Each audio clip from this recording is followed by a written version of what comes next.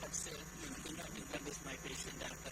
He also is meditation in South Carolina. That is my patient doctor. He also did meditation in South Carolina. And they all appreciate yoga and meditation. Appreciate.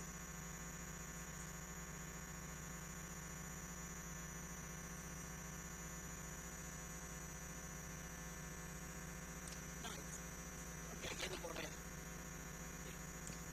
I want people to learn. I want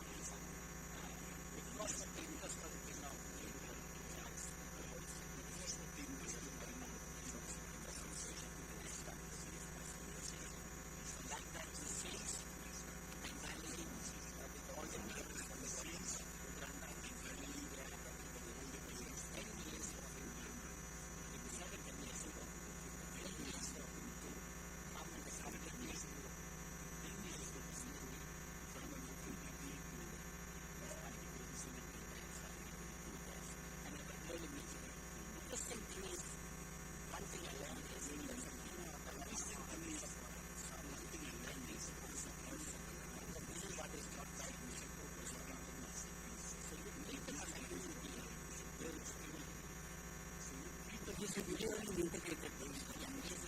Great support of He's a believer in integrated things.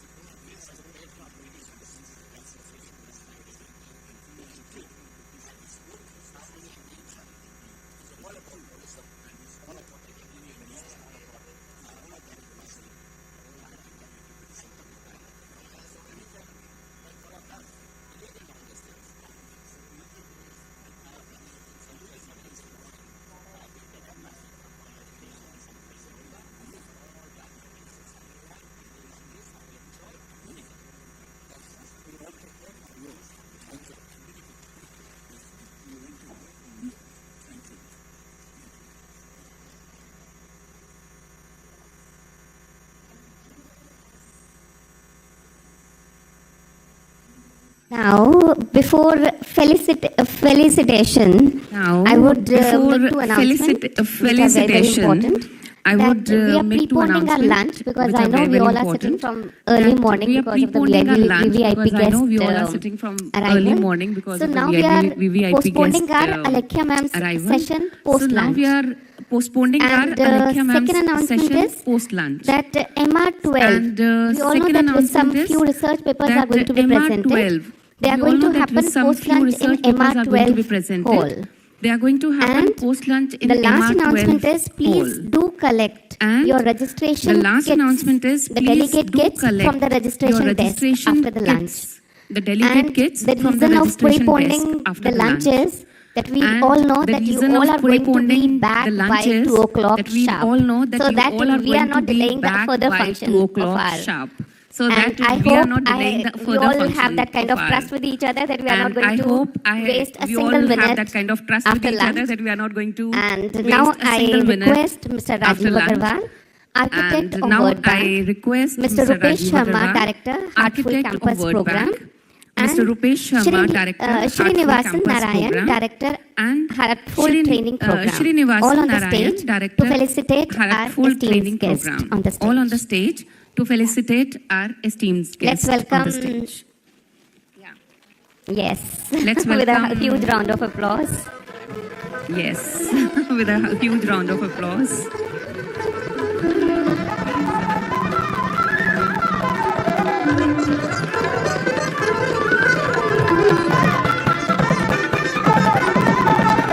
For lunch, you can go outside. There is lunch at For L1. lunch, you can go We are at outside. L2. And then There you is can go lunch at L1 also. The lunch is We are served at at two L2. places. And then you L1 can and go L2. at L1 And we are at also. this The moment lunch at is served at two places. Right? So just L1 move and out L2. of the gate. And we are at this moment Lunch at is there. Or you can go down Just move just out one of the floor gate. at L1. Lunch is there, or From you this can side. go down just one floor at L1 from this side.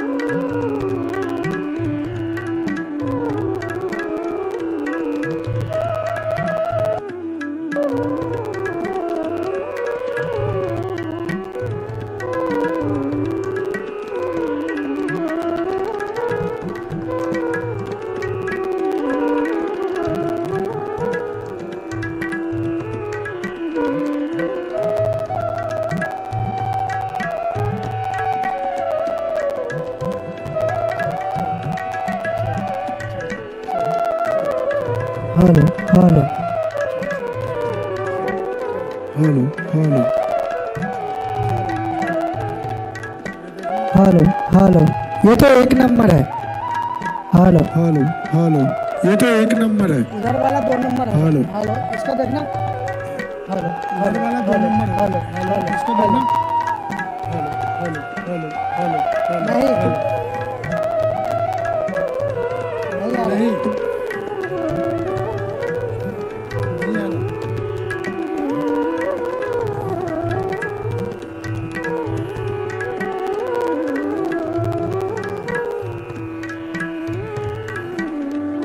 नहीं आ रहा। नहीं नहीं आ रहा। नहीं आया। नहीं आया।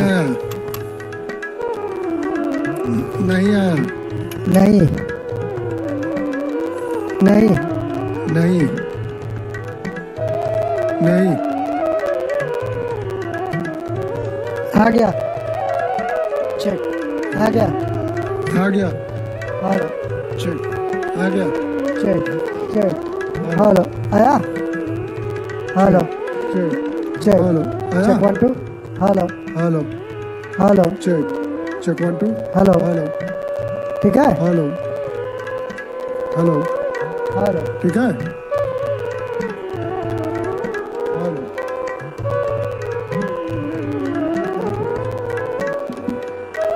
Hello check check check hello hello check check check check hello ठीक है। चेक हेलो चेक चेक ठीक है। Hello 1 2 hello hello check check check ठीक है। 1 2 हेलो चेक ठीक है।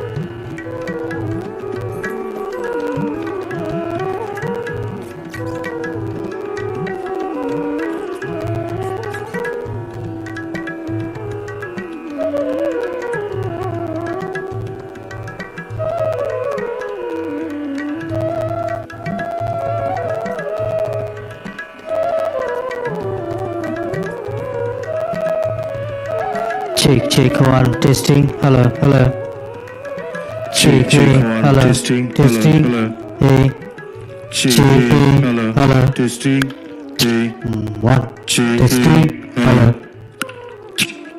1 testing hello check hello hello testing 1 check hello testing 1 check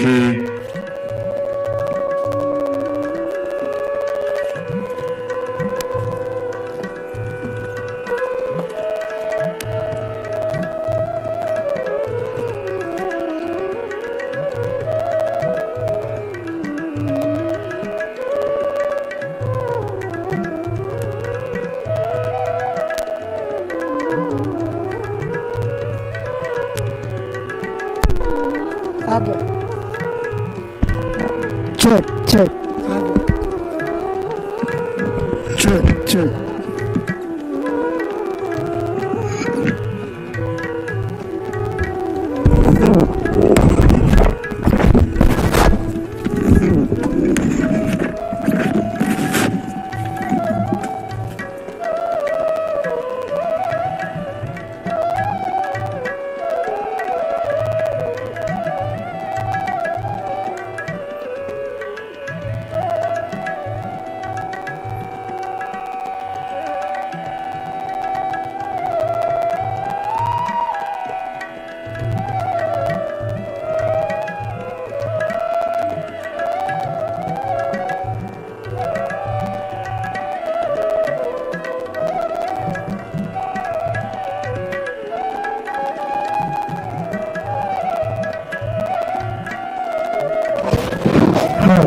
check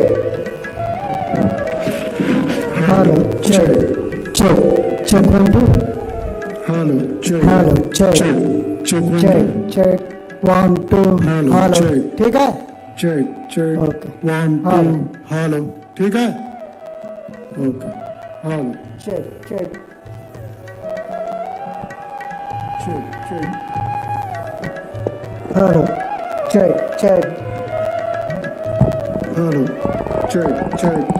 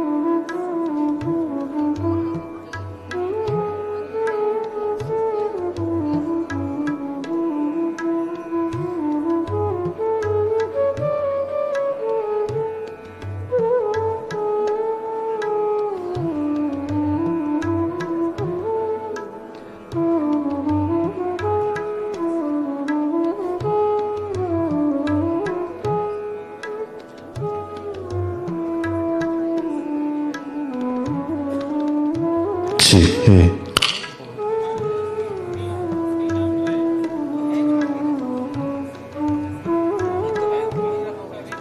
Chiki.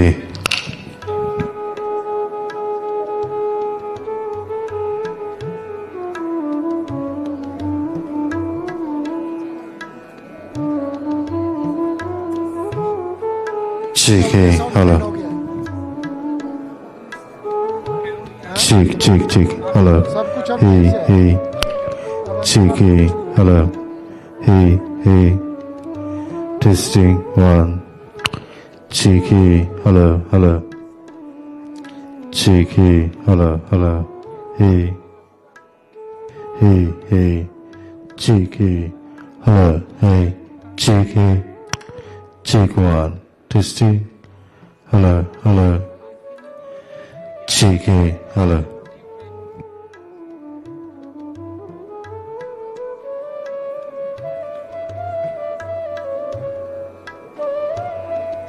Cheeky. Hello.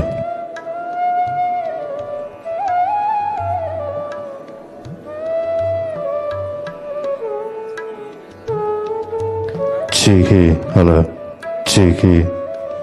Testing 1. Cheeky. Hello.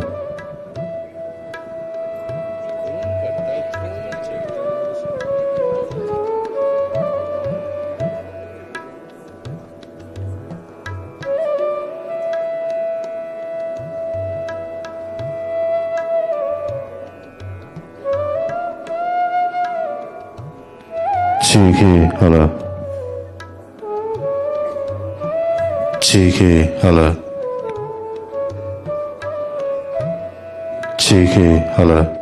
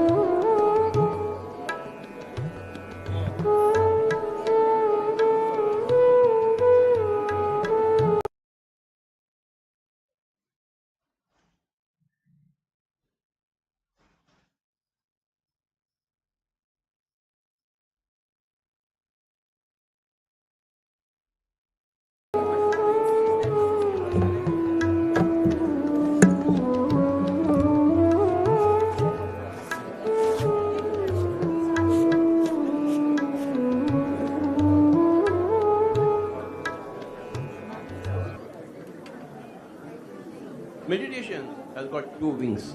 Like a bird has got two wings. The two wings are mindfulness and meditation. Mindfulness in whatever you do, you should do with full focus, full attention. Meditation is miraculous. So meditation is the only method by which we can make individuals responsible.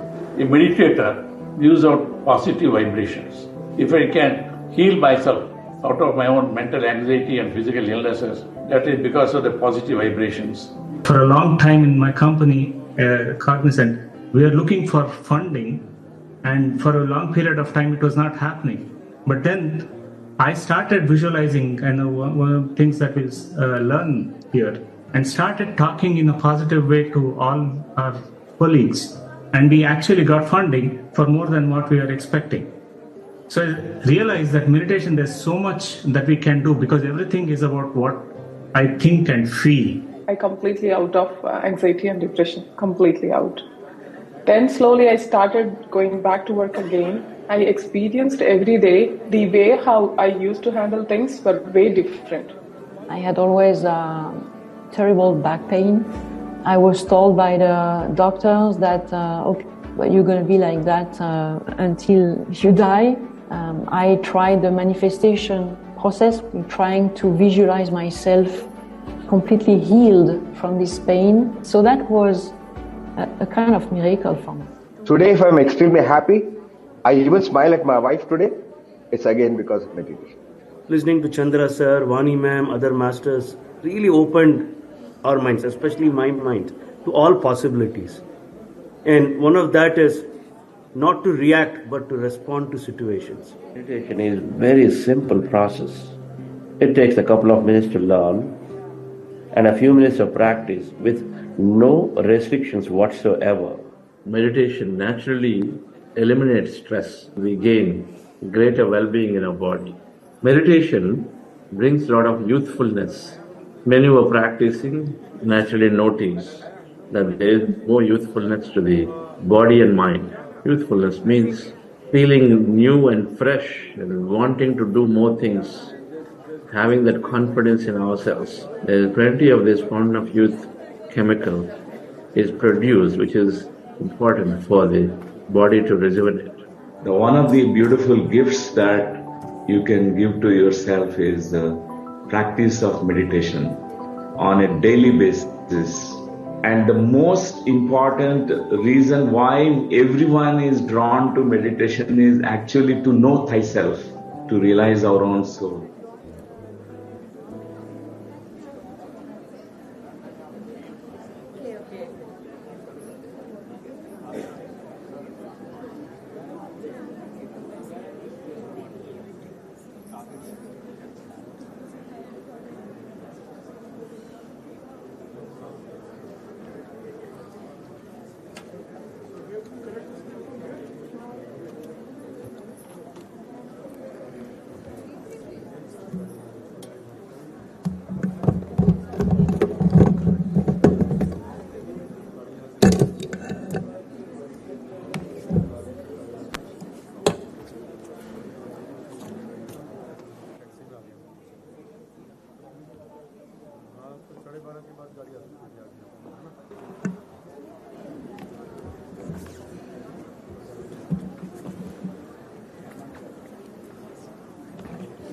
Wait, let me just.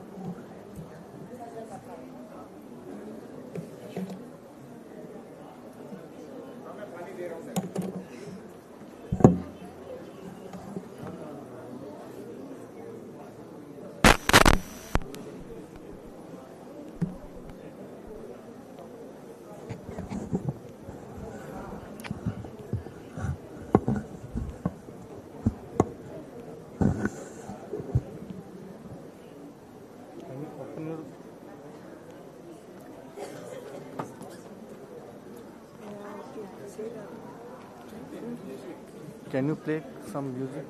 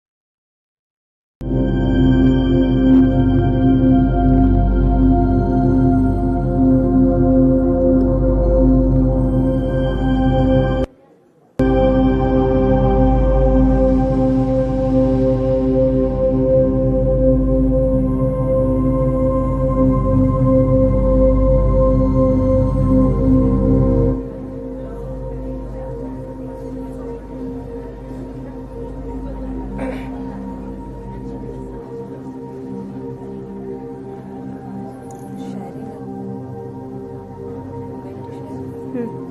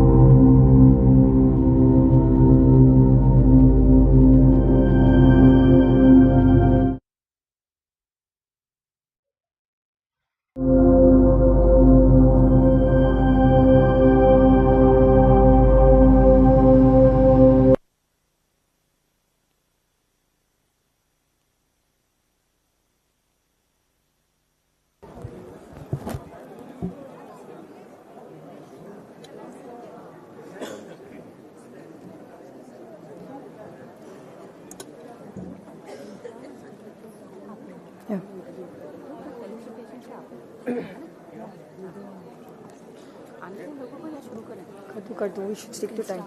Yeah, we should stick to time. Hello.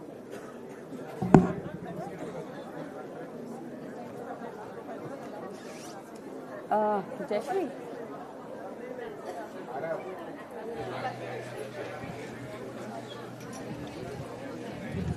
Share हो गया? अरे क्या हो गया? Connect हो गया?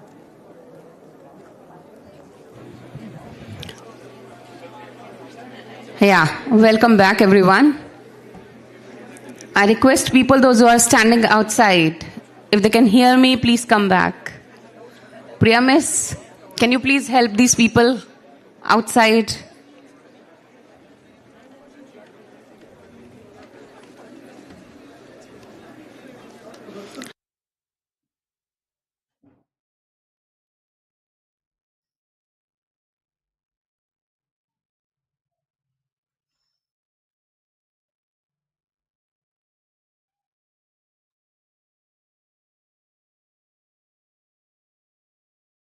Everyone, please be seated so that we can start our session.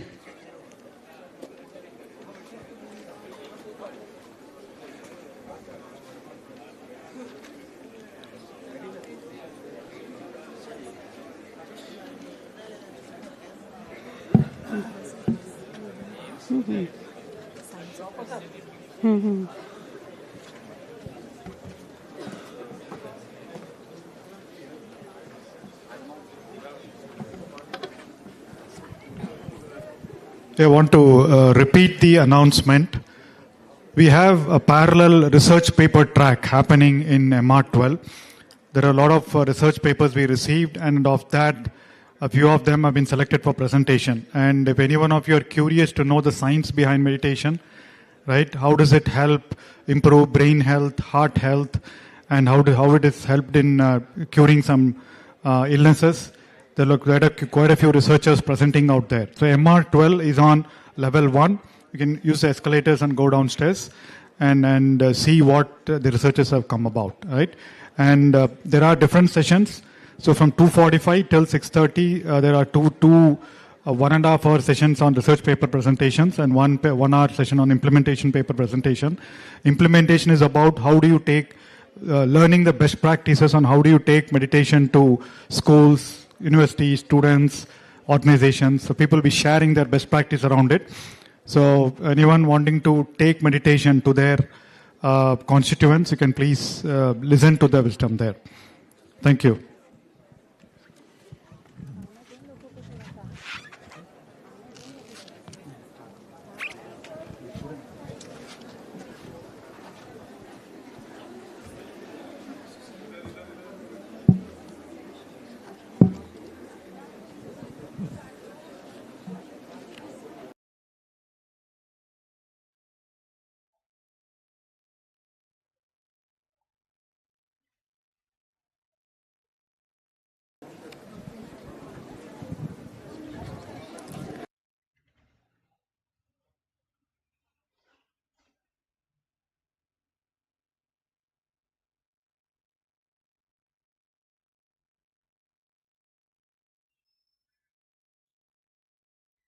Shrimati Alekhya Shastri, CEO, PMC Hindi, by One Media Network, a chartered accountant by profession.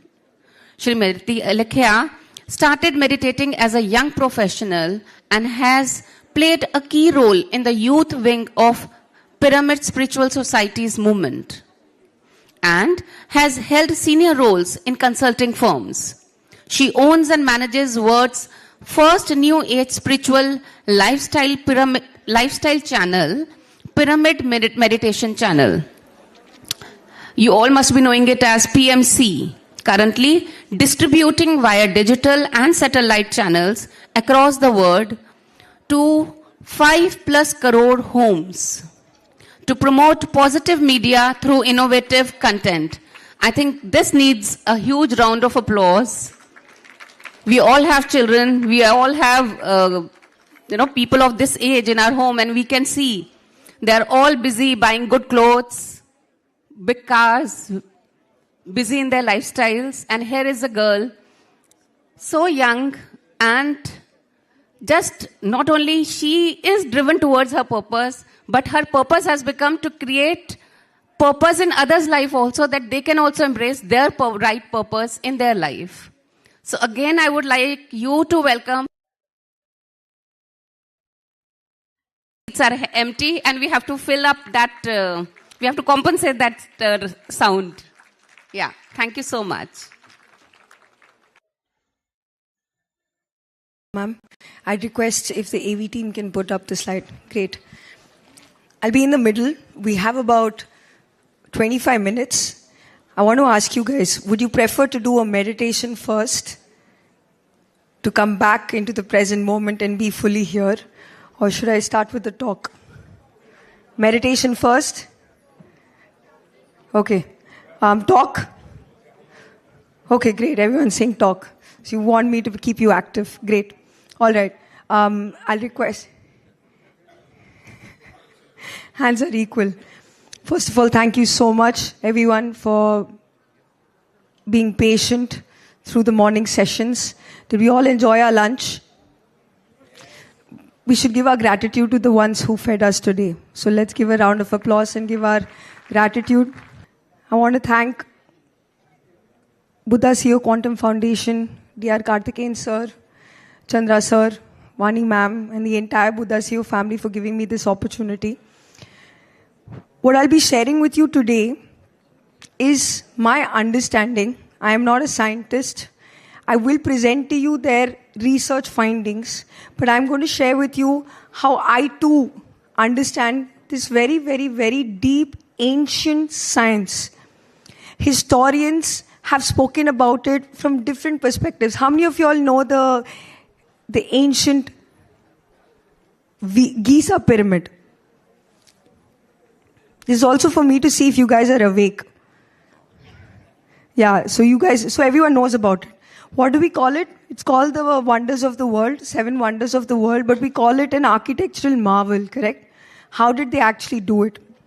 So I'm going to present to you my understanding of what pyramid technology is and how Pyramid Spiritual Society's movement is revolutionizing this technology. When you mean revolution, is to attach a cause and drive a mass towards that cause. So pyramid technology is a revolutionary technology that can change the course of humanity. There's a book that I read many years ago. I don't know if it was a fiction or if it was a factual book. It was someone's imagination. But it was a beautiful book. It spoke about how Earth had 3 cycles of mankind that kept coming and was wiped out time and again. When humans chose to come on this planet, to incarnate themselves, to uplift this planet, there were 3 experiments. The first experiment was called the Atlantis. Earth was called Atlantis. Then Earth became Mu. And now today, as we know, Earth is Earth. Gaia, Mother Earth. Gunuang Padang Pyramid in Indonesia. is a naturally formed pyramid that archaeologists are now dating back to minimum 25,000 years. Minimum 25,000 years.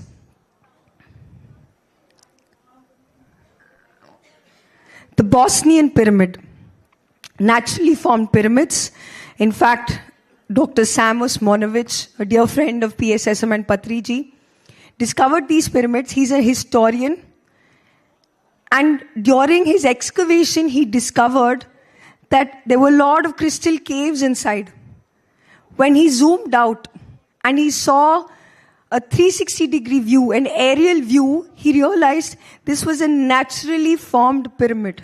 Today, anyone can go to Bosnia, and he thanks to the Bosnian government, there's a huge research facility that has been set up on the benefits and how these pyramids actually got formed. They have intense healing powers, but we'll get to that later. So if you see, the technology that we're talking about, it's not absolutely new. It's not attached to a belief system. It has been done since time immemorial. The next pyramid, we all know this. 4,500 years ago, the pyramids of Meru in Sudan, 2,500 years ago.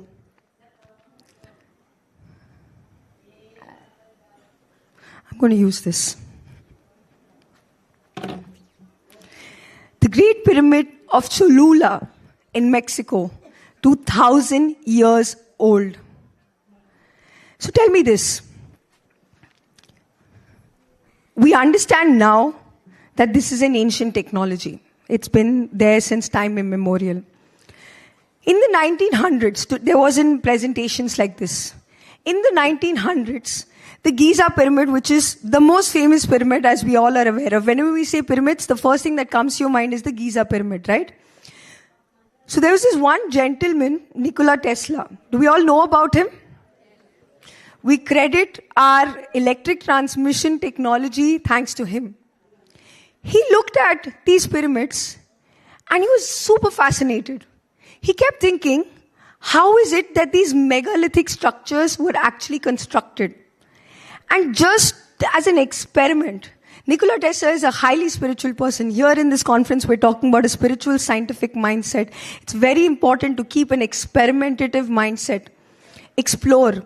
So Nikola Tesla modeled the big pyramid, the Giza pyramid, into a really small miniature paper pyramid. And when he did this, the first thing that he noticed on the pyramid was the pyramid started to attract more light than the surrounding areas. He took to a lot of research to understand that there is something mystical about this. He's a scientist, but he wanted to know something deeper. He wanted to know what is so special about pyramids. So there are 3 things that he discovered. Pyramids collect and transmit energy. So they collect and transmit energy. Because he saw that there was light that was falling, surrounding, attracting more than the light it was around it. He also saw, when he saw the pyramid, that within his environment, the shape allowed for an energy flow to happen. Because he saw certain energy devices in and around that pyramid, which he was experimenting on, and he saw that there were fluctuations that were happening. Then he realized, and he always knew this, he always knew Earth has unlimited potential. We're taught in our science, in the basic science, that Earth has a magnetic south and a magnetic north. In our NCRT, CBSE books as well, we're told, there's how the iron filings mapped. We know about the magnetic power. But when he saw these pyramids and he saw the power that they have, he realized it can't just be, where is this energy source that this pyramid is getting from? That's when he realized that the earth itself is a vast electrical conductor, and the pyramid's design helps it to tap into that. This became his inspiration to understand that we can transmit energy from one location to another without any energy loss. So in 1901, he created this Waldorf Cliff Tower. How many of you guys know about this? It's one of the most a pioneering technological advancement that was done in mankind's history, where he showed how we can transmit energy without using energy loss. But of course, for many certain reasons, lack of funding, he probably didn't get through. And that research stayed as it is. Though if you go online today, even on Google, and search for a patent, he still has the pyramid Tesla coil patented to his name. So pyramids aren't just ancient technology that was 2,500 years ago. There were just a few people in and around the world who knew that this is something bigger. He somehow knew that pyramids were connected to an ancient civilization, because it was not possible with the world that he was living in, with the kind of mindset, the society, the culture that he was living in. It was possible that this incredible structure could have been constructed. And so he used his scientific mind to devise how exactly the pyramid science works. But there wasn't a lot of research that was done on that. However, silently, very silently, somewhere in India, there was one gentleman who decided in 1980, he had gone for a conference, and in that conference he got this book, and the book's name was The Secret Power of Pyramids by Bill Scull and Ed Pettit. The reason why I'm fast forwarding this story is because we need to understand that time and again, if you are here right now and you're witnessing this momentous occasion, we all have a part to play. When Patriji found out that pyramids have incredible effects, that since 1900 till 1980, there were so many research papers that were printed, books and experiments that were done to showcase the benefits of pyramids. Now I'm going to show you some of the research benefits that were shown. The first is agriculture. So there was Dr. Alexander Golod. He was a Ukrainian defense contractor. He has nothing to do with meditation or spirituality. Ukrainian defense contractor who discovered that these pyramids actually created a magnetic field around it, accidentally. Even today, if you go to Russia, he's constructed a 132 feet high pyramid.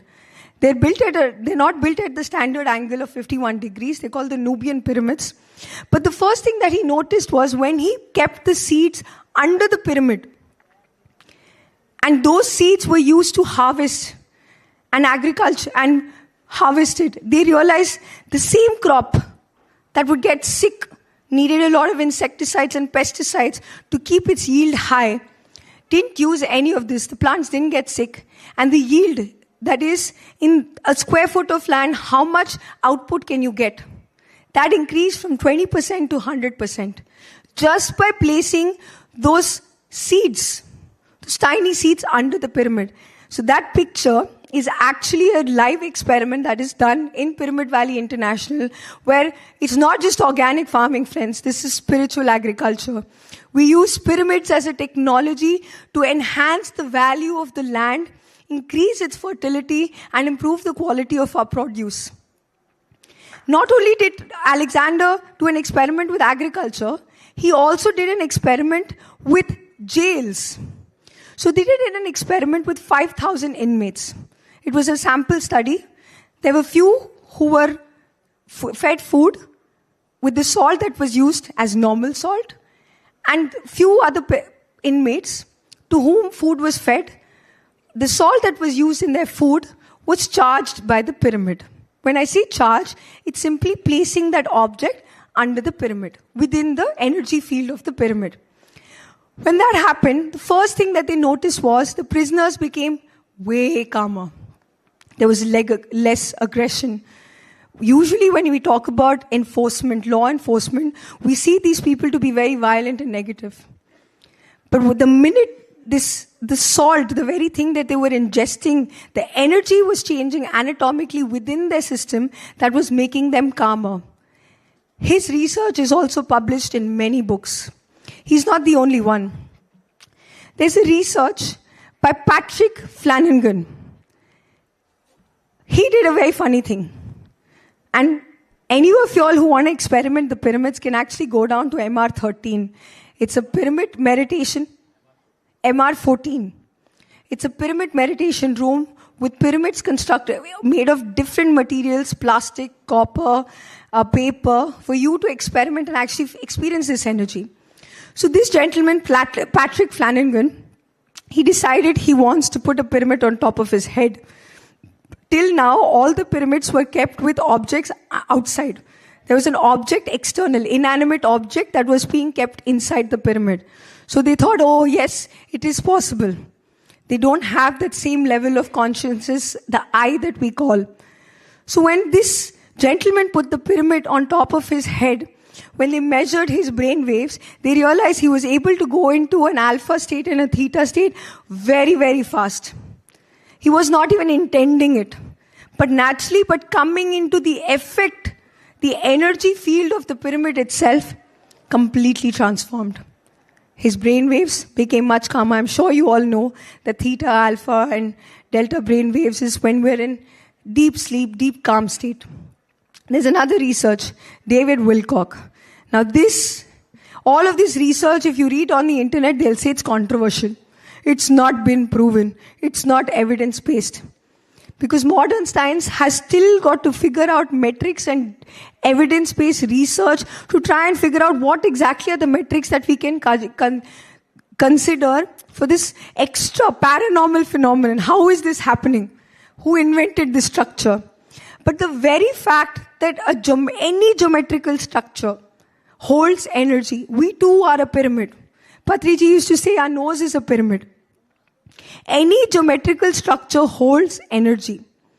When they're constructed at this particular angle of 51 degrees, 52 minutes, there's a beautiful thing that happens. My limited knowledge of science, I'm going to share with you. At 1/3 of the height of a pyramid, you can do this experiment, okay? If you keep going round in a circle, what will happen? Apart from the fact that you're feeling dizzy, you will sense that there is a friction, a little bit of you can feel the energy. This is called centrifugal motion. Any object which spins creates a centrifugal motion of its own, just like Earth has its own centrifugal motion. When you place this particular structure at 1/3 of the height, they've seen that the resonance is so high of energy on the square base and equal side pyramid that place becomes highly charged. It's like you put your phone in a power booster. At 1/3 of the height of the pyramid, maximum energy is received. So you'll see the shape of the pyramid. There's only one single tip where the energy comes in from. There's a single tip. The apex, the energy enters from the apex, and through the apex, across 1/3 of the height, the energy circles around. By circling around at 1/3 of the height, these beautiful experiences were experienced by Brahmarshi Patriji. When he got the first pyramid built, man-made pyramid built in India 40 years ago, called the Buddha Pyramid Dhyana Kendra in Kurnool. So you see, you have to take a step further. Science says many things. History has told us many things. But PSSM is bringing this technology back onto the planet. We invite everyone to start experimenting the process of meditation under a pyramid, and you will know the benefits. So the first pyramid was built 40 years ago, and I'd like to share an experience of Patri sir's wife, Swarnamala Patri ma'am, which I find very dear. Because I can give you sliders and say, oh, it has healing benefits, preservation benefits. She was bitten by a poisonous scorpion one day in the night. Bichu bolte hain use. She was bitten by a scorpion. So usually they say you have to isolate that because the poison is almost deadly. When she went and told Patri sir, the poison has bitten me, sir said, sit under the pyramid and meditate. Strange man, she thought. But she did it nonetheless. Whole night she sat under the pyramid. Next day in the morning, She's absolutely healed. Not even an evidence of that bite. What Sir read in a book was practically put into experiment through this ashram, which is still open for everyone. Anyone can go visit. They'll get free food there. You can sit, meditate, read all your spiritual science books. Then another experiment started. Does the size of the pyramid also matter? That's when Pyramid Valley International, now almost 25 years old and much more, came into existence. The pyramid, if you see, not only every facet of the pyramid, every angle of the pyramid, every face has one element attached. So yes, the material does matter when you're looking at this scale. The environment in and around Pyramid Valley International has transformed completely.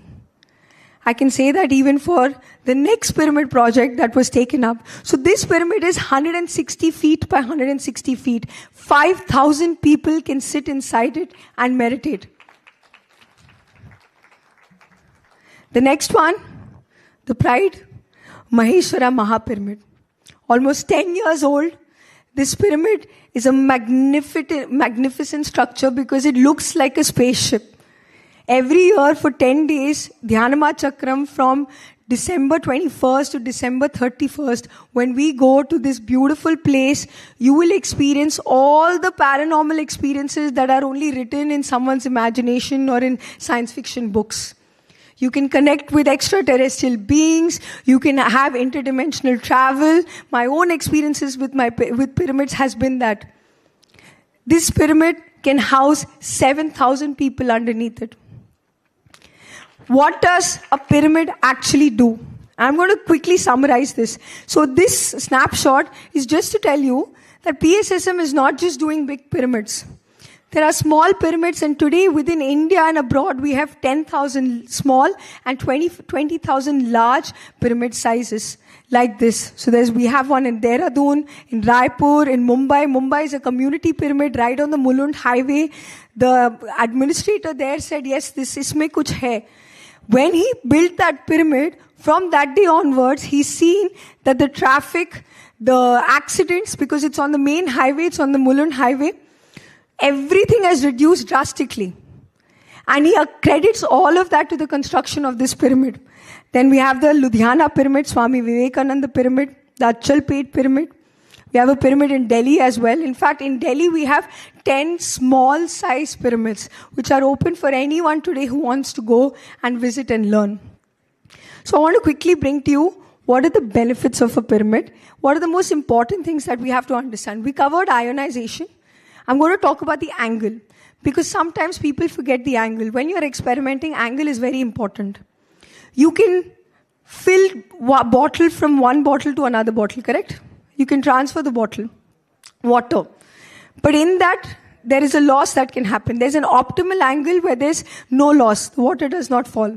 And maximum amount of water is also flowing. In that case, when a pyramid is constructed at an angle of 51 degrees, 50 minutes, that's when there's optimal angle. It's called the golden ratio. There's another science and theory behind it for another time. So 51 degrees, 52 minutes is very important. Next, the resonance and energy amplification. So when the pyramid is aligned to the true north and true south of Earth, and if it is constructed, and if you're thinking of a large-scale pyramid, if it is constructed on the ley lines of Earth, the energy point, if it is already energetic, gets amplified 100 times more. This is just an arbitrary number. I'm sure research is needed around that number. The other thing that happens is, pyramids actually interact with the 0-point field where quantum energy permeates. So, you'll see downstairs there's a hall called Urja 5. There's something called the Wish Pyramid. A lot of people will say, what is Wish Pyramid? This again, you're going into belief system. But when you intend something in your mind, when you realize everything is energy, and you just have to amplify that thought, that desire, that emotion constantly, pyramids are your tools. When you meditate under a pyramid, and under the pyramid you intend something, you place that wish underneath it. and you keep on energizing that pyramid, the manifestation process happens way faster. So if you're looking really to transform your life with this pyramid technology, I'd invite you first to experiment it yourself. In my family today, in fact, the Delhi pyramid that I was telling you about is right on our terrace. We've been living under a rooftop pyramid for almost 10 years now. And I can tell you this, in my house, even though my voice sounds like this, we don't take any medicines. My father had severe neurological disorder. He was taking more than 17 steroids. But just by sitting underneath the pyramid and doing meditation regularly, 6 months, he stopped all medication. Completely. I'll tell you my story. I'm a CA student. How does a pyramid help a student? I would study only under the pyramid. I would meditate 10 minutes right before my studies under the pyramid. I would continue my studies under the pyramid, and I would conclude my studies and sit again for meditation under that pyramid. By the end of my 40 days of not only my study practice but meditation, I started to see even my exam papers in my meditation. I'm not saying that that's enough reason for everyone to start, but as a student, pyramids are great focus tools. We have to learn to use this ancient technology. Contrary to what other people might say as dependency, yes, meditation is absolutely crucial. With your meditation practice, coupled with these pyramids, we can amplify that technology. I dream of a world truly where we're free of using plastic, these wireless devices that are sending out these radiations which are very harmful for us. And for that to happen, we have to create a meditative world, a happy world, and a vegetarian world. I won't take too much of your time. Let us all visualize a pyramid on top of our head now and sit in meditation and just see what the experience is. Yes? So those of y'all who are new to meditation, we are going to be practicing Anapanasati meditation to be with the natural breath. So those who are wearing glasses can take off their glasses.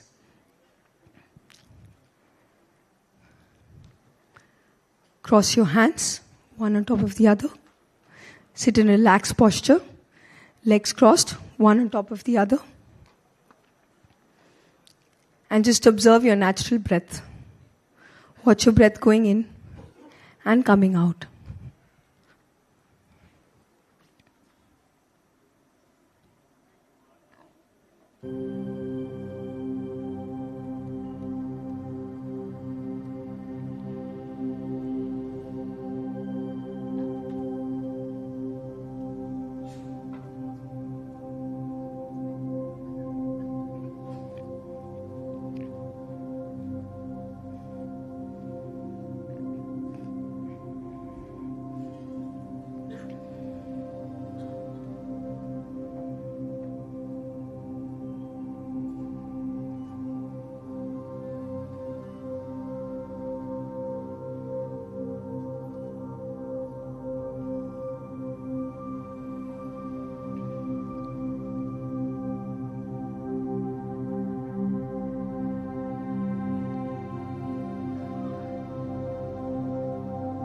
Whenever your thoughts take you away from this moment, come back to your breath.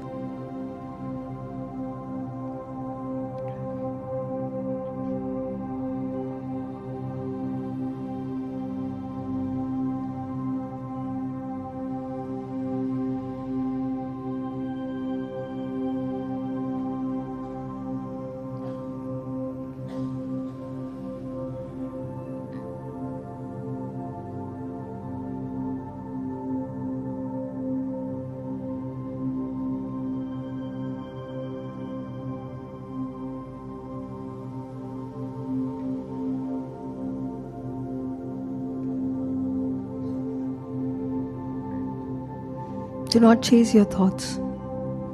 Come back to your breath.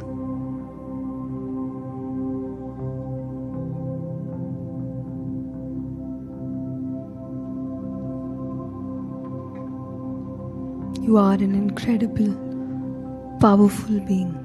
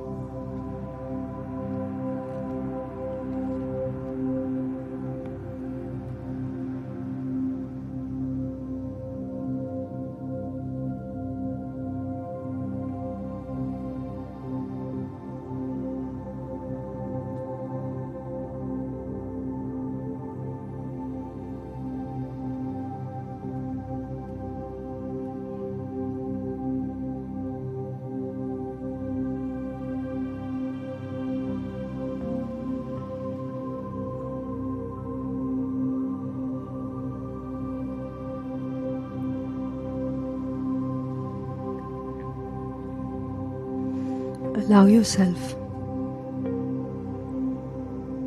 to be truly free.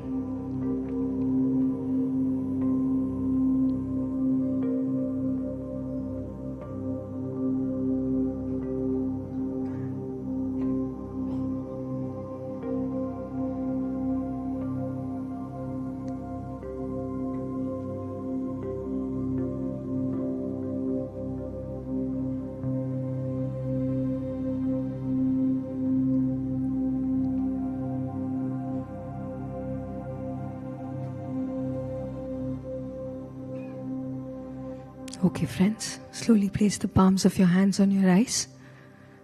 There's no need to rub. 5, 4, 3, 2, 1, 0. Welcome back. Throughout the day in MR14, we have a room dedicated for pyramids. So those who would like to really experiment and experience these pyramids and the power of the pyramids, you're welcome to do so. There's also a stall where you can purchase pyramids in case you want something for your home. Experiment. Put vegetables underneath the pyramid and see how long they'd last versus the pyramids that were kept inside the fridge. Experiment. There's a lot of research that is being done. We'll definitely share more material with you in the coming days on the importance of pyramids and how we can use this technology in our everyday. Thank you.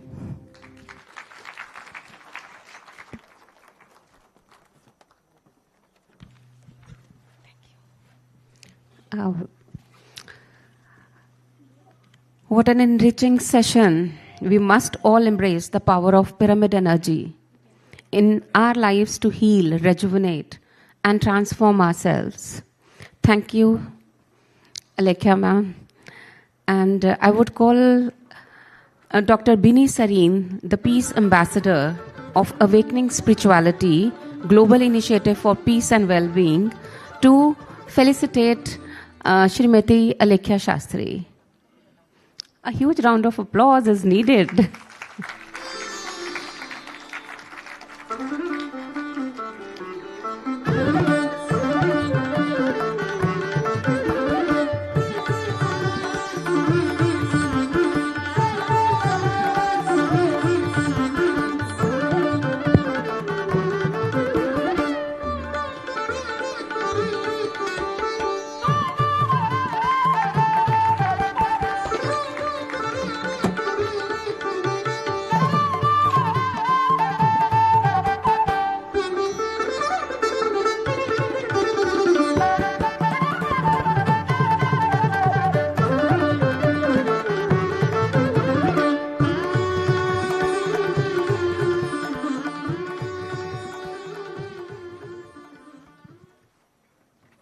Ma'am, we would like to have a few words from you also. Om Shanti. First of all, I would like to give special congratulations to all the organizers for organizing such a powerful theme, which is the need of the hour, meditation, and the way all of you have presented. For that, I would like to give my special gratitude because I have come from Mount Abu, Brahma Kumari's headquarters. So special thanks to all of you from the Chief of Brahma Kumaris from all over more than 8,000 Raj Yoga meditation centers and also from 140 countries centers. Special congratulations to you. I will not be going to forget my interaction and meeting with most revered Brahmarishi Patreji. I had a meeting with him at Leh Ladakh, but also conversation with him also. So I really felt what you are describing. I had a very special experience with him, and today I am feeling his blessings and the power of words in the whole auditorium. It is there. And I would like to give my special gratitude to our respected Brother Karthikeyanji, Dr. H.R. Nagendraji, and all the organizers for keeping such a wonderful theme. And I started meditation when I was 6 years old. And every day, now it is a lifestyle. And of course, when I was one line I am adding, when I was doing my PhD in subject of spirituality and universal values, which was inspired by our respected Dr. APJ Abdul Kalam, he told me, document your experiences. I can say that my experience is meditation is a wonderful, every day is a wonderful. Meditation is a smile, meditation is a bliss, meditation is a love, meditation is a life. Each and every moment is meditation. And when we connect with the divine, so see here inspired me right now. See means connect with yourself, with your soul. So first is the connection, and the second, C is correction. Very important. Only meditation can introspect and correct us. And third, C is collection. How the pyramid energy is giving us the same is the highest supreme energy is giving us through meditation. Thank you very much. Wishing you all the best. Thank you, ma'am.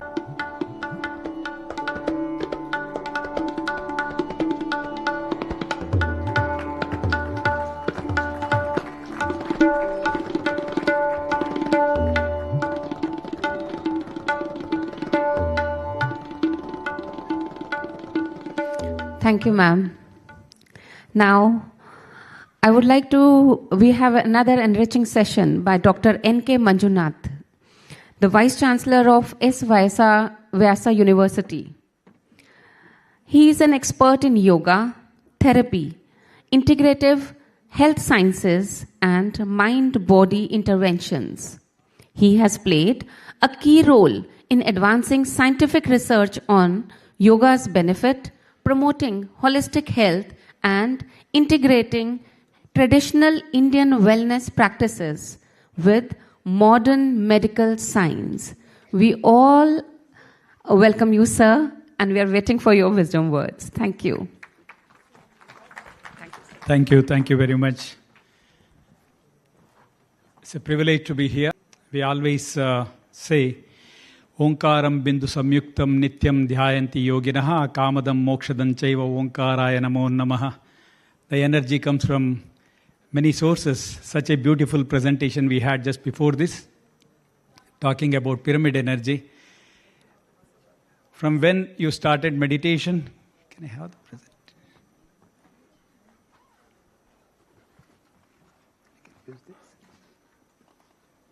Yeah, thank you. So probably, as long as we can go back in the history, the creation itself, that's when the Omkara, which has started, and that's when the energy started flowing, and that's the connect between all of us. Today, I'm going to talk little technical and little general, all stuff related to meditation, and pick the topic neural correlates of meditation, because that's what I have worked last 30 years with on understanding the influence of meditation on various neural generators and neural aspects of our brain, which actually can make us more efficient and do multiple things which we are listening to.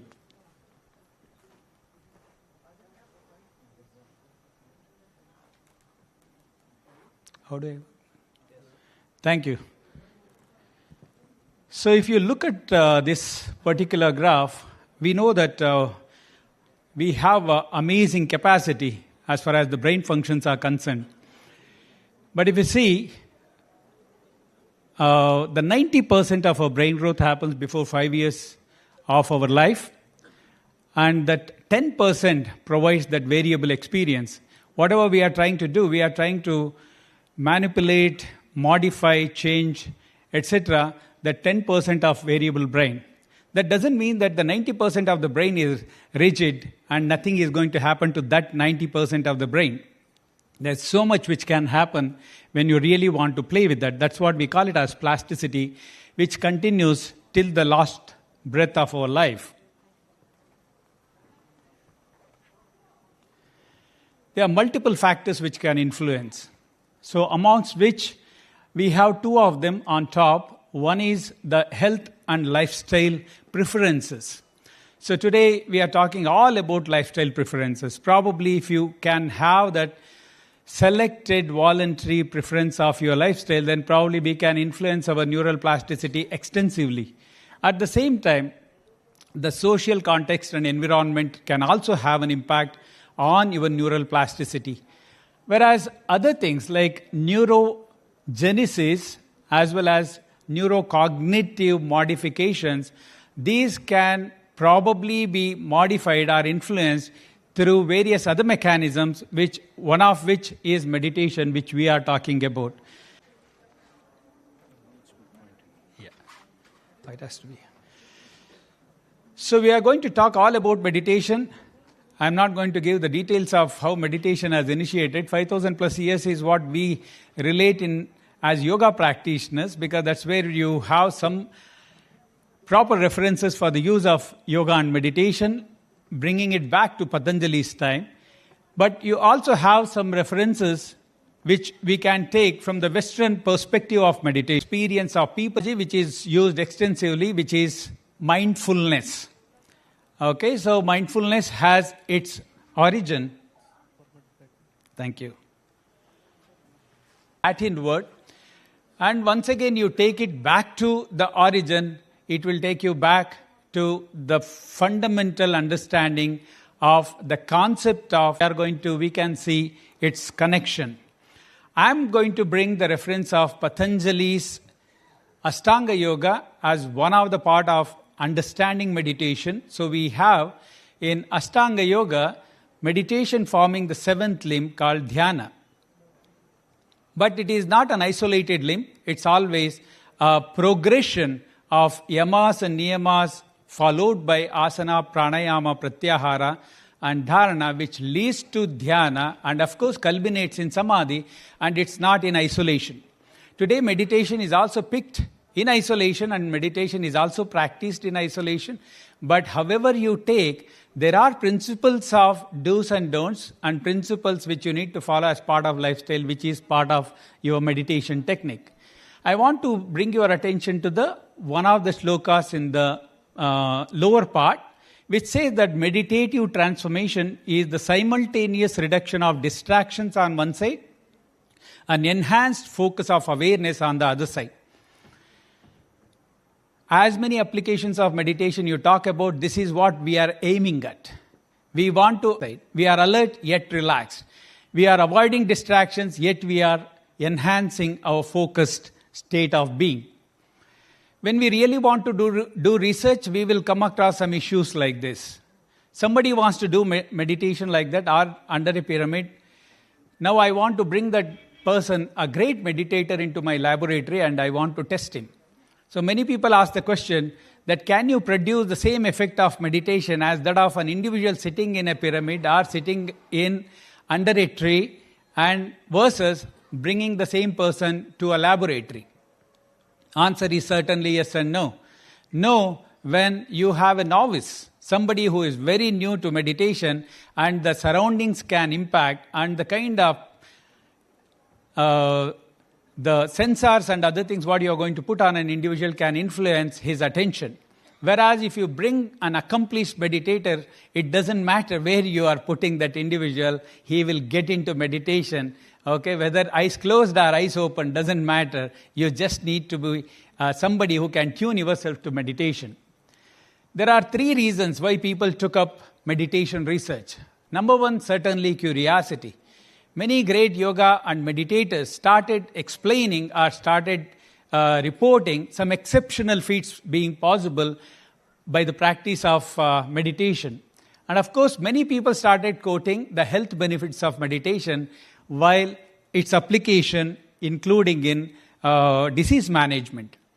Earliest recorded research can be taken back to 19th century. This is one old image of Swami Kuvalyananda of Kaivalyadam doing this study with a great yoga master who is also a meditator, putting him in an underground pit and studying his brain functions. What exactly happens when you put an individual deprived of all other inputs, including oxygen, and study what happens to his brain. Similar studies were done not just with 1 or 2 or 3 such masters. Many of them have demonstrated some exceptional feats. This is Krishnamacharya, many of you might have heard. He could demonstrate his ability to control autonomic functions with his practice. Ramananda Yogi is another one, once again demonstrated an exceptional feat of reducing the metabolic function to almost nil, if the terminology physiological hibernation is what we picked from several studies of Paramahamsa Yogananda. This study is amazing of Swami Rama, where he could demonstrate the phenomenon of bringing electrical activity of the heart to a straight line. So this is autonomic regulation. Once again, whatever I am going to take in my last slide to its influence on brainstem. So Swami Rama also demonstrated another study where he could selectively regulate his temperature in his palm as per his selection.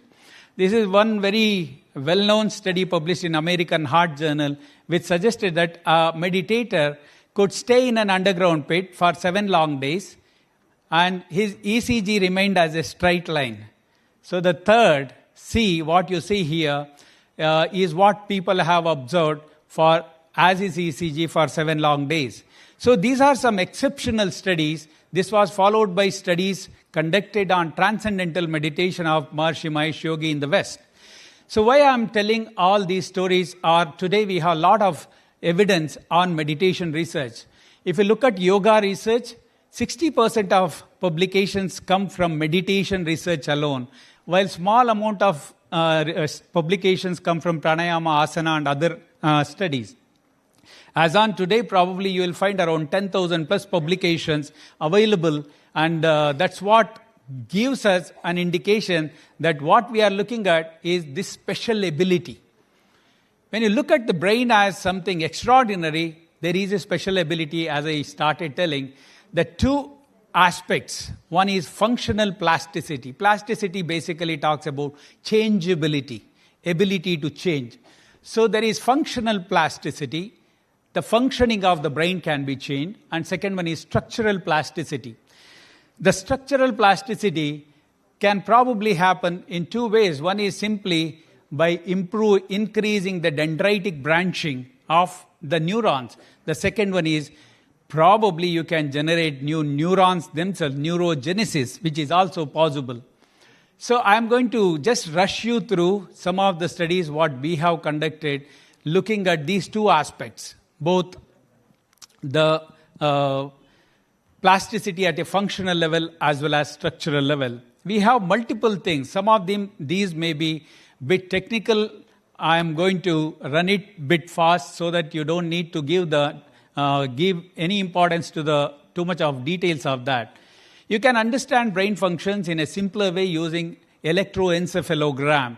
Electroencephalogram looks at the electrical activity of the brain. Okay, so you can also look at giving a stimulus to the brain and its response to the stimulus, what we call it as evoke potentials. We can also look at how the vegetative functions are maintained through autonomic functions, autonomic nervous system, and also look at imaging. So you want more details, precision, like which part of the brain is active, which part of the brain is inhibited, its activity, you can look at functional MRI. So this is one study. I mean, I put it in particular because morning Daji's amazing talk also led us few years back where we had, in collaboration with the Heartfulness Meditation Center, this study looking at EEG changes and particularly in heartfulness meditators. So this, in brief, gives you a kind of an idea what probably can happen when you do heartfulness meditation. This is looking at heartfulness meditators on top and non-meditators, and of course the comparison where individuals just stayed with breath awareness. Breath awareness is not the breath awareness what we are talking, meditative breath awareness. This is just at random breathing. So similarly, when you really want to look at, compare them at baseline and at during meditation, what this suggests is very interesting. So heartfulness meditation probably is something which makes your brain more relaxed at one stage. You can see the response in the brain. What is the difference between a meditator versus a non-meditator? There are two factors which emerge in this. When you are giving a click, some amount of nerve cells, neurons, have to receive the information and respond to it. When you are a meditator, the number of neurons recruited to do this activity increases. Okay? And the time taken, information processing in the brain becomes much quicker. More neurons recruited it's something like, okay, there are two groups of neurons sitting here in this hall. One group is actively participating while the other group is not participating, and then this last row of this group simply pull the next row on the other side and say that, why are you sitting quiet? Why can't you join me so that we can do something together? More number of neurons are pulled like this to do this activity of meditation. Multiple other activities. Okay, you seriously want to say different mental states. As we always say, you cannot just jump into meditation directly. From a state of chanchalata, you go to ekagrata, dharana and dhyana. So what exactly happens to your brain when you go through these is what we have studied in this series of studies. We looked at the brainstem auditory evoked potential, which is something which acts as the basic filter for the information getting into your brain. And what exactly happens at your thalamo-cortical levels. The thalamus is an area which acts as a relay center. Any information gets into that part, it decides where to send it or not to send it. So what exactly happens when you do these kind of tasks? And it is very clear that probably you can influence these relay centers significantly through the practice of meditation. We have also looked at the higher its influence on the association cortices. Like, okay, the relay center is there, now the job has to be done by another part of the brain. So whether all of them are connected to do this job? Yes. So fantastic coordination with the relay center as well as association cortex was also seen here. This is a summation of several meditation studies. I also have in particular Brahma Kumari Raja Yoga meditation. We have worked with Brahma Kumaris for the last around 25-30 years. Thanks to the Mount Abu Center and all others, Bangalore Center, to everyone. Whenever we have approached them, they were always there to support us for research. Thank you very much, sister. So this study also demonstrates that there are few meditation techniques which predominantly work at the brainstem level, while others can work at different other parts of the brain. This is the summation of some of the meditation techniques put over here. We also have, can you improve your cognition? Cognition is a combination of functions of your brain. It includes your attention, perception, as well as information processing and memory. So this particular study demonstrated that yes, you can improve and modify the cognitive processing in the brain. Particularly, there are generators of cognitive evoked potentials which can be connected well, networking can be done well, and you can actually efficiently perform your cognitive task, is what this study shows. And this is a graph from the same study.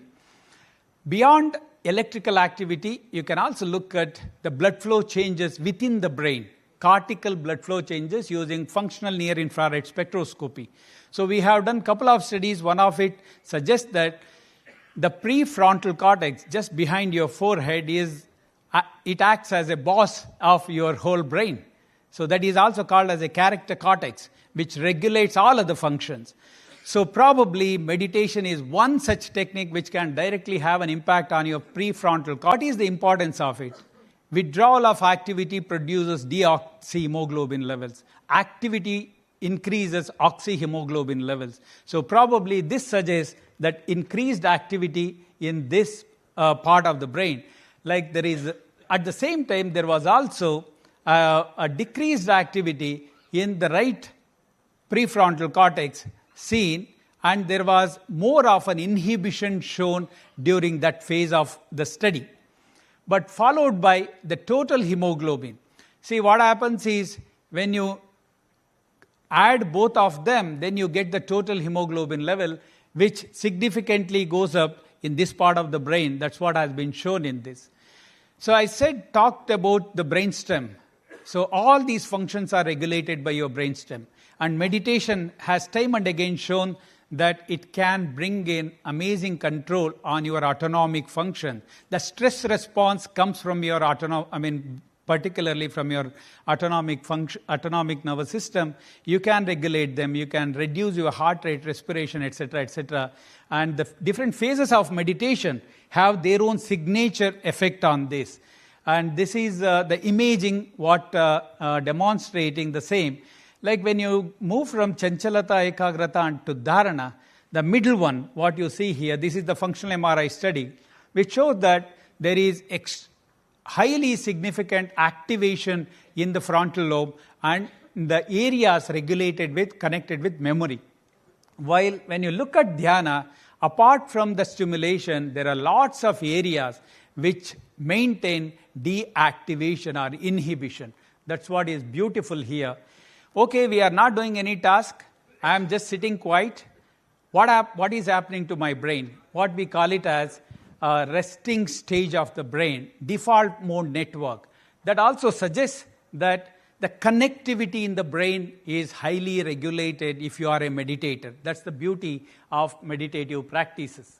Having said that, you can look at these are some of the studies done at NIMHANS, etc.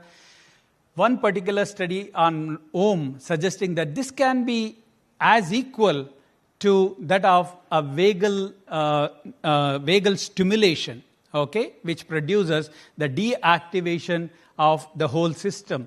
And similarly, this can also trigger the long-term benefits, including the ability to reduce reactivity. We are all interested to know, can meditation reduce the reactivity? This study has demonstrated this.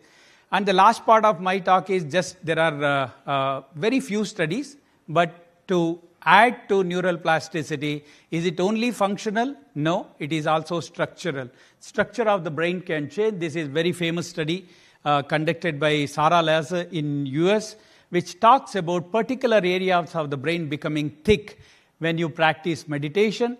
And this was followed by several other studies looking at those areas of emotional cortex which can probably be regulated very well through the practice of meditation, and also long-term practice of meditation, resulting in the increased thickness in the brainstem area.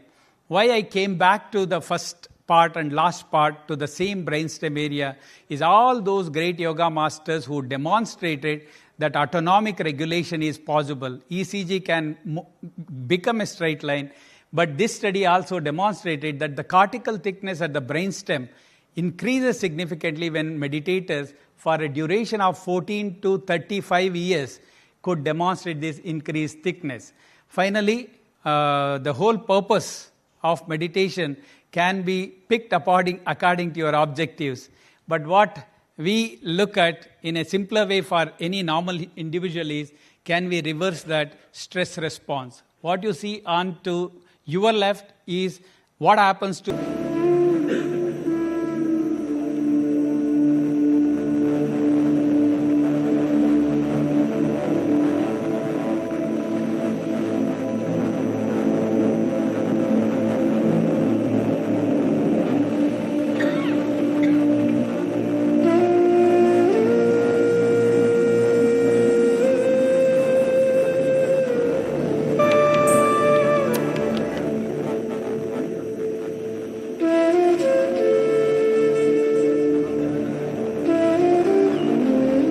can use it as a fantastic tool.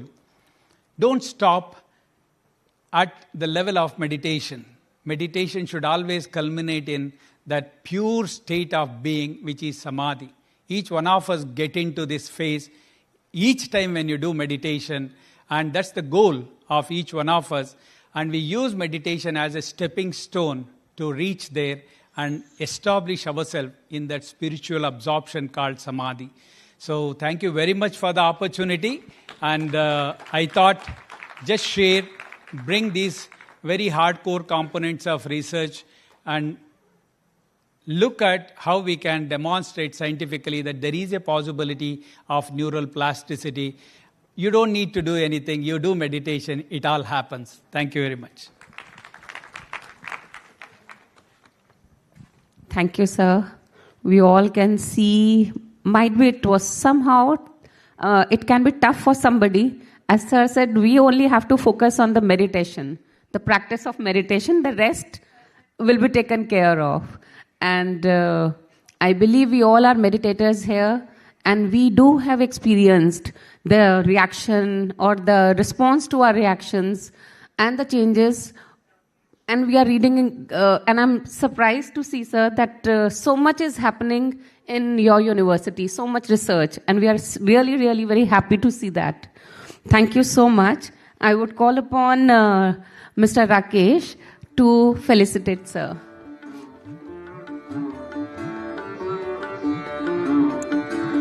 At times I feel that this knowledge should be given to all the students and other people so that they can see and understand that yes, meditation is so important in our lives.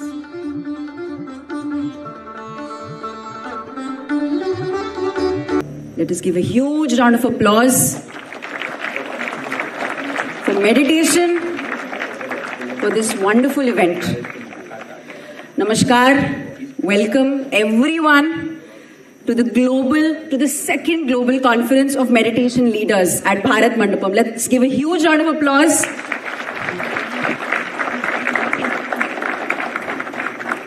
This conference is organized by Buddha CEO Quantum Foundation with Pyramid Spiritual Societies Movement in association with PMC Hindi, S. Vyasa and Heartfulness Institute. Let's give a huge round of applause.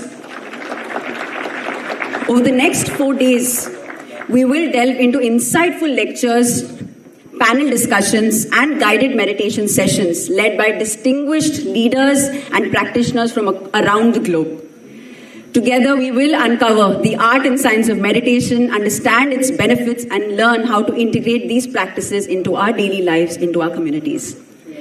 To commence this auspicious gathering, it is my honor to introduce the convener of this conference, Dr. Sai Krupa Sagar. Dr. Sagar serves as the CEO of Quantum Coherence Technologies and is the trustee of Pyramid Valley International. With his unwavering dedication to promoting meditation and holistic well-being, Dr. Sagar has been instrumental in bringing this conference to fruition. Please join me in welcoming Dr. Sai Krupa Sagar on stage.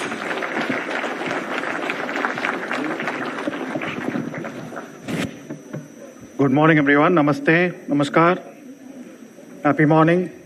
So, welcome each one of you heartfully to this second global conference of meditation leaders.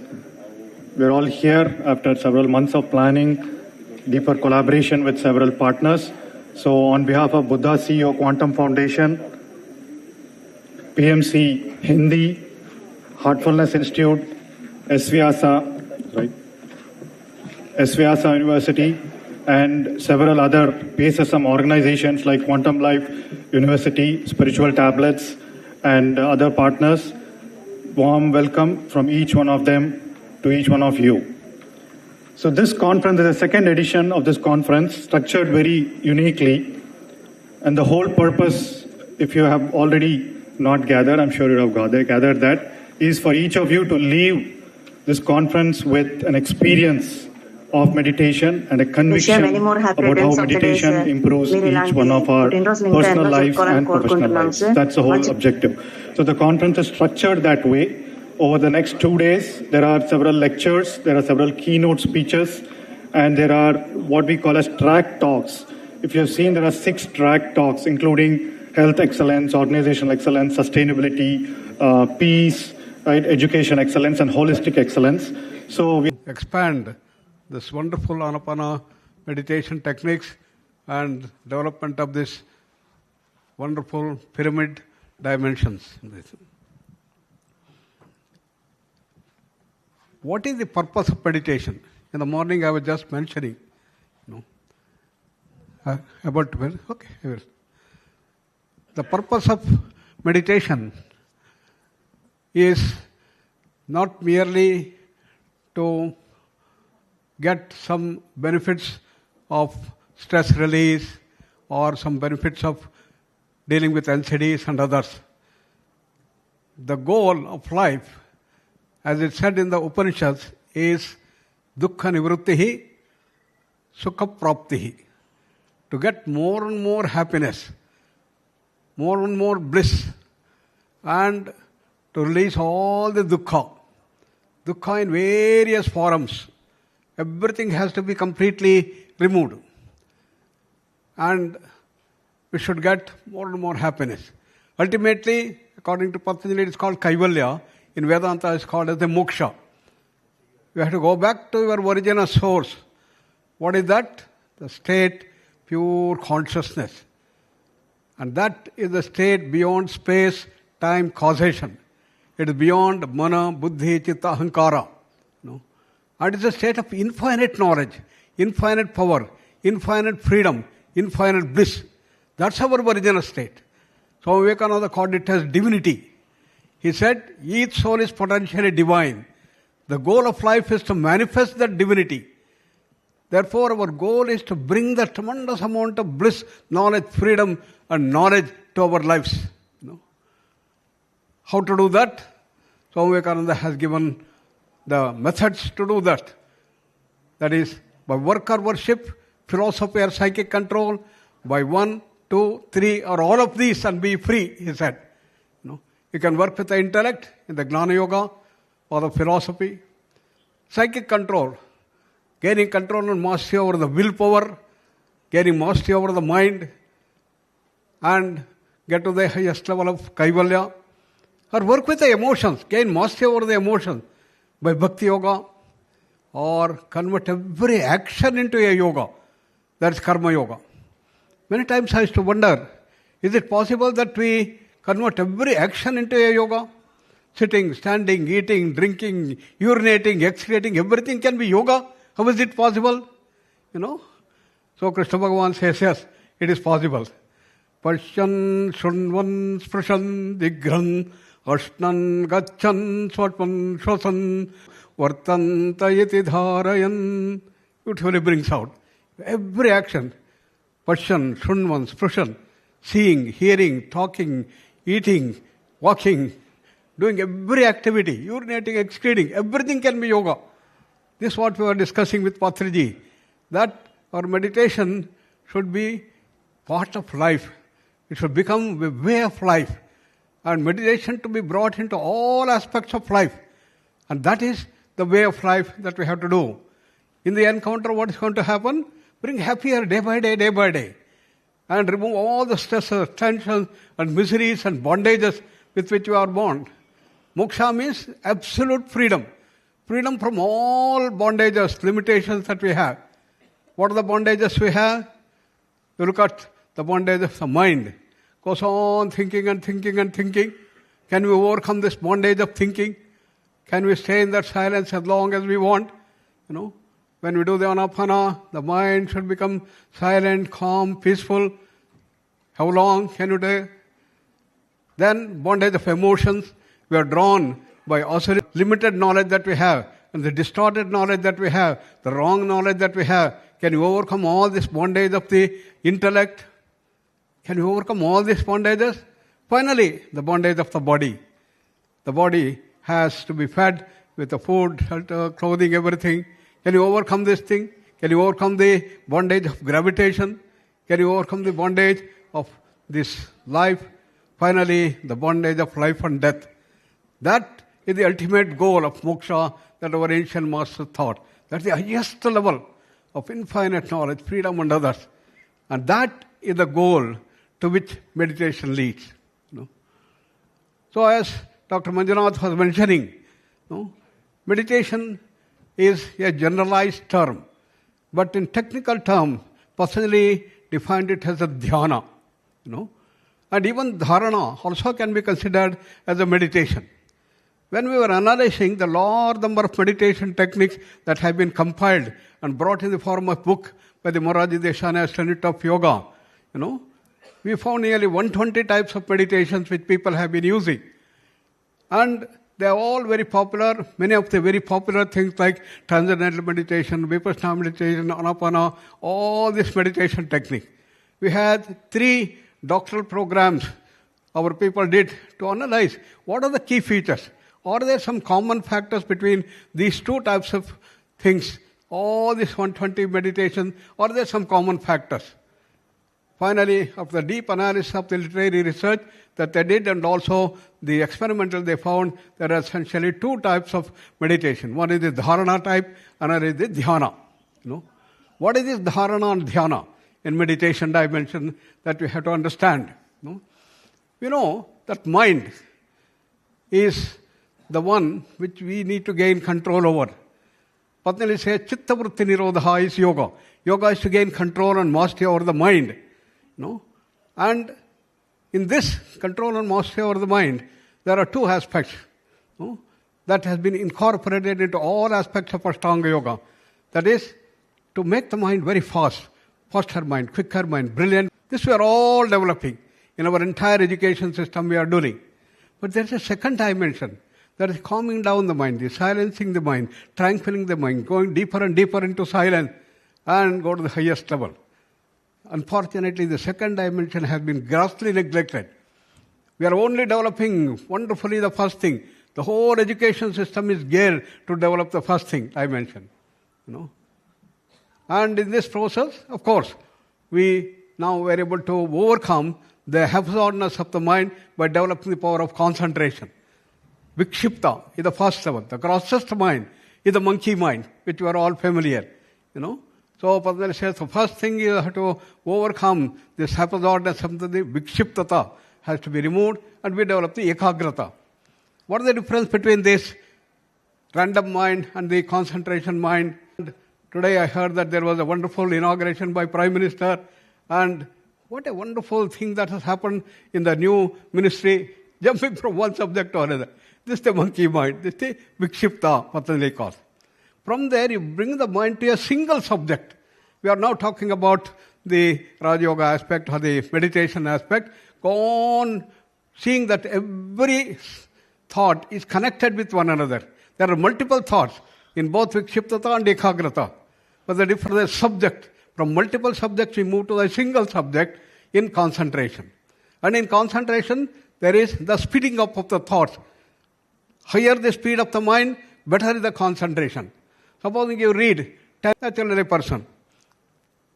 Therefore, in concentration, there is speeding up of the mind, faster mind, faster mind. Faster the mind, better is the concentration dimension. That's where normally we start in our entire education system. But then comes to the next level, from multiple thoughts to a single thought. And that is what Patanjali says as dharana, focusing up the mind. But it has been there in our education system in Gurukula, in the Dhanurvidya. They were all meant to develop this power of dharana. In dharana, you had to fix the mind on a single thought. Desha bandhaha chittasya dharana, as Patanjali puts it. You fix all the thoughts, all this into a single thought, from multiple thought to a single thought. So the classic example that we hear in Mahabharata, Dronacharya was the great teacher, and he had been teaching this Dhanurvidya to all the people. And he used to have normal tests. In one of the tests, he calls all the people, okay, let me see how much you have developed. What is the test? Very, very tall tree. He has put a parrot, and he says what you have to do, you have to stand 300 meters away and you have to hit. What you have to hit? Not just the parrot, not just the eyeball of the parrot, the pupil, the center point of the pupil of the eyeball of the eye of the parrot you have to hit. Okay, understood? Everybody said, okay, come on, let's go. So one by one they come, and there comes the Dushasana, and okay, he's ready to hit. What are you seeing? Why, Acharya ji, I'm not blind, I'm seeing everything. I'm seeing the tree, I'm seeing the parrot, I'm seeing the eye, everything I'm seeing. Go back, you can't do that. Then comes Duryodhana. What are you seeing? I'm not seeing the tree, but I'm seeing the parrot. But I see the eye and everything I'm seeing. No. Then comes Bhima. What are you seeing? I'm seeing just the eye of the parrot and the eyeball of the parrot and the pupil and the center point. Shall I hit? No, go. Then comes Yudhishthira, the Dharmaraja. What are you seeing? Sir, I still see the pupil and the center point. I need some more training, isn't it? Yes, go. Finally, when Arjuna comes, what are you seeing? You say there is a tree, there is a parrot, there is the eye, etc., etc. I don't say anything. I see only that point, which you say is the center point of the pupil, of the eyeball, of the eye, of the parrot, on the tree. Go ahead, hit. This is called dharana. Fixing the one and single thought. You can fix the eye on anything. Here, for example, you can fix the mind on 2025, only that. Then, when you fix the thing on 2025, only this thing. You should not see anything else. Only 2025 see, and nothing else if you see, then you have the dharana on 2025. This is the focusing of the mind. In the Dhanur Vidya, this is the key. Now in the shooting, people have to do this thing. That's the bullseye, center point of the bullseye. You have to fix the mind on that. This is called focusing of the mind. What happens? All your energy is focused on a single point. All the energy gets focused on that single point. And this is called dharana. Desha bandha chittasya dharana, as Patanjali says. So the mind has to be fixed on that single thought. And all the energy gets focused on a single thought. And therefore the thought becomes very, very powerful. Just like in a lens, you put it in a sunshine and put a paper, suitably adjust, the whole paper burns. Why? The whole incident energy on the lens comes and gets focused onto the single point. Then it burns, temperature increases. This is the principle of laser. Light amplification by stimulated electron radiation. What happens? It gets distributed and the energy goes on getting to the smaller point, goes into such small microscopic area, and the energy becomes very long, very, very strong. Therefore, it can burn up the laser. That's the dimension that occurs in dharana. Then comes the next level. Why next level? You cannot do dharana for long. If you start doing dharana, even for 1 minute, you start getting the pain here. Many people come and say that I have been doing dharana, started getting pain here and there, here, there. They are not doing dharana. They are doing dharana, they are not doing dhyana. Dhyana is next step to dharana, in which effortless dharana is dhyana. There is the dharana that is done with ease, with effortlessness. And the mind slows down further. Slowing down. The speed involved in the dharana is continuing. That is bringing the intensity. In dhyana, that is withdrawn. There is a process of what is called defocusing. Therefore, there is the effortlessness. The mind slows down further. Metabolic rate starts coming down in dhyana. And when you start doing that, normally what happens? Go to sleep. No sleep, sir. You must keep awake. Awareness. That is wakefulness. And when you go to deeper thing, the mind expands. And as Patanjali says, the whole mind should expand. Tatra pratyaya ekatanata dhyanam. Dhyana is defined by Patanjali as effortless ease in fixing the mind on a single thought for longer and longer duration. You do that. So what characterizes dhyana is a single thought, effortlessness, slowness, wakefulness, and expansiveness. If these 4 dimensions are there, it is called dhyana according to Patanjali. You can do it sitting, you can do standing, you can do in walking, you can do in anything, you can have the dhyana done. You are doing all your actions, you can have the dhyana dimension. Then becomes a life of dhyana that comes up there. Then, is it the end? That's the seventh limb of Patanjali. That leads us to what we call samadhi. The goal of dhyana, according to Patanjali, is the samadhi. Samyak adhiyate iti samadhi. What is that samadhi? In all our transactions, there are trifold process. Seer, seen, and the process of seeing. You are eating, you are there, you are taking the food, and the process of eating. Even in meditation, there is a trifold process. The meditator, meditated, and the process of meditation. Three things are there. This is a trifold process. When all the three things merge together, it becomes samadhi. Samyak adhiyate iti samadhi. Tadeva arthamatra nirbhasa swarupa shunyamiva samadhi. As if you lost yourself. You become one of the things, the whole thing. That's called samadhi. In samadhi, there is a quantum jump to a higher level of consciousness. The mind goes from the grosser level to a higher level. We all work with a particular thing, area of our work, and when you expand it to the next level, there is a jump. A similar thing is in the physical world. In the physical world, the electrons are filling down the nucleus continuously. You apply certain amount of energy. When it absorbs certain amount of energy, it jumps into the next orbit. That's called a quantum jump. It moves from one orbit to the higher orbit. The amount of energy that you have to give is measured by what we call h nu. It jumps from one to another. Similar things happen here. When the mind is given certain amount of energy, then it jumps to the higher level.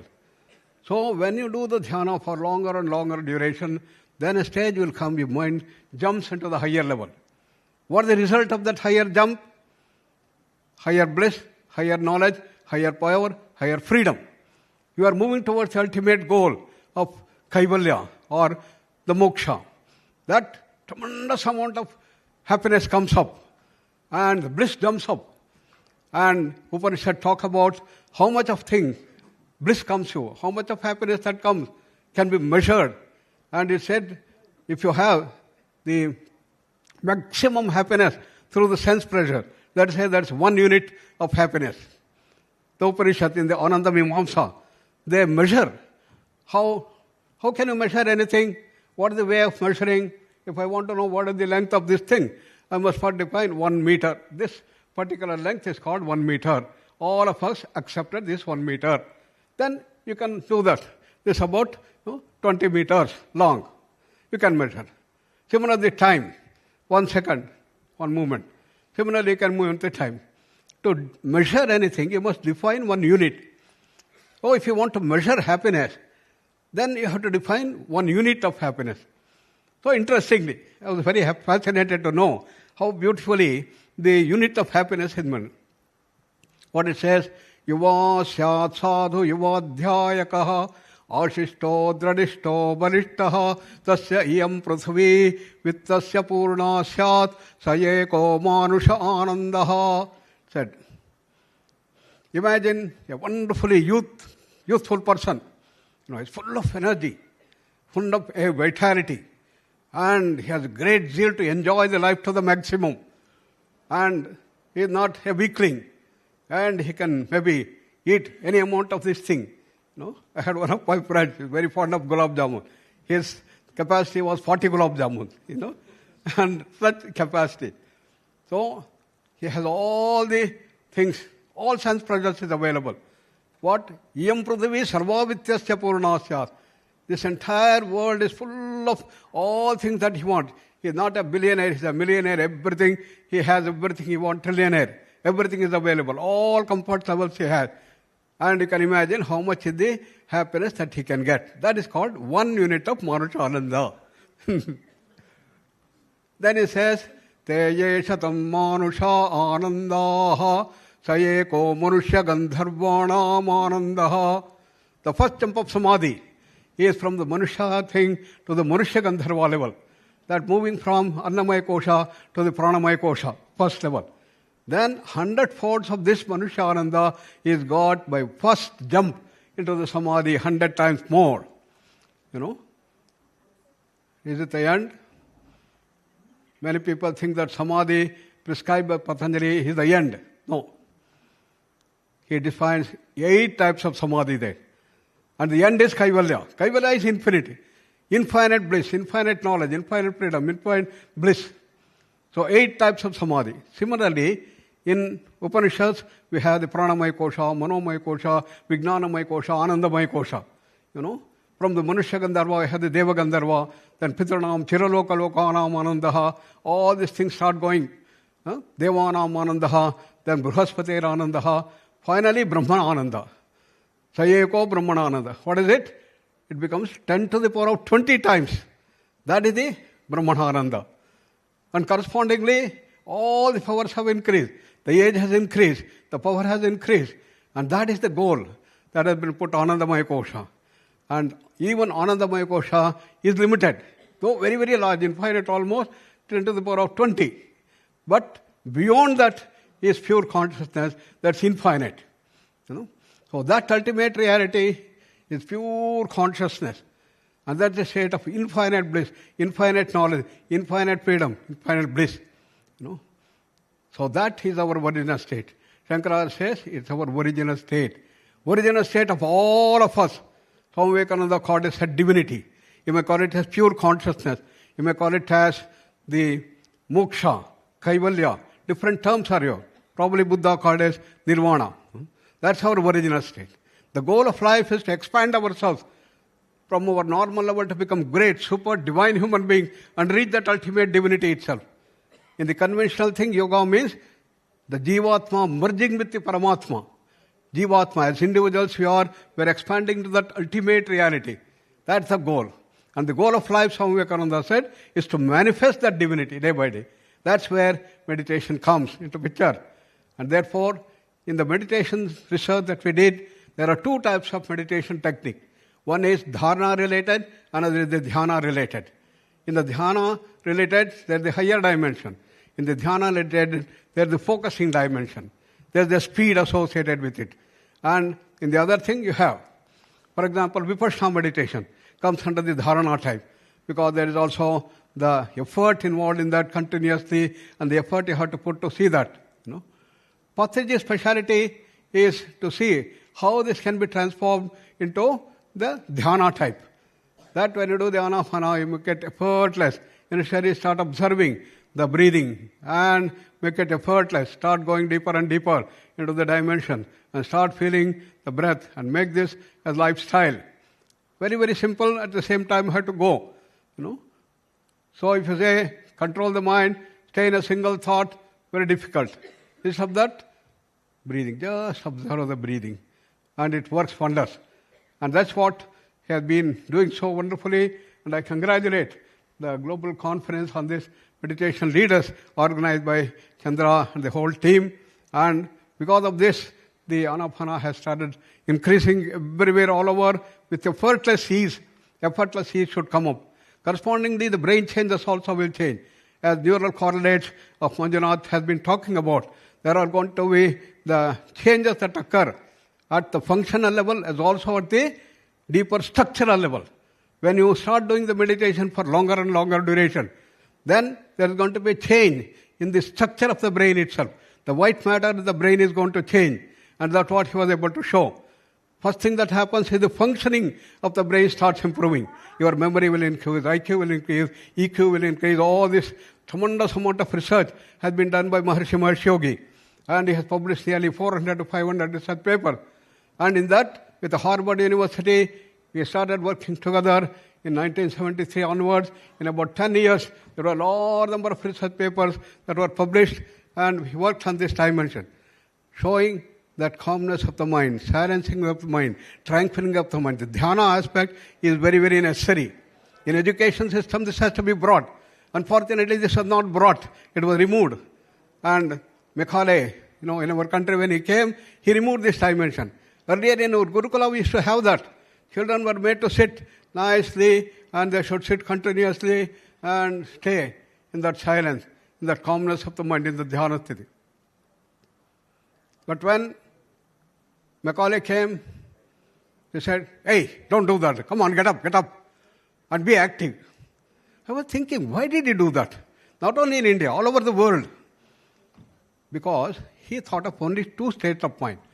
One state of mind It's a lazy mind, lethargic mind, silent mind, calm mind, useless mind, and work. Another is very active mind, faster mind, brilliant mind, intelligent mind, brilliant mind, creative mind.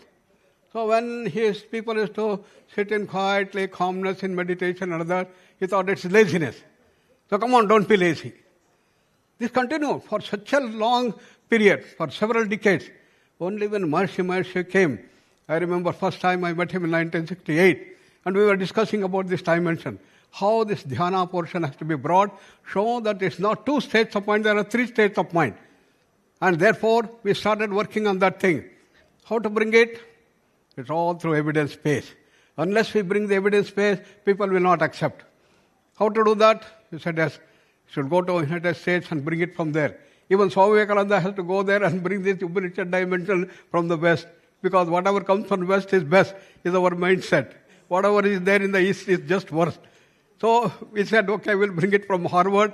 And Dr. Benson joined hands, and then with Benson, we started working on that thing. Number of research papers started publishing, and it became the order of the day. Then it was made clear that silence is not laziness. It is not mental retardation. It is a state much higher than the Rajasic mind, Tamasic mind, Rajasic mind, and Sattvic mind, and going beyond.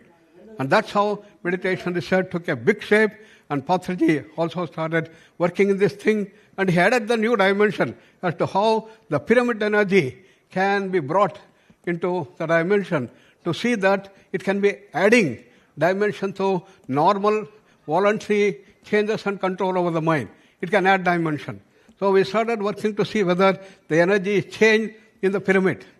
Some people staying in the meditation in the pyramid valley, staying outside and doing the randomized control trial. We have started doing that thing, and our Chandra and we have started working on this dimension and other. That's how things have started growing, and great contribution of Patraji, and the legacy has been continued. This is what I always appreciate. Somebody who are very great and then they leave, and there should be legacy that should be continued. And thanks to Chandra and his team who are continuing this thing and developing further way forward from dhyana to samadhi. That's what I was discussing with him, that I want people who have been doing meditation for a long time, who are able to sit in meditation for 1 hour, 2 hours, 3 hours, 4 hours, 5 hours, 6 hours. Such people who are there in the meditation group, we want to take and see what are the correlates of the samadhi. That's the next step forward. People, they have done a lot of research in meditation. No need to do further meditation, this thing, because neural correlates and several things, fMRI studies, we have done evoked potential, we have 5 people who have done doctoral programs, and we have also done a lot of things. We have to now go to the next step of the samadhi. What are the correlates of samadhi? Just like the alpha waves in meditation were important, which were brought forth by Maharshi. Similarly, in samadhi, what is going to happen? Whether it is the neural correlates or it is the higher dimension, what are the things that happen? These are the things that we have to track, and this is our advanced research center that we have set up in our university. And I welcome all your team who have been practicing.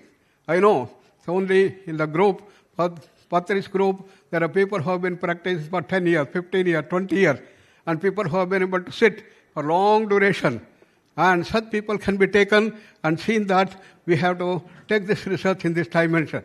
That's the way forward. Therefore, Chandra and we are collaborating to see that we go forward in this direction and develop new correlates. That's the breakthrough research that is needed. Just like that was a breakthrough research in meditation, that is breakthrough research that is needed in samadhi. And what is the amount of bliss as had been told in this thing?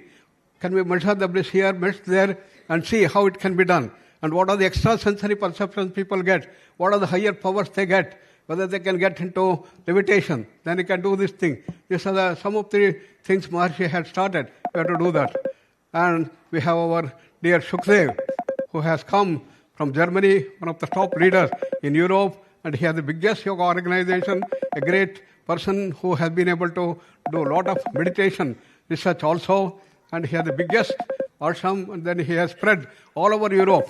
And we have been very happy that we are associated with him quite some time, and he is organizing similar thing.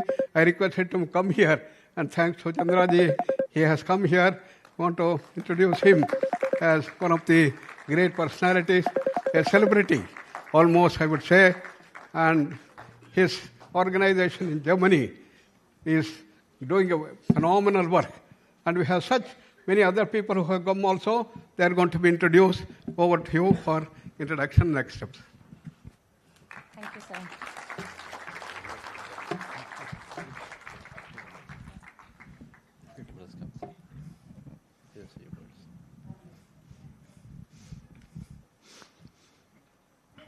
I'm very happy to be here. I'm very grateful that I've been invited to be here on this day. And meditation is so important.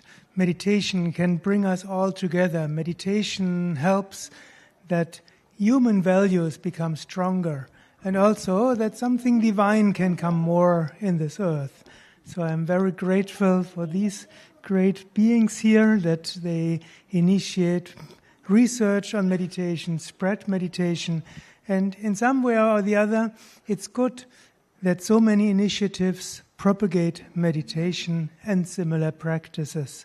So I want to encourage you all, meditate, teach meditation, teach teachers of meditation, teach teacher of teachers of meditation, so we can transform this world into a deeper dimension and more happiness and peace. Thank you. Thank you, sir. The biggest meditation yoga center in Europe. Let's give a big clap to this Grandmaster. Easy to adopt where it is already known, and then it is so much it takes, that conviction it takes to expand it. So thank you. I'm sure, sir, you are behind a lot of this work that is happening. And the more and then our team is going and then meeting people, the more we understand the amount of work Dr. H.R. Nagendraji has done. Wherever I go, sir, it's true, wherever I go, they say, you have to work, please, Dr. H.R. Nagendraji is the source. Please go to him, he knows, and everything is understood. So this is how it is, sir.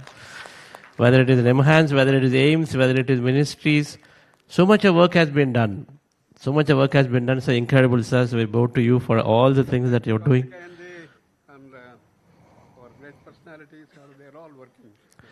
They're all part of the entire team.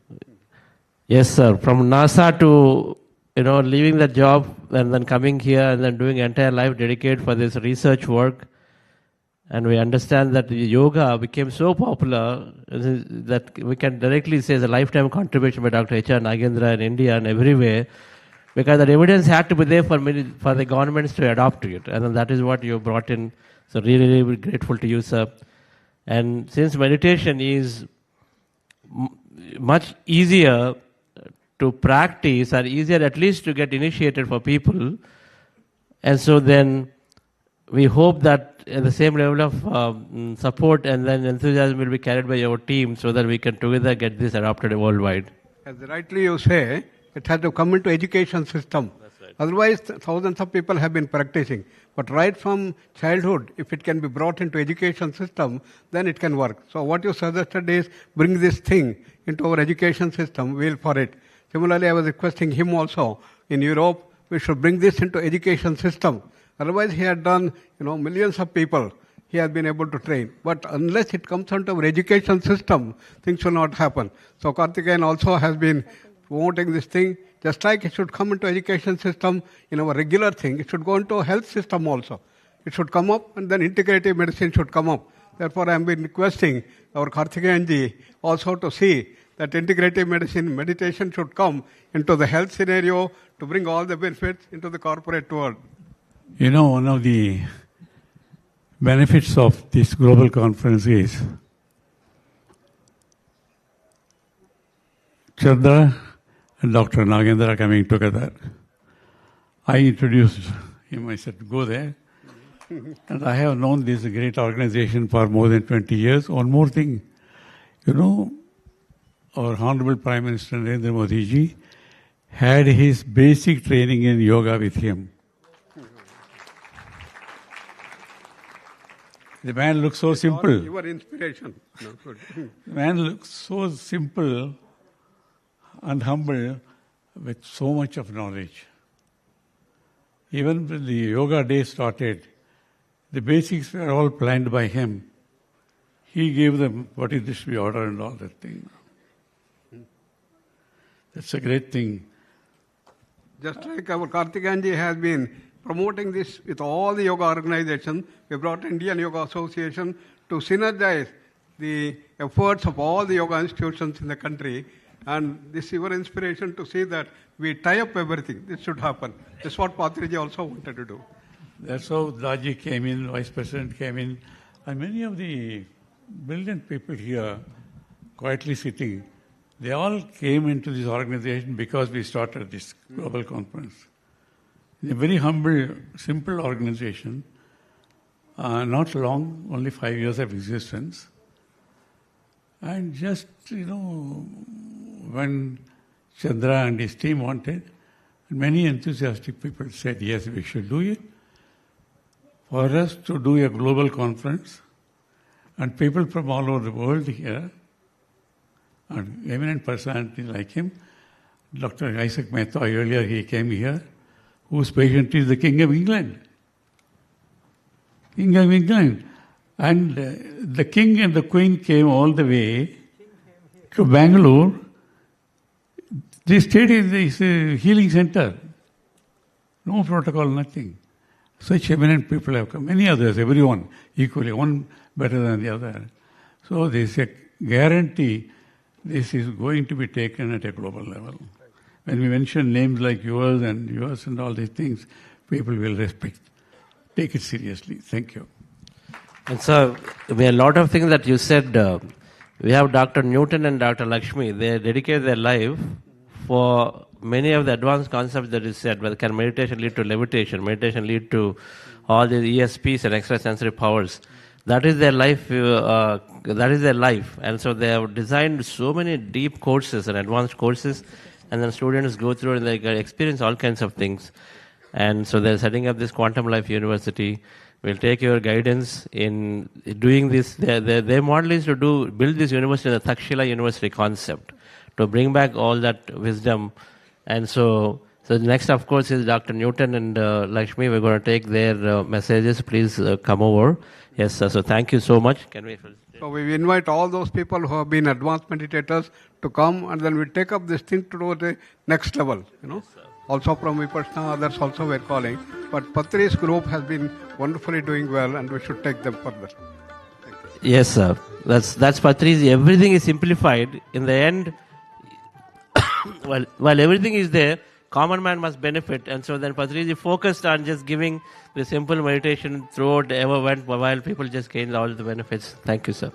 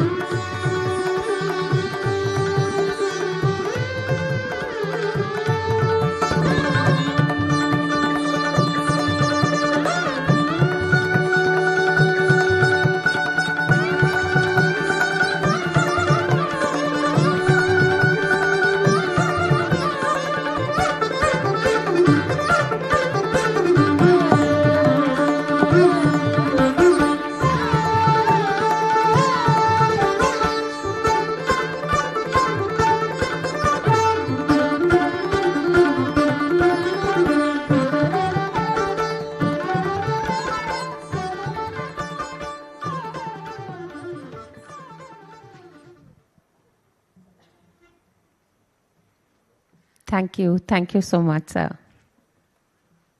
We are honored, really honored by your presence.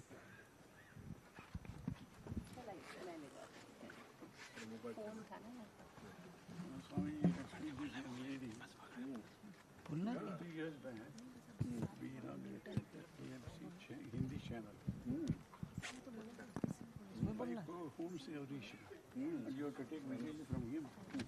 They will come and record. Sure. They will come and record. Good. Wonderful. Thank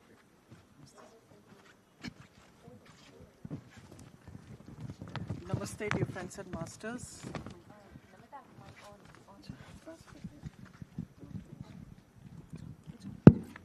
Namaste, dear friends and masters. Having desires is not bad at all, but attachment to desires is bad. We must learn the art of letting go. Now is the power talk by our distinguished masters, Dr. Newton Kondavati and Dr. Lakshmi Kondavati. I cordially invite them, and it's a privilege to me, to introduce them. Dr. Newton and Dr. Lakshmi are medical doctors by qualification and spiritual scientists by choice.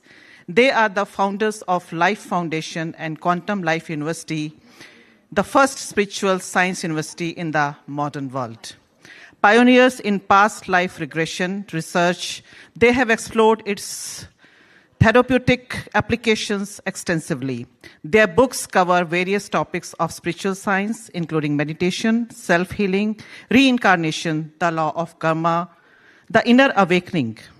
They travel globally, sharing their wisdom through residential retreats and intensive training programs.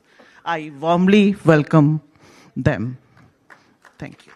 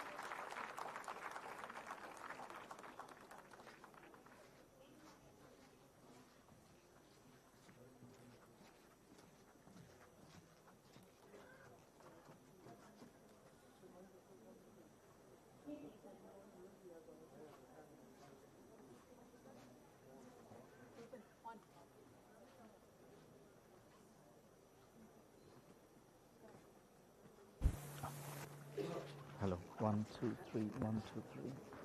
Hello.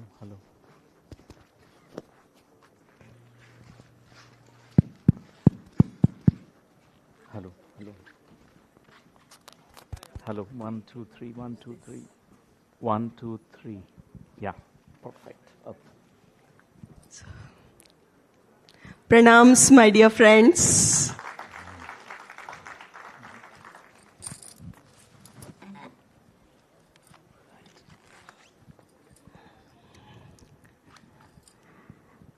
We want to thank the Buddha CEO Foundation, Karthikeyanji, Chandra and Vani Garu for inviting us here on this platform. So many masters, so many stalwarts coming onto one platform. This was Patriji's dream. This was Patriji's vision. So the great force behind this manifestation, let us give a big round of applause to that great force, Brahmarshi Pitamaha Patriji. A big round of applause, my dear friends.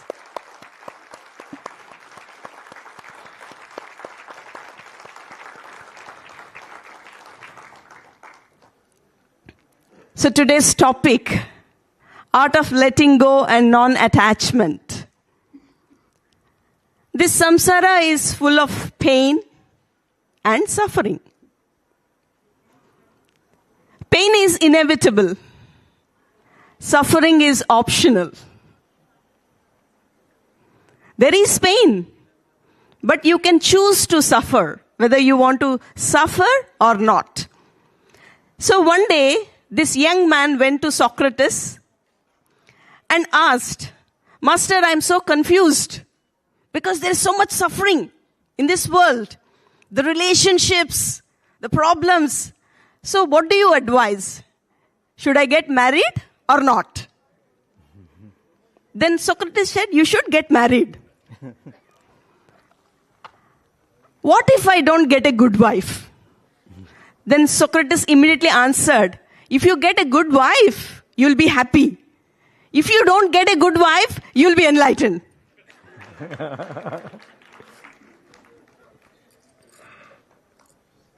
So you can choose whether you want to suffer or you want to get enlightened.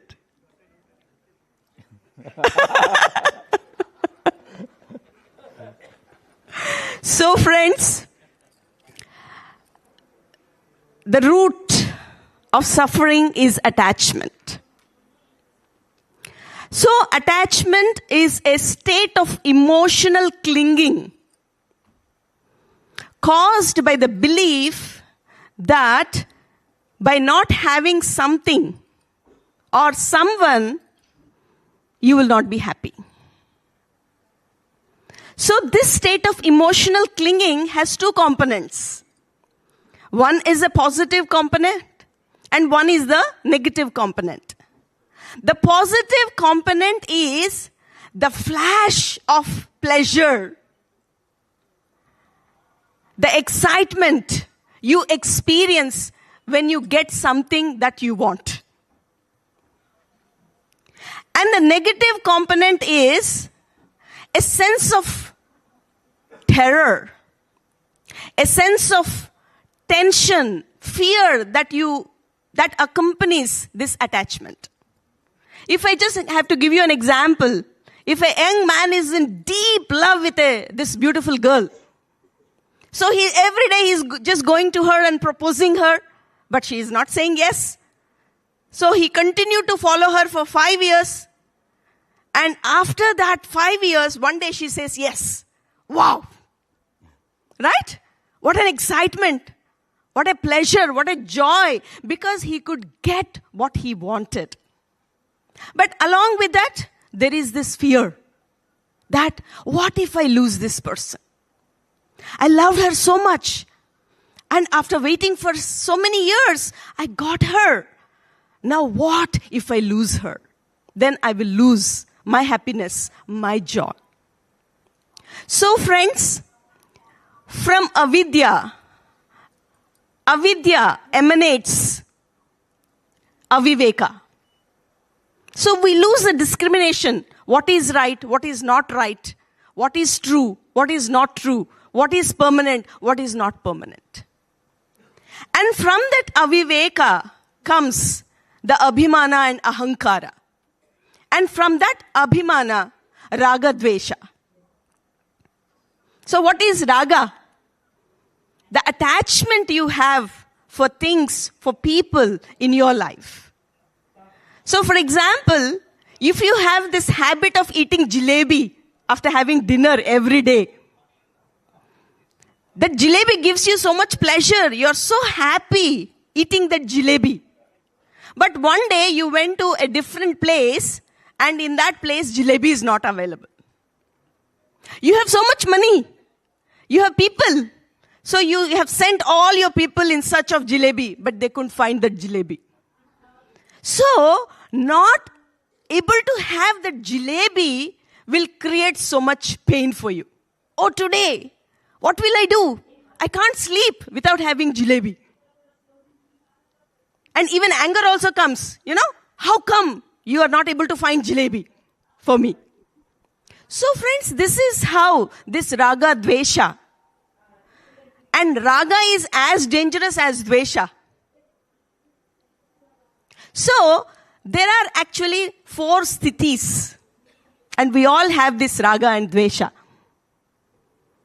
So all those who are on the spiritual path, you have to look into yourself. What attachments you have. And in which sthiti you are in. So friends, there are 4 sthithis. One is called dagda. That means this raga and dvesha, they are burnt. And the second is tanu, where they have thinned out. And the third is vichina, where it is in a concealed form. And then the 4th state is called udara, where it is in a fully expanded state. So we have these elements of raga and dvesha within us. So for a yogi, for an enlightened one, he or she, that yogi, is in this state of 1 and 2. where the raga and dvesha are completely burnt out. Like, for example, if you meet an enlightened master, if you're doing something wrong, that master might get angry at you, shout at you, but it is for only 1 second. He is expressing that anger just to correct you. So most of the time we don't understand why these enlightened people, they get angry. Just for that moment, for that second, he is expressing his anger. And then no raga, no dvesha towards anybody. And the narrowed state also. Sometimes we are all in this path, in this spiritual path. So we have little bit of that. But we can balance ourselves. We are in that balanced state. And for ordinary people, they are in these third and fourth state. The concealed, the vichina sthiti. Like, for example, the wife, when that raga is active in herself, she's so good towards the husband. She's very loving towards the husband. But the minute she asks the husband something, my dear husband, tomorrow is our anniversary, please buy me a diamond necklace. And he said no. What happens then? She's so displeased with that husband, and this dvesha vritti is activated. So that means that the dvesha vritti was concealed for a while. And then the fourth sthiti is called, my dear friends, udara, fully expanded state. You're extremely attached to somebody, or you hate somebody extremely. What Kamsa was experiencing towards Krishna. He had that extreme hatred towards Krishna. At any cost, he wanted to kill Krishna. So, my dear friends, let us look at ourselves. Have we ever thought about this? In which sthiti we are all in? Connected to our attachments, the raga and dvesha. Sometimes this raga and dvesha, it's not only about your own people. Sometimes it's about your ideas. The path you have chosen. Sometimes we are so much attached to our own ideas and we are not at all open to others' ideas. We say, my way is the only way. What I say is right. What I practice is right. What others practice is wrong. I hate them. Because they are not practicing what I am practicing. So friends, so that's why an extreme, fully expanded form of raga and dvesha. So that's why it is so important for us, whenever we do our practice or sadhana or meditation, to reach to that state of nirvikalpa samadhi, to gain that Brahma Gnana, so that you are neutral. There is no raga, there is no dvesha. You are open to learn. You are willing to accept others' ideas. And that's how we continue to learn. So, now what to do with this? First, we need to understand two truths. The first truth is, whatever we have believed till this point of time, it is false. That only if I have this person in my life, I'll be happy. Only if I have this money, only if I have this property, I'll be happy. I'll be safe. I'll be secure. That's false. And the second truth is, not holding on to this belief will make you happy. I'm not asking you to renounce everything. I'm not asking you to run away. No, you can have everything. You can have all the positions. You can have all the money. But not getting attached to it, being in a non-attached state, you'll be so peaceful. You'll be so relaxed. You enjoy whatever you have, my dear friends, in that state of non-attachment. So now what to do with these attachments? Very simple. Drop them. But it is not as simple as that. So one day, this seeker was just walking on a cliff. He read so many books. He has done a lot of sadhana. And he was just walking on that cliff and he was just thinking about something.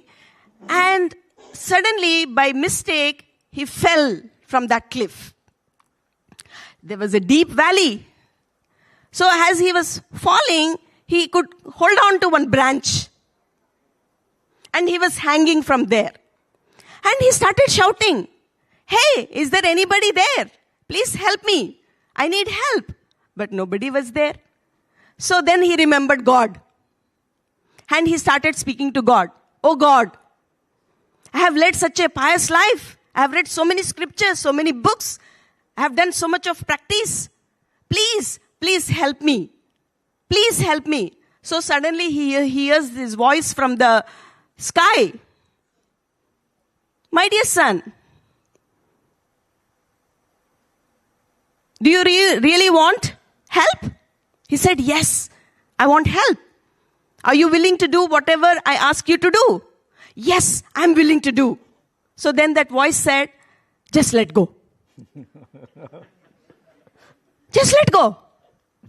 So then he just thought for a few seconds and then he turned towards the other side. "Hey, is there anybody else there?"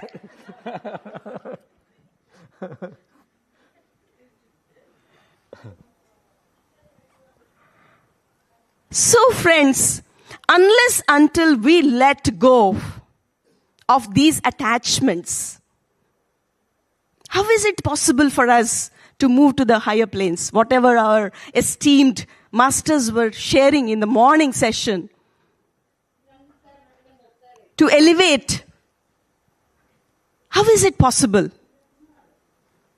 So friends, only when we can let go of these attachments, only when we can practice this non-attachment, then we can surrender to that greater power. We can surrender to the universe. Today, I just want to share my personal experience of what can happen when you surrender to that greater power. Recently, we were in Kumbh Mela. So we planned to visit Kumbh Mela on Mauni Amavasya day. You all know what happened that day. Very interesting experience. So we just reached. We started early in the morning, 4 o'clock, and we reached in the evening. Our flight landed in Prayagraj. And both of us, Dr. Newton and myself, we wanted to experience this Kumbh Mela like any other ordinary person. So we didn't contact anybody. We didn't wanted to have that VIP, all that. We just wanted to experience that. So, few hours before we reached there, we received this call from the tent city and they said, "We can't arrange any taxi for you. All the roads are closed. You make your own arrangements." And we land in Prayagraj and we go to this taxi service. "Please, we need a taxi to reach the tent city." And they say, "No, it's not possible. No taxis. All roads are closed because we are expecting around 15 crores of people. So we have to take all the precautions." So, but how to reach? We landed there with 2 big suitcases. And now they're telling us, it's not possible. Taxis are 20 kilometers. How to reach that place? So I was a little upset. What is this? We came here to have this experience. And what is this? The minute we landed, something like this is happening. So then Dr. Newton told me, just relax. Because I'm not as evolved as Dr. Newton. He's always in that surrender mode. So he told me, let us just sit in silence for a few minutes. Let us surrender. So we just sat in silence for 15 to 20 minutes. And then this fellow comes from the taxi service and says, we could arrange one taxi. We could arrange one taxi. And Dr. Newton said, let us visualize. Let us visualize that we are reaching that tent city in the taxi. So we just visualize. So then what happened? They told us in the beginning itself, see, all the roads are closed now. So we will drop you to that extent wherever we can reach. So maybe, you have to walk for 10 kilometers or 15 kilometers, we don't know. So we said, okay, that's fine. Then I said, universe, we are surrendering now. Whatever experience you're going to give us, we'll enjoy that. So then what happened? We got into that cab and the gates were open. And we reached our destination, the tent city. How is it possible? It is not possible otherwise. But it was possible. And we reached at 8 o'clock and we went to the reception and we asked the reception people, tomorrow is Mauni Amavasya. We want to go to Triveni Sangam and we want to take a dip. Because they had all these packages, special packages, taking in the boat and all that. They said, we are sorry. We are sorry, it's not possible. There is no permission for the boats. Everything is cancelled. All the roads are closed. It is not possible to take a dip in the Triveni Sangam. If you want, you can just go to the nearby ghat and you can take bath. That's it. After 2-3 days, it is possible, but not tomorrow. So then, what to do? We just went back. And there was this boy who was helping us in the tent. And casually I asked him, is it possible to go to Triveni Sangam? And that boy said, yes ma'am, it is possible. I will take you tomorrow morning at 4 o'clock to the Triveni Sangam in the boat. But how is it possible? All the VIP things, everything got, I will take you to the Sangam. Please be ready at 4 o'clock. So then 4 o'clock, we got up and we were calling this boy and no, he's not picking up the phone. So maybe this fellow is, everybody thought, but I believed in him. So all the other group people were just going to the ghat nearby to take a dip. And this boy is not there. So what to do? If we wait for him, then we will miss this opportunity also. But I said, no, we will wait for 10 minutes for that boy. And we waited for 10 minutes and this boy comes running. And along with him, there is one couple from US. He said, these two are also joining you. Let us go. So we started walking. 4 o'clock till 7 o'clock we were walking. Because there is no other way. You can't stop, you can't go back, you can't go right, you can't go left. You have to just move forward. That's it. And we were just going. And once, after 1 hour, he is asking us to stop somewhere. And we are waiting for 20 minutes. And he disappears. He comes back after again half an hour. So he was just doing like this. So the couple who came with us, they said, I think he's lying. They waited till last minute and just before 10 minutes they said, no, we are going and we are taking bath in this Arail Ghat. And they left. After 10 minutes, this boy comes. And he takes us to the boat. With so much difficulty, we reached the boat and 200 boats were waiting there.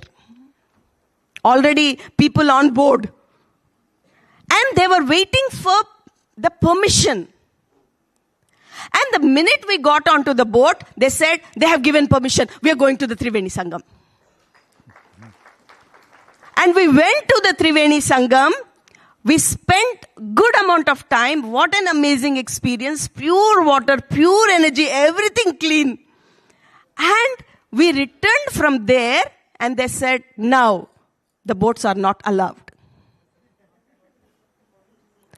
Can you imagine 15 crore people, 10 to 15 crore people were there on that day, 200 boats, each boat carrying 10 people, so 2,000 people got the opportunity to take a dip in the Triveni Sangam and 2 of us were there in that 2,000. What an amazing experience. How is it possible? And then we also got this opportunity to meet some Nag Sadhus, Nag Babas, and we had some amazing experience. We were just walking and 5 Nag Sadhus just come and surround us and he asked me to open my hand and he puts a flower in my hand and asks me to open. When I open, it has transformed into a silver talisman.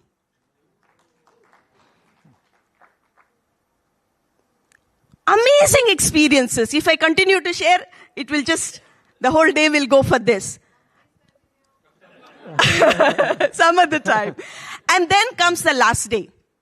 After having this wonderful, wonderful experience, now tomorrow we have to go back to Hyderabad. We have to catch our flight. We just go to the reception and say how much time it will take to reach the airport. They said all the roads are blocked. It will take 5 hours to reach to the airport. Then we said, please arrange a cab for us. At least now you please arrange a cab. They said, okay, we are noting down your name. By 9 o'clock tomorrow, you should start. Otherwise, you will miss your flight. Okay. That day morning, we just go there with the luggage and we ask, where is our cab? They say, we are so sorry. All the data we lost. So we couldn't arrange a cab for you. What? So now, there was this couple from Malaysia who were going to the airport and they have booked a big vehicle. And they just heard us and they just came to us and say, we are very happy to take you to the airport. We are very happy. Please join us. So while traveling, we just reached the airport in 1 hour. 1 hour, and they were spiritual seekers. They had so many doubts. They were just asking questions. We enjoyed the conversations. And the minute we reached the airport, we wanted to offer them money because, we need to pay for the taxi. They said, no, we are so happy to offer this ride to you. We are so thankful. We'll come and visit your Quantum Life University very soon. So, my dear friends, how is it possible? Please tell me. It's not because we are special, something like this happened to us. No, we are all special. Just because we surrendered. We surrendered. And we had such an amazing experience. And the best thing, what we experienced there, what touched our heart was poor people, old people, with little children. They don't even have a place to stay. They were waiting outside. They were sleeping outside. Extreme cold. Facing all the challenges. So that is possible only in India. This Shraddha, this Bhakti, this commitment is possible only in India. Only in India. So we are all very fortunate to be born here. And let us all, you can all join me to say, Bharat Mata Ki Jai. Bharat Mata Ki Jai. Bharat Mata Ki Jai. Jai. So if 40-50 crore people could attend Kumbh Mela, it is possible to have a Dhyan Kumbh Mela also in the future. It is possible. Karthikeyanji's guidance and all the masters coming together onto one platform, experiencing this oneness. Yes, it is possible. It is possible. 40-50,000 crore people participating in a Dhyan Kumbh Mela. So, my dear friends, let us all wish for that. Let us have that sankalpa so that India will just get back its glory. So that Bharat Desh becomes that guiding light to the entire world. Thank you. Thank you so much. And over to Dr. Newton, the art of letting go. Wow. I don't know what to speak now. I have to let go of what I heard from you. It's so much. I really admire you, your speech, your words, your jokes, your stories. I don't know how to get detached from you. I'm so attached now. How to let go of this attachment. Oh. So, my dear friends, I surrender. There is something that in all of us that we observe. One thing is, we like things, whatever that we like, pleasant things, good things, we want to hold on to that. For example, your right hand is something which is holding on to something that you liked. The other hand is the one which you want to push away things, what you dislike, what you don't like. So we don't like many things. Judgmental people we don't like. Any unpleasant situations we don't like. Any challenges, difficulties we don't like. So this is what we are all, we are like this. One hand, we want to hold on to something which we like. The other hand, we want to, I don't want this, I don't want this. Okay? We all do this. By nature, our nature, by default, it is there. It is programmed in us. So a child who is going near to the candlelight and the fire is burning his skin, immediately he withdraws. He hates now that fire. He knows that it is very dangerous. Any kind of critical situations we dislike. We want to run away from that. It is programmed in us in that way. And whatever that we like people who are clapping for us, appreciating us, loving us. So we want to go near to them. So Dr. Lakshmi told raga and dvesha. This is raga. You want to always hold on to raga, attachment. Dvesha, you hate something what you don't like. You push it away. So, how to actually overcome this challenge, this difficulty, like raga dvesha? Because it entangles us, entraps us. What is the solution? This topic was suggested by Sai Krupa Sagarji and Chandraji, because there's so many topics available, but he said this is the topic nobody has spoken about, but all meditators need this topic. All spiritual practitioners, they need this topic. Then we also resonated a lot with this idea to present this today. And dear friends, many of us, we try to let go of certain things like past. Past is one thing which we don't want to revisit our past.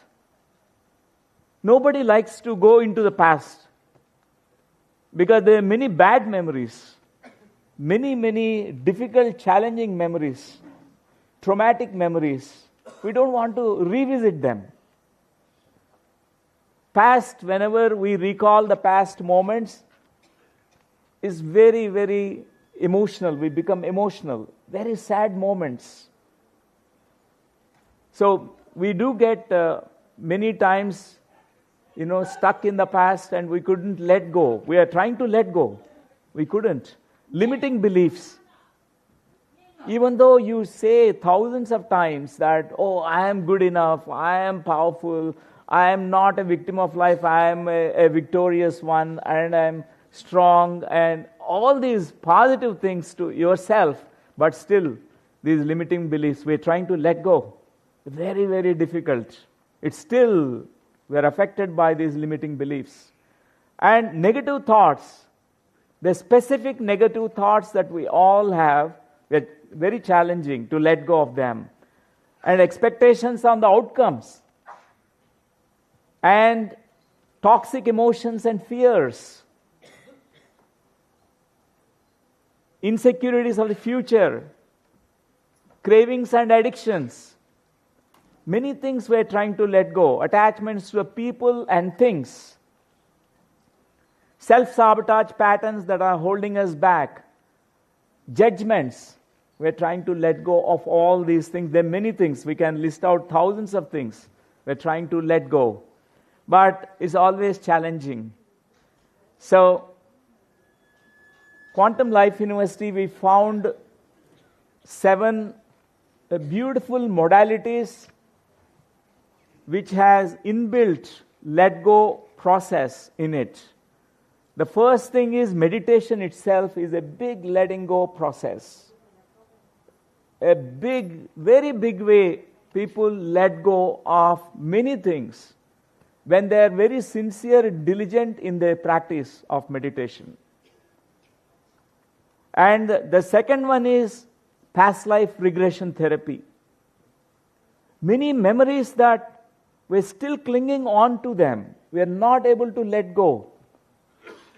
So the past is recreated again in this current life. We repeat those patterns.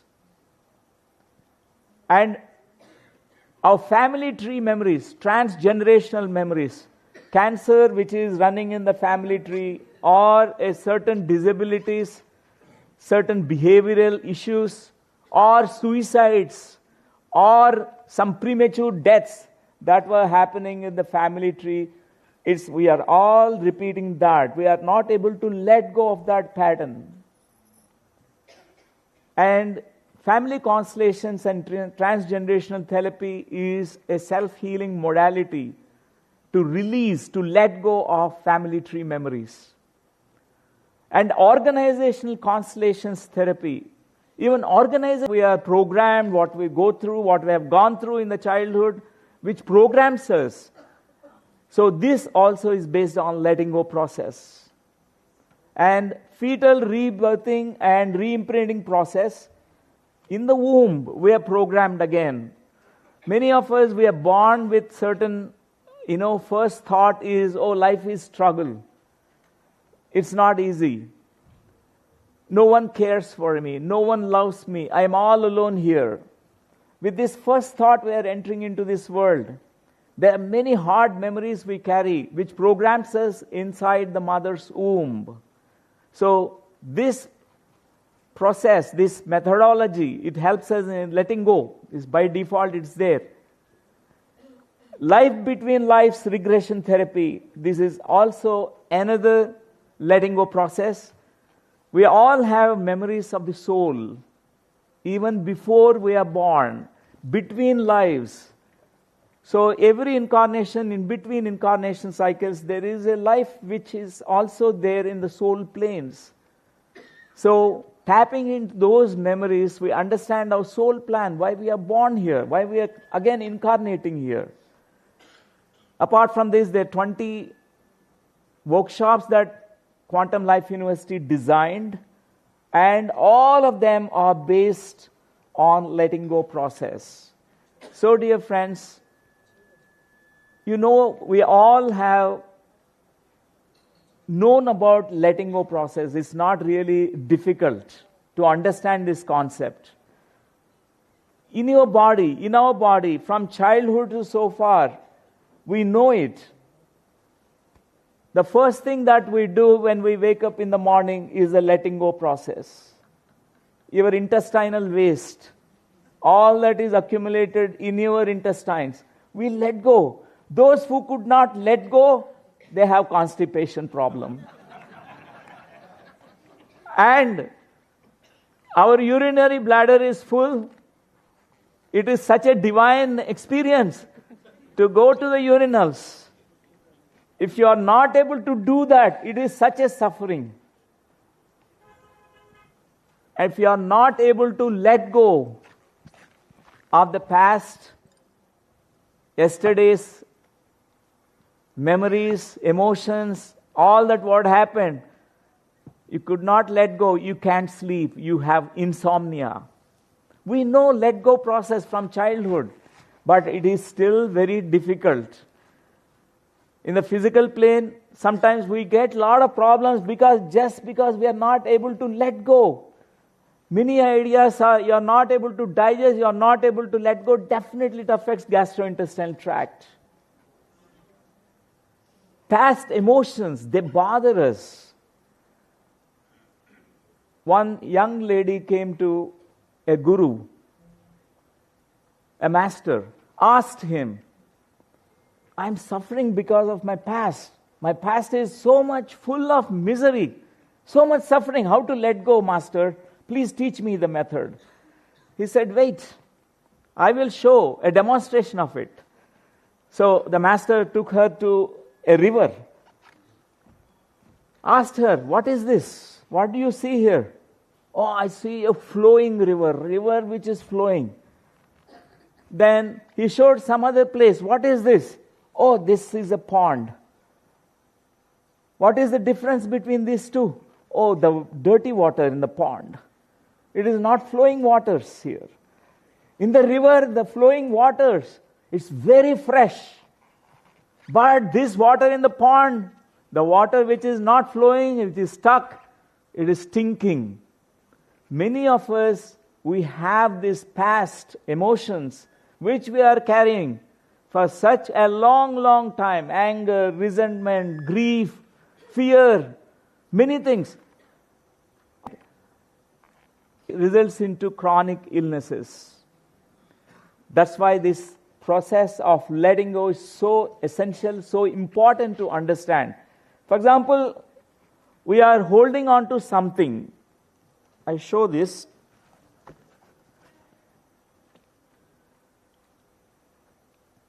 Okay. So, symbolically, this is an emotion that I'm carrying. Maybe anger, okay? This is anger I'm carrying. I'm holding like this. How long can I hold? 1 hour? 24 hours? Oh, it becomes very stiff. Now 1 month, if I hold on to this anger, it becomes very rigid, very painful. 20 years of this anger I'm carrying, 20 years. Inside, you are, this fiery anger, is burning you inside. What happens? And people carry it many lifetimes of emotions. There's so many emotions, so many beliefs, so many memories which are affecting us, which we are unconsciously, subconsciously, we are hanging on to them, clinging to them, not realizing that we are carrying them. But we feel a certain burden because of that. So letting go is so essential, very important to understand this key concept. Relinquishing one's grip on someone or something that we are holding on to. For example, I just need to drop it. It doesn't need any kind of effort. Even 20 years you are holding on to one emotion, a negative emotion, it needs just this moment to drop it. Just like this, it falls. It just falls. We need to just release the grip on it. It's as easy, as simple as that. So today we are going to have a process also. Many people think that letting go is quitting. No. There are two different words.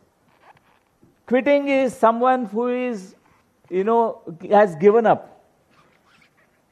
There is a sense of guilt and a shame or a sense of failure when we quit something because nothing is happening.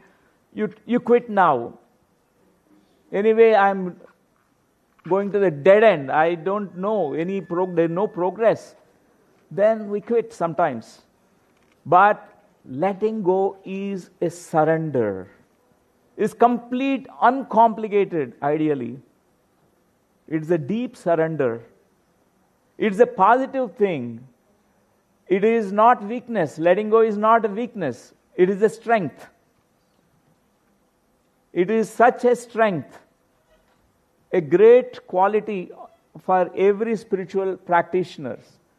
For example, I am not promoting that you renounce the world now, let go of your possessions, let go of your money, let go of everything. No, I am not saying that. Many people, even after renouncing everything, they're still hanging on. The mind did not let go. They might do sannyas, they leave everything. They may wear kashaya robes, but still, inside their mind, they're clinging on to certain things. Janaka Maharaj is a great example. Who has such treasure, money, gold, everything with him. And name and fame, but non-attached. The money is there, but he is not attached to it. And he is such an emperor, greatest king, abundant king physically, abundant, spiritually also abundant, greatest spiritual champion, Janaka Maharaj. So, a mother who has given birth to a child, she needs to be attached to the child. A child also needs to be attached to the mother. There, if we go and say detach, non-attachment, no, it won't work. It's very important at that stage. When the child is now grown up, adult, that time non-attachment is important. Now this boy is getting married. He's a man now. He's getting married. He is no more. He is saying tata bye-bye to mother because he is inviting a new family. He need to be non-attached. He need to let go. This is called a healthy way of separation from parents. Still they have deep respect and love for the parents, but non-attached. That slight distinction is important. Buddha, he had a great kingdom. He's a prince. But he dropped it just like that. Why he could drop it is not quitting. It is letting go. He found something more valuable than this physical kingdom and all that, whatever that kingdom can give to him. He can be the greatest emperor of the world. But he preferred, he has chosen to be the emperor in his inner world. Buddha, that is Buddha. So, that is the letting go. It's not quitting. So, dear friends, to move forward physically or spiritually, you must let go of where you are now. Because we are going to be going to unknown territory. Because everything is going to be unfamiliar. The next moment, the next step of you, we don't know what happens. But you need to let go of this. We can't be in the safe zone all the time playing that game. We need to rock the boat a little bit. Be dare enough to rock the boat. And take one more step, one more step. Meditation is such an adventure. We do not know what happens. We do not know. We are going into the unknown. It's the greatest adventure, meditation is. So, dear friends, letting go, surrendering opens up the space for the unknown possibilities to flood in and fill up with creative potential. How can you build a new home if you don't demolish your old home? How can you fill new things in your wardrobe without removing all that piled up stuff from your wardrobe? How can you bring new fruits, vegetables into your refrigerator unless all the garbage is cleaned from the old refrigerator? All the old stuff need to be cleaned. The same thing, the letting go process. We are carrying so much unconsciously, subconsciously, dear friends. We are not aware of that. Many of us, we have a tendency to believe that a cat, when he is drinking, the cat is drinking milk, it closes its eyes and drinks milk, thinking it's safe. If it opens the eyes, it can't drink milk. An ostrich also keeps the head down inside the sand, feels safe. But it's a false safety. So many of us also believe, oh, my life is very glorious, very happy. We pretend to be happy, we are distracting ourselves. We make ourselves so busy, we never look inside ourselves. That's why in meditation, the first thing that happens is called antara suddhi. Suddhi means purification, inner purification process. All that rotten stuff, all that garbage, it will be cleansed.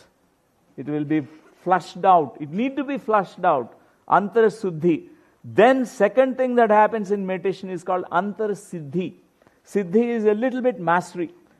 You start mastering your mind, mastering your emotions, all the intuitions, mastering your energies, all that happens, antar siddhi. The third thing that happens is buddhi, antar buddhi. Buddhi get awakened. Vikasita buddhi. Your buddhi is like a flower, which is like in a bud form. It opens all its petals, 1,000 petal lotus blooms. So, in meditation, already this happens, but many of us, our observation is 40% of meditators, they keep everything under the carpet. They think their life is very good, but it's not really good. There's a lot of antarsuddhi, letting go is very important. They have the same old fears, they have the same old patterns, they have the same old tendencies and behaviors, same raga dvesha. So, when we ask ourselves, am I carrying any kind of baggage, anything from the past? I'm trying to let go, but I'm not really able to let go so far. We need to ask this question. Is there something specific that I would like to let go of right now? Right now, right now. Even one small thing that we are able to right now let go is so beautiful, you learn the method. For example, a person who is dying, are you able to let go of that person? It is very important to learn that skill. Particularly our family members, when they are leaving the body, we are witnessing them. They are leaving the body. No, mother, don't go. Please stay. Please stay. We need to respect the process. We need to respect. Death is such a beautiful experience, just like birth. That's what meditation prepares us for our own death. One day we need to let go of this body. We can't stay in this body forever. This is only a temporary vehicle. One need to learn to let go. One day we let go of this body. Simply drop this body here. Graciously leave the body one day. So, but right now we need to learn the practice. What is that even smallest thing that you would like to let go of right now? Even small fear, anger, anything, could be anything. Or you are working in a company, you couldn't let go of that job. You are hanging on to it because out of fear, I couldn't let go. Because there are many golden opportunities, many other things. For example, when I completed my MD, I was on the fork road.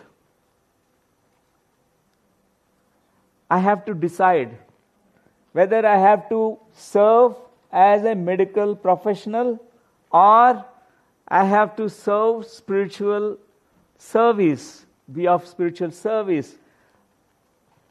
I'm in the, middle of the road.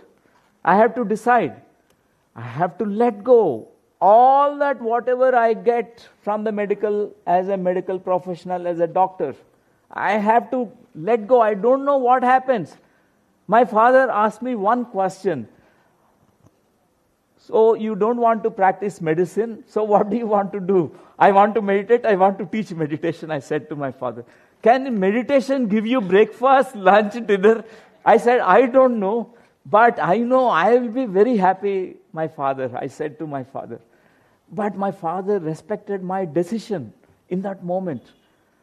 We walked. Dr. Lakshmi also said she is also about to complete her post-graduation. She given up. She could let go, just drop it. If you are going into this path, I can't go in a different path. She said, I will walk with you. She came. She dropped the medical profession just like that. Because now I have very deep respect to all the medical community. Because that knowledge helped me a lot to understand about illness and psychosomatic nature of the illnesses and how to let go of certain things so that your illness can be cured. So we can say so many examples from our own life. Every day we find from our own lives many examples how we are holding ourselves back. So what do you believe is holding you back in not letting go? Many of us, we are struggling to let go. We are not able to let go. So how does the idea of letting go of this make you feel? Scared? Or shocked, excited? Yeah, all meditation practitioners, spiritual people, they're excited actually. But we need to learn this method. Without this, who you will be, how will you feel? Without this burden that you're carrying, without that, how would you feel? You feel liberated, you feel free.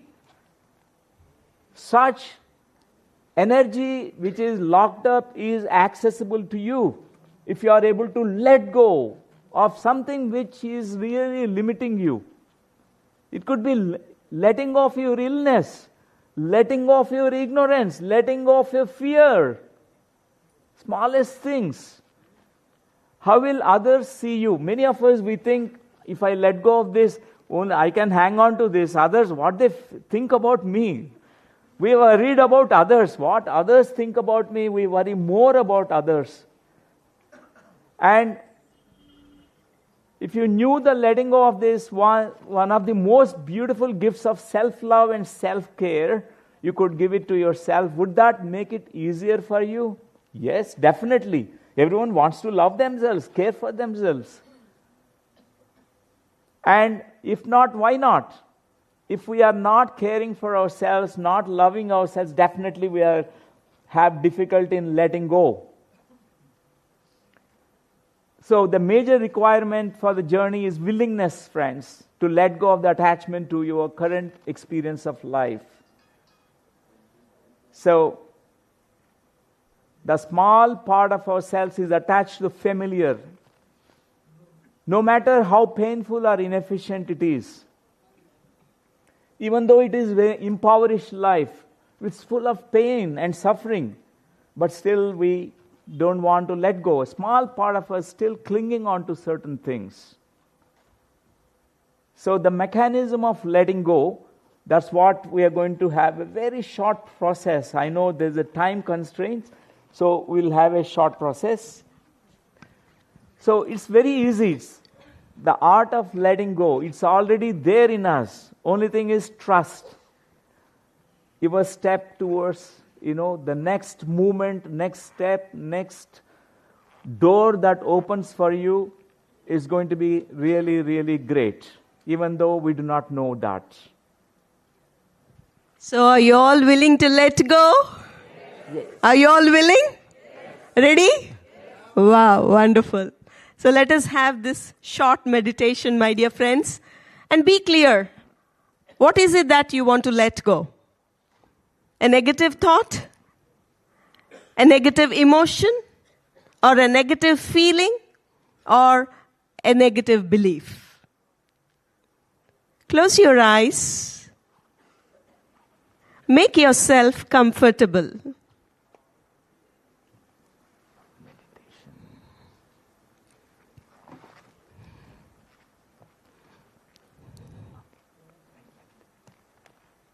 Sit in a comfortable posture, allowing yourself to breathe in and breathe out consciously. Give yourself the permission to let go. To let go of all that which is not serving you anymore. Allow yourself to breathe in and breathe out.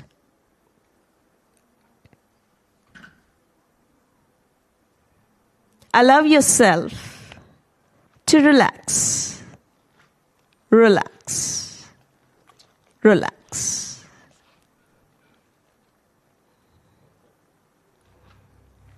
As you're breathing in, breathe in deeply so that your in-breath can reach to each and every part of your body. Breathe in deeply so that your in-breath can fill your lungs fully.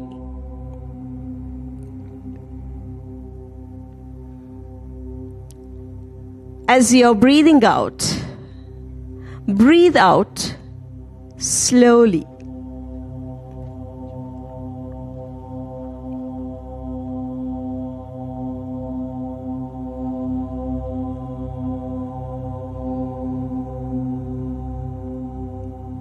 Very often, we view the mental formations like thoughts, feelings as being part of us.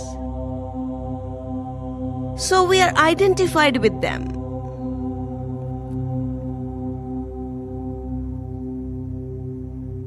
Now, in this state of awareness, be an observer. Observe that thought, that negative thought, that limiting thought that you want to let go. Label that thought.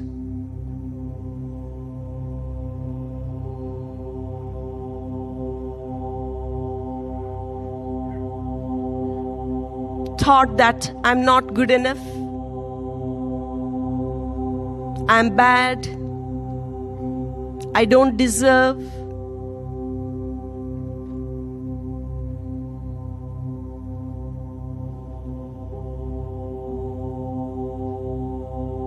As you bring your conscious awareness onto this thought,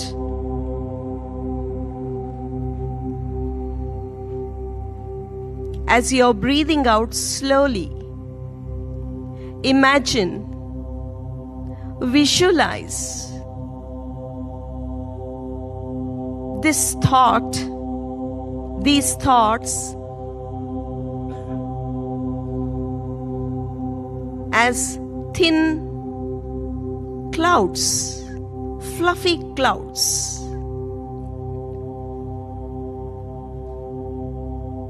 As you observe them,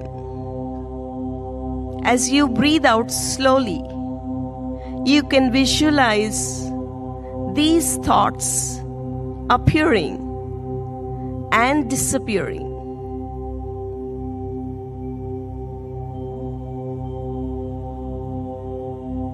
Revealing a clear, bright sky.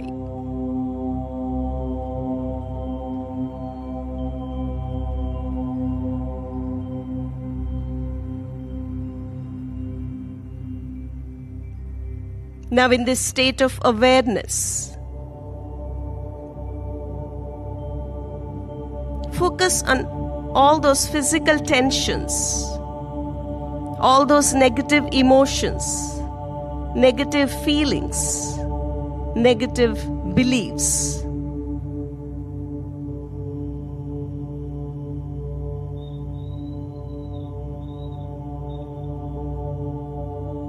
The attachments which are causing you this pain, this suffering.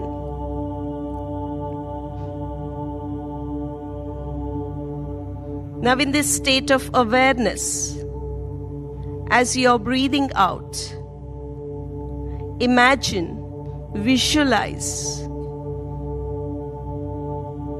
all this stuff that you want to let go. Visualize it as a thick fog,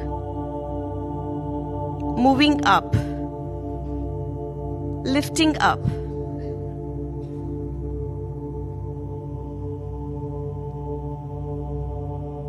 completely disappearing, dissolving, allowing the sunlight to come in, to experience that warmthness.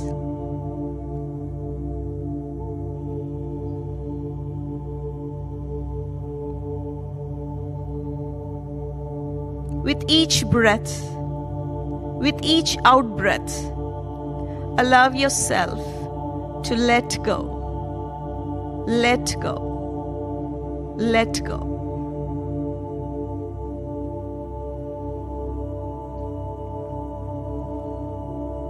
consciously.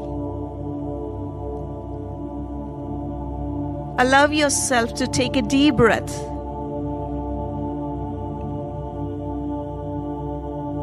And just breathe out from your mouth as if you're letting go of whatever you wanted to let go.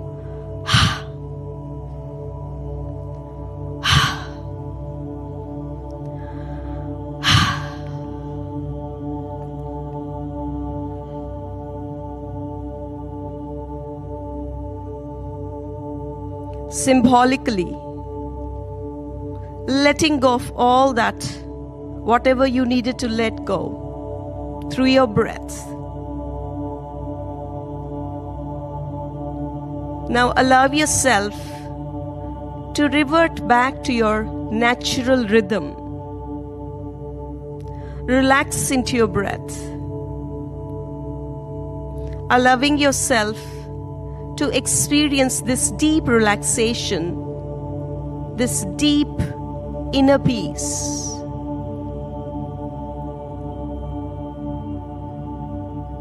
And in these higher states of awareness, allowing yourself to surrender to that greater power, to the universe, allowing the universe to work through you, opening up to new possibilities, connecting to your full potential self.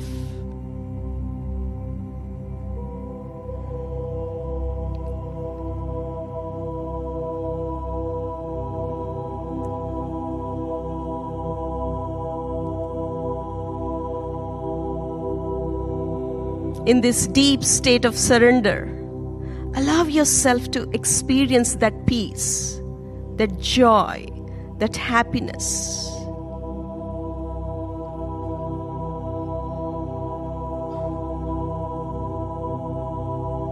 Aligning yourself to this greater power.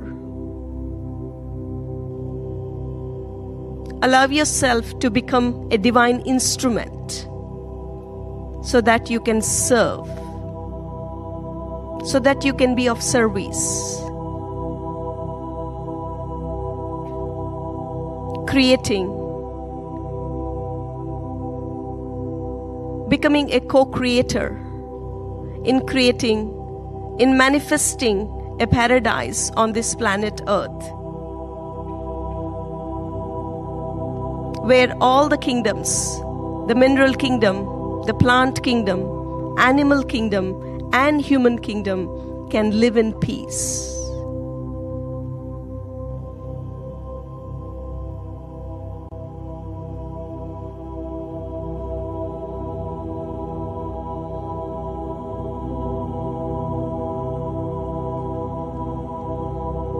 Whenever you're ready, you can slowly return back to this present moment, experiencing this freedom, experiencing this bliss, experiencing this peace.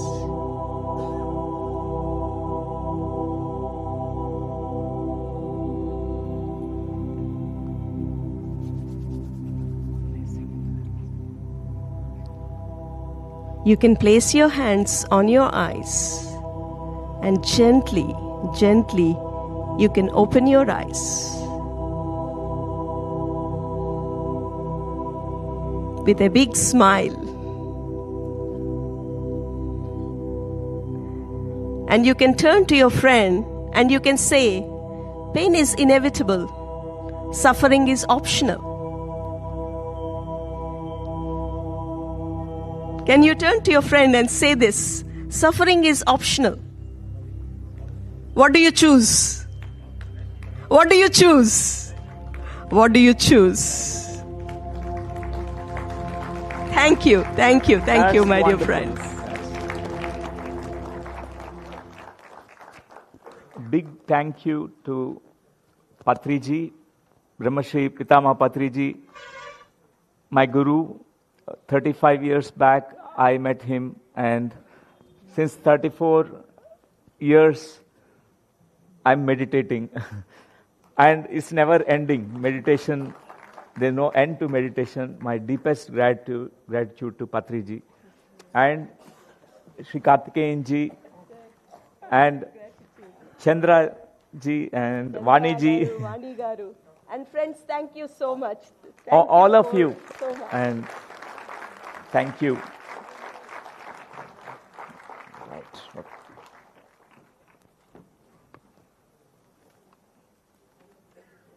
Yes. Hope you had enjoyed this blissful meditation. You could soak in. Hope, dear friends and masters, you had enjoyed this blissful meditation and soak into this divine energy.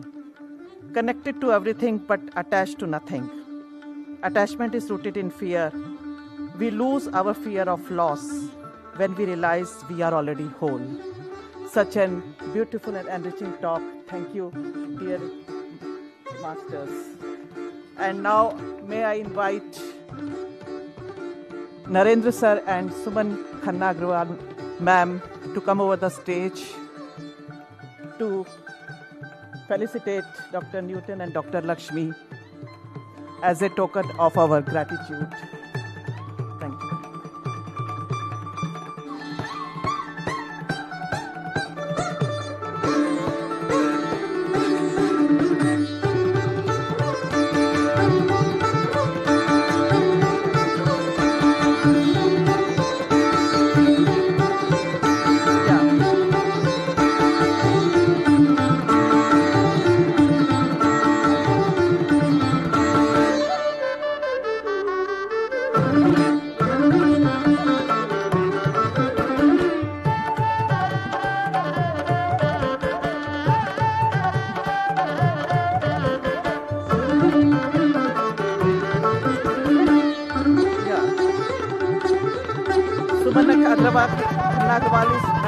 Former professor of Delhi University and founder and president of Shanti Sahayog, a strong propagator of Gandhian philosophy. And Naren sir is a retired MD of Indian Overseas Bank. He has been meditating with Buddha Siyo Quantum Foundation for last 5 years and has been propagating the message of meditation to corporate leaders.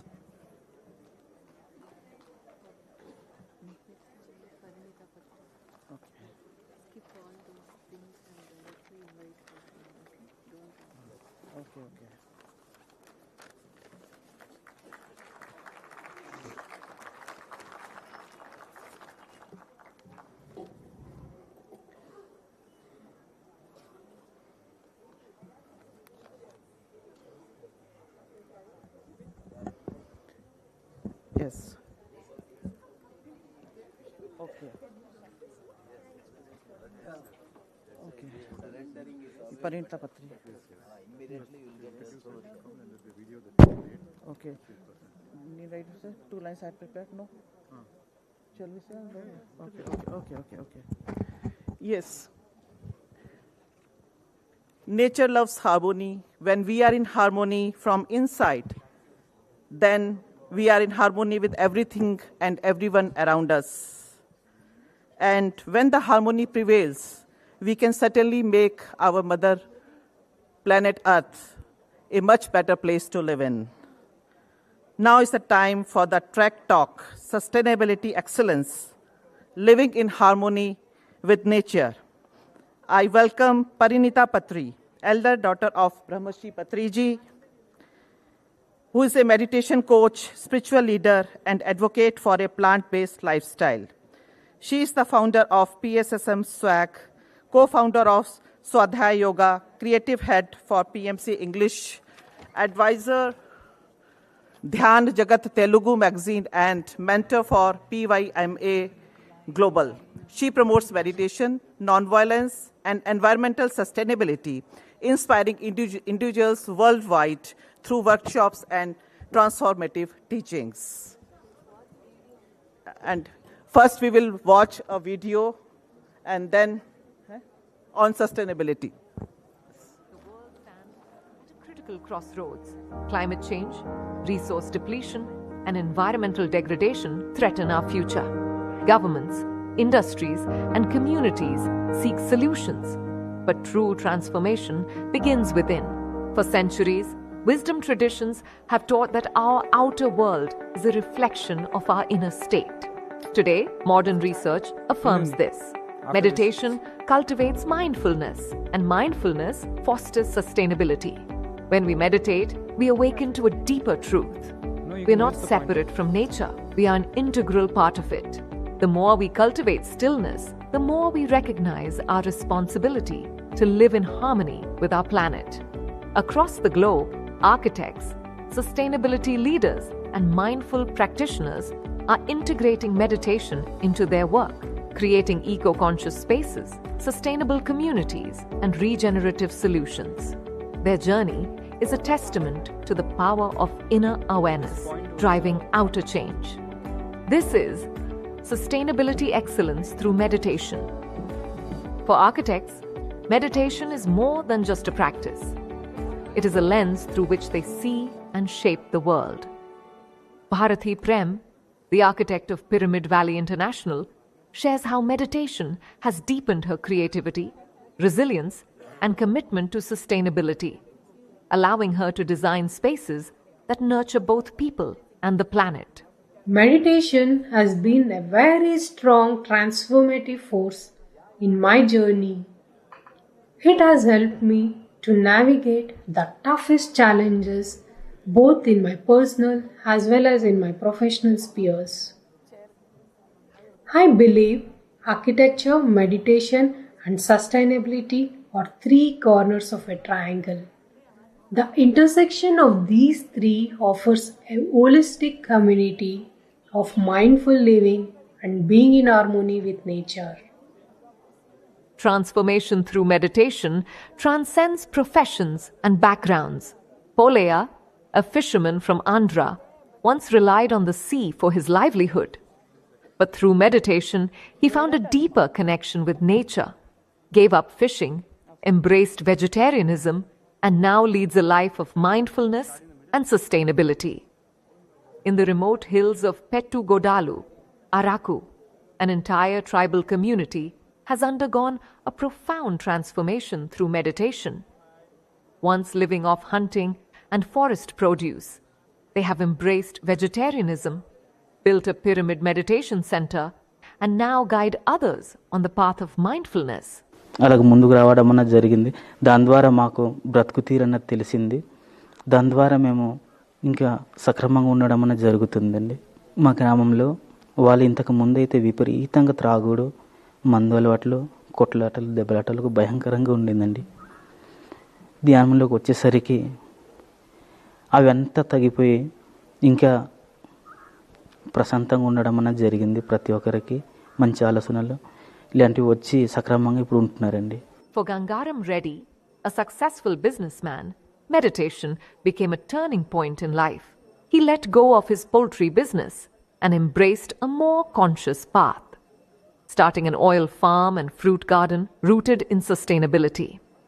నేను చేసేదేంపై కోళ్ళ వ్యాపారము, eggs యొక్క layer form అనేది నాకుండే, 1,00,000 కోళ్ళది నాకున్నది. అటువంటి దాంట్లోపల నేను చేస్తున్న ధ్యానము, ఏ క్లాస్కి వెళ్ళినా కానీ జీవహింస చెయ్యొద్దు అనేది పత్రిజీ యొక్క కాన్సెప్టు. మళ్ళీ నేను వీటిని చేయడం ఇవన్నీ ఎందుకు అని చెప్పేసి అనిపించి ఆ యొక్క పౌల్ట్రీ ఫామ్ ఏదైతే ఉందో ఆపివేయడం అన్నది. Mallappa Kalluli, a retired army officer, found his true calling through meditation.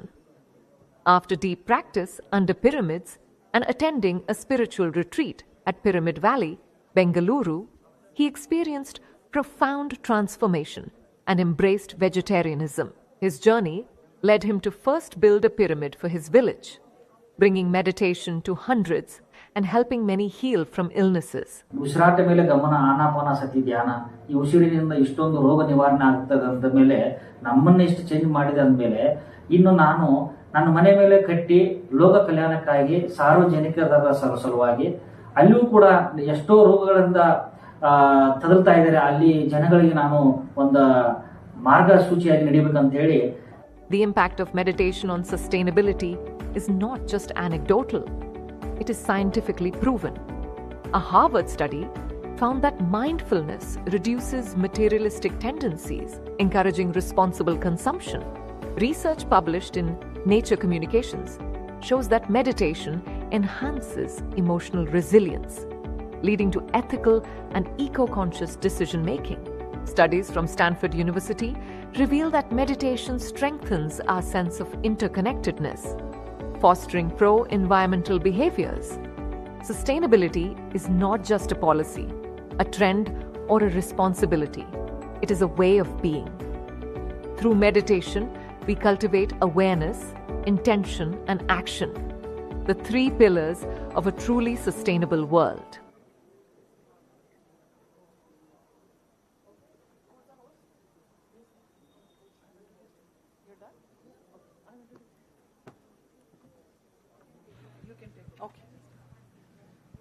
Hello everyone, Namaste. I'm sure that everyone has gone for a tea break anyways. All right. So, thank you so much, my dear friends, for coming here for the second Global Conference of Meditation Leaders. And now, we are going to learn about sustainability. How many of you are willing to live a sustainable life? Whoever is there, no problem. Even the ones who are watching our PMC, our beloved PMC. So let us all learn how to live a sustainable life and why to live a sustainable life. And what all we should do to live a sustainable life. Are we all wishing to learn something new today? Yeah? Or maybe not so new. So sustainability is how we are living in harmony with nature, because simple actions give big impact. And I know that this topic is very, very, very dear to our Karthikeyanji. Sustainability. So then, why sustainable living? That is one question that we need to ask ourselves. Do you need a sustainable planet? Not just for yourself, for your future generations, for your children, for your grandchildren, for your great-grandchildren, for every child on this planet. Right? So then, why sustainable living is what we need to understand. We need a sustainable planet because less pollution means cleaner air, water and soil, which means fewer diseases. And then less waste, which is fewer toxins in nature and healthier people and animals. Should it be sustainable only for us or for humans or for animals and the planet as well? For everyone. And then sustainability also is required for trees, for less wildfires, for less deforestation. And all the choices that we make, the so-called personal choices that we make for sustainability. And we need a sustainable planet. It's not like we have a choice, isn't it? We don't have a choice. We are all working towards sustainable planet. And we have to make it sustainable so that our future generations can live on it happily. Do you want to end this planet with us, or do you want to continue this beautiful planet and share it with everyone? That is what the question is. And everything is our responsibility. So sustainable living isn't just about the planet, it's about people and animals as well. So what do we have to learn today? So I'm going to give you different things that we can make our life or our human life or our animal life or the planet life sustainable. And what are those things? Do we do any of these things? Can we all focus on the presentation instead of the mobiles and just focus on what we have to do? All these things have to be done in order to have a sustainable planet. You can take a look at it and find where you're at. Where are you positioned in as far as this is concerned? Do you save water? Do you just let the water flow? Do you let the precious water go waste when you're brushing your teeth, when you're taking a bath? Do you use buckets and buckets of water to wash yourself, which can be done with a half bucket of water? Do you waste water while washing your clothes or utensils or appliances or anything of that sort? Do you recycle the water? Do you do rainwater harvesting? This is all we need to do. If at all everyone raised your hands when I said, who wants a sustainable planet? But nobody wants to do anything about it. You want a sustainable planet, but you don't want to do anything about it. That is the thing that we all have to ask ourselves. What do I have to do to make it a sustainable planet? So then plant trees and eat plants. Have a plant-based food. Patriji always said, always go for plant-based food. And then reduce waste. Avoid plastic. Walk or cycle whenever you can. It makes you fit also. And then recycle or upcycle. Buy local. Use renewable energy. Save electricity. Eco-friendly products. And the list goes on. What all do you want to do? What all can you do to make this planet sustainable? The list is here. What all can you do? Can you have a checklist? That is what is most important. So, we need to create awareness about this because this is the only home that we have got. Even if you want to die and come back again, this is the only planet that you have to come to if you want to have a physical experience. Have a human body, this is the only planet that you have to come to. To eradicate your karma or whatever it is, you want to learn lessons, you want to do some service, this is the planet that you have to come to. And how do you want this planet Earth to be for the future generations? Okay, I am born here, but what if I die and I have to come back to this planet again? How do you want this Earth to be? How do you want this Earth to be? कैसी धरती चाहिए आपको अगर हम फिर से पैदा होना चाहे तो फिर वो सुंदर बनाने के लिए हम क्या कर रहे हैं अभी? Are we doing something for pollution? Or are we adding to it? Are we saving water or are we draining more water? Are we planting trees? How many of us plant trees? Only a few. But everyone wants a sustainable planet. That's a funny story. That's a very funny story. So, then save electricity, compost, grow your own food, reduce, and sustainable travel. All these things we need to keep in mind. Because what does meditation teach us? What does spirituality teach us is a sense of responsibility. We are all responsible world citizens. We need to take responsibility. Nobody has to tell you what to do. You should know. As a meditator, a sense of responsibility has to be ingrained in us. Our actions lead to something, right? We know the law of karma, don't we? Inaction is also action. Inaction is also action. So what are we going to do for this planet?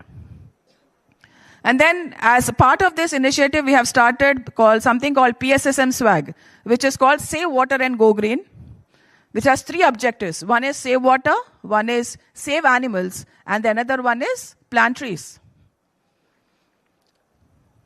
So do we all save water? No wasting of water? Some are not raising hands, that's okay. But at least from now on, if you can start saving water. And how many of you are animal lovers? All animals or a few animals? All? Few? All? Are you sure? Because you will have to answer the next question that I'll ask. Loving means not harming them. Okay? Loving means not harming. harmlessness, right? Loving means not, kuchku puchku and all that. So, okay, that is affection that we do for our, domestic pets. So loving means not harming. Okay, all are animal lovers.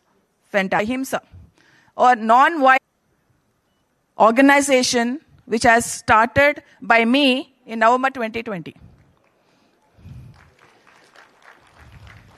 So these are the 3 objectives which I'm looking forward to. And I'll briefly tell you, just very few slides, very short slide, because Sagar ji has asked me to talk about sustainability, so I'm doing so in a very limited time.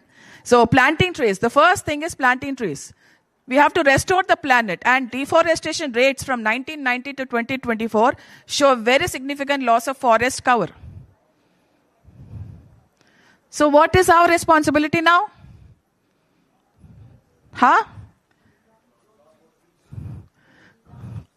Plant trees.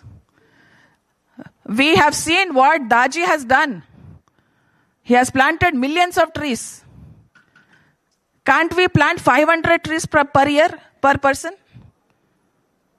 Per person, 500 trees per year. Can't we do it? Find it. Find a solution. Figure it out. Figure it out. And not just planting those trees, you have to take care of them also. As long till the time that they can sustain by themselves, you have to do that. And what do trees do? Trees absorb CO2, prevent soil erosion, and shelter wildlife. We all know this. I have a quotation which I created by myself, which is saying that let's build homes for our animal and bird gods. We are destroying their homes and building our own homes. That is not done. That is against the law of karma. And then reforestation reduces wildfires such as those in California and Australia. Has everyone watched the news in California wildfires? Why do you think they happen? Why do you think they happen? Why do you think the earthquakes and catastrophes and the cyclones are happening? What do you think is the reason? Why is Mother Earth angry on us? Yeah? We are not taking care of her. As simple as that. We are killing her children. Animals. We are killing her children. Next is save water. And everyone knows that earth is 70% water. Even our bodies are 70% water, right? Yeah? So and fresh water on earth is only 2.5% of earth's water, and 92% goes to agriculture. And out of that, 29% goes to animal agriculture. What is animal agriculture? Yes, my dear friends, what is animal agriculture? Animal agriculture is where the animals are bred forcibly so that they can be killed. That is animal agriculture. It is called as factory farms. Livestock. The animals are called livestock. They are stock, but they are alive. Livestock. What a funny name. So these factory farms and everything, all the water goes to them so that we can get meat, dairy, eggs, and fish. As if we can't survive without them. Right? And tree survival rates are below 40%, so planting alone is not enough. We need to save water for that.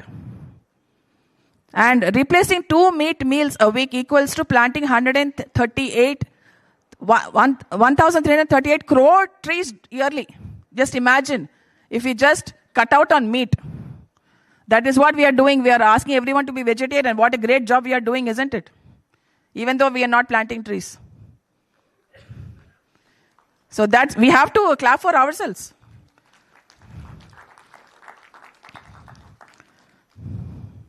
And then plant-based living.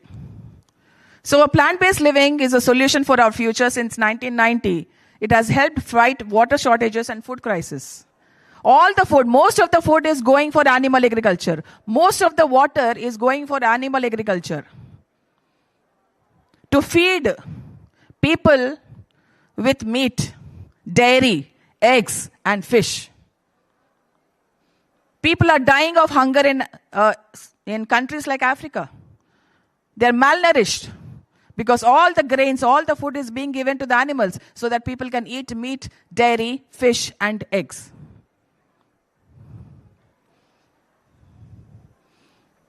Is that right? Is that a right thing to do?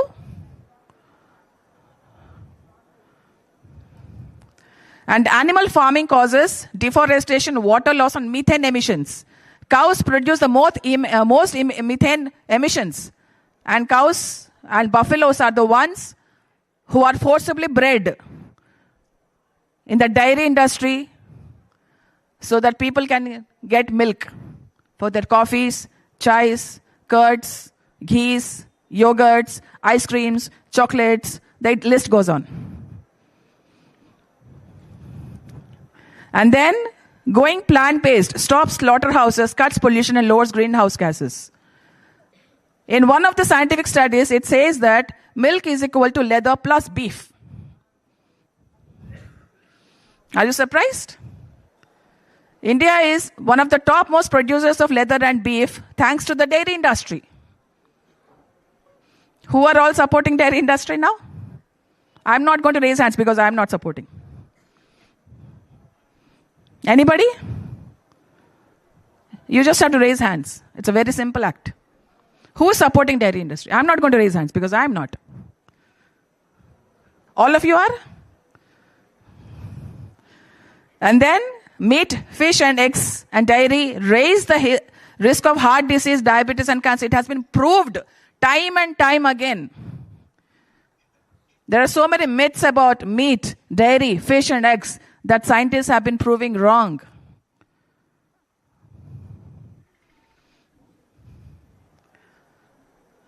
So I just want to ask everyone right now, is meat on our taste buds worth their life and freedom? Is our taste buds worth that much? No. Right? So we are killing them so that we can satisfy our taste buds. The meat, the deliciousness that the meat gives us, that is what their life and freedom is worth? Yes or no? Yes or no? I'm not getting any yeses or nos from everyone. Right. Okay. Is your ice cream, chai, coffee, yogurt, curd, is that what they're worth? Are cows and buffaloes born for you? Do they get pregnant for you? Just now Lakshmi ji and Newton ji were talking about detachment. You can't separate a mom and child, do we? Do we? But we have the audacity to separate a mother cow and a calf so that we can get milk. Yeah? Something to think about? No? I'm getting to see frowns on everyone's faces. Everyone is frowning or confused. I don't know what that frown means. So then, for human health or for animals to be free, we are just hearing everyone saying, we want a peaceful earth, we want a peaceful planet, not just for the human mix, but for the entire animal kingdom. But are we giving that peace, that life, and that freedom to all the animals? You're saying all the animals, but we are still consuming dairy and honey. Are we giving the freedom and the life that they deserve?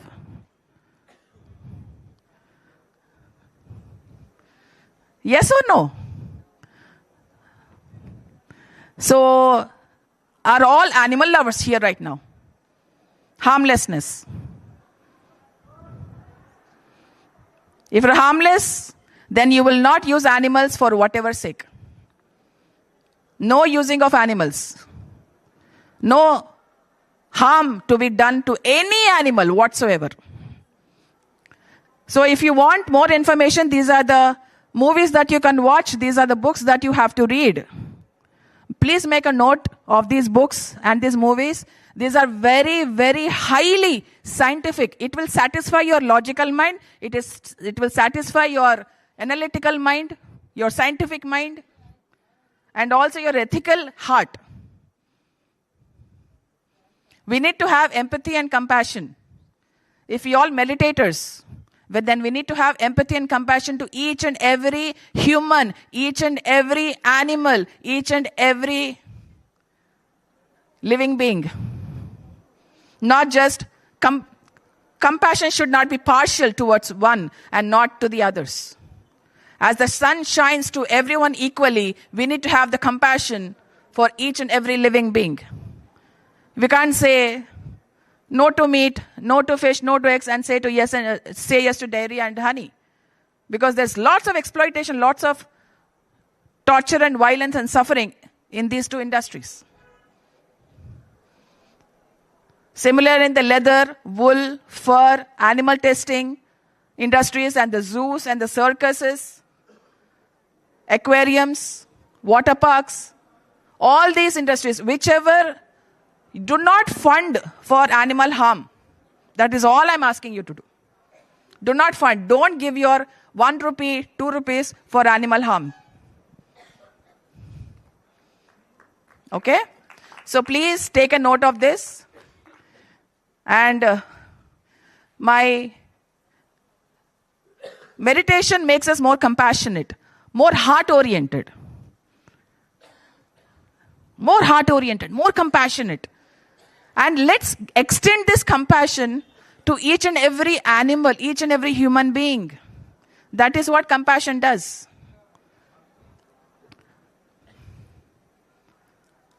So please extend your compassion. Do not use animals as objects or machines. Milk machines, meat making machines, egg producing machines, honey making machines.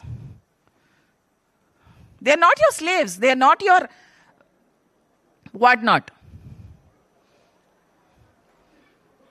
Are animals your slaves?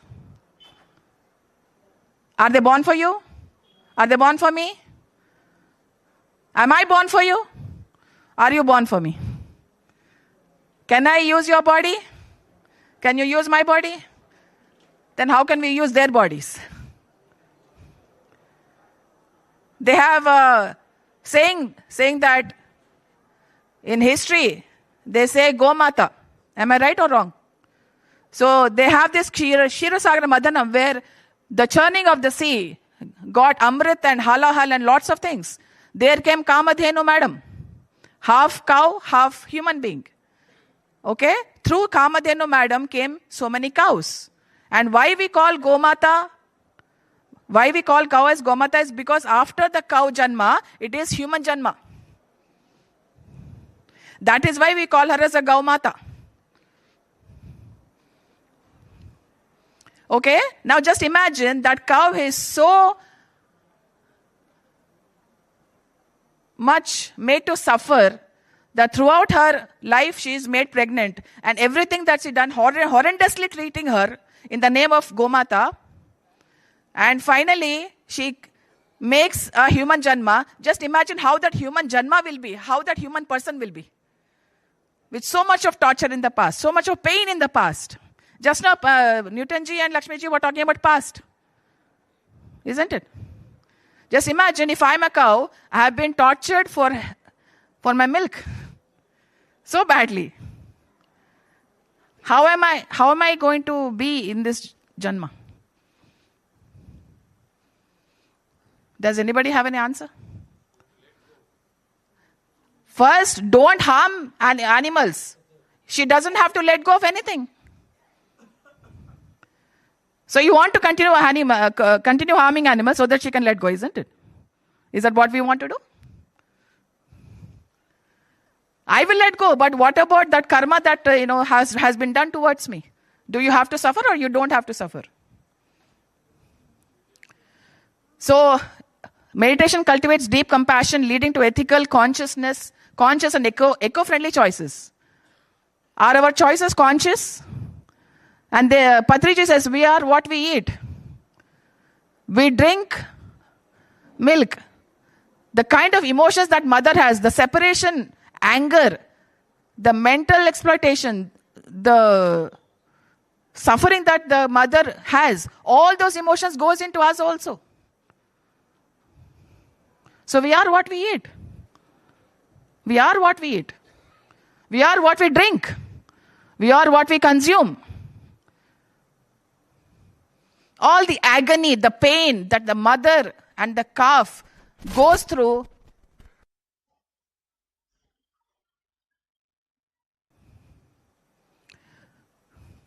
so we are what we eat.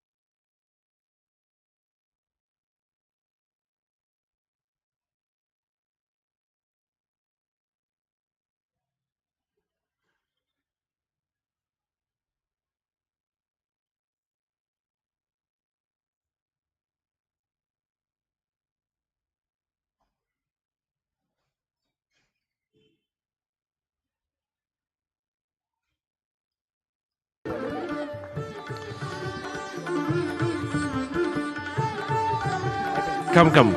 Pari, please come. One is what? We're 1 hour behind.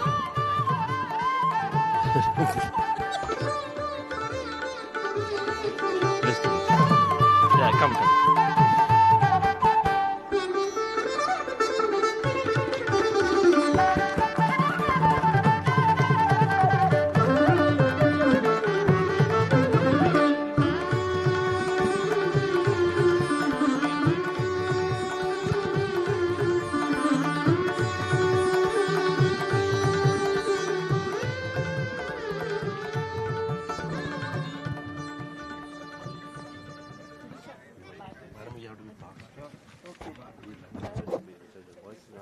Okay. Now it is coming fine? Yes.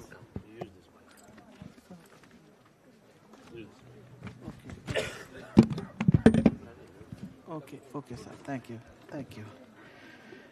Yes. After such a wonderful talk,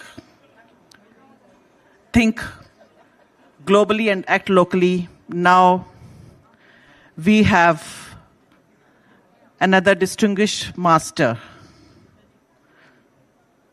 How meditation impacts our brain physiologically.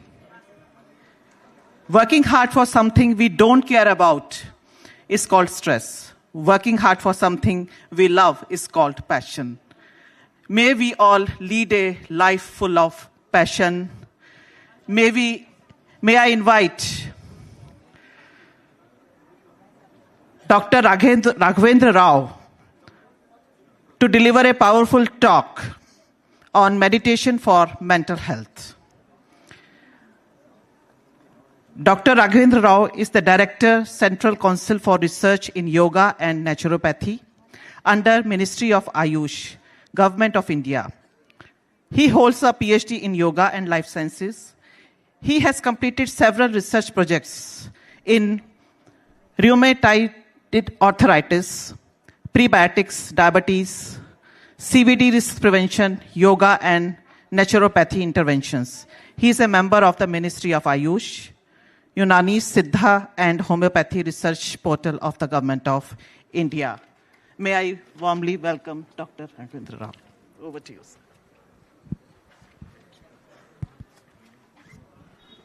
sir. Very good afternoon, good evening to everybody. Good evening. Hope you all calm down. So let us sit straight before I start my talk. Let us chant Omkar 3 times. Sit straight, please. Take a deep breath.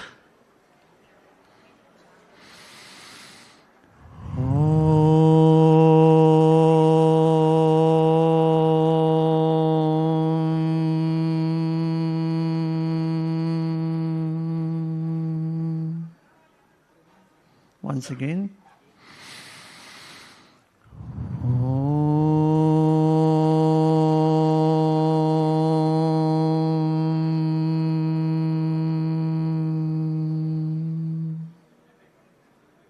Last round.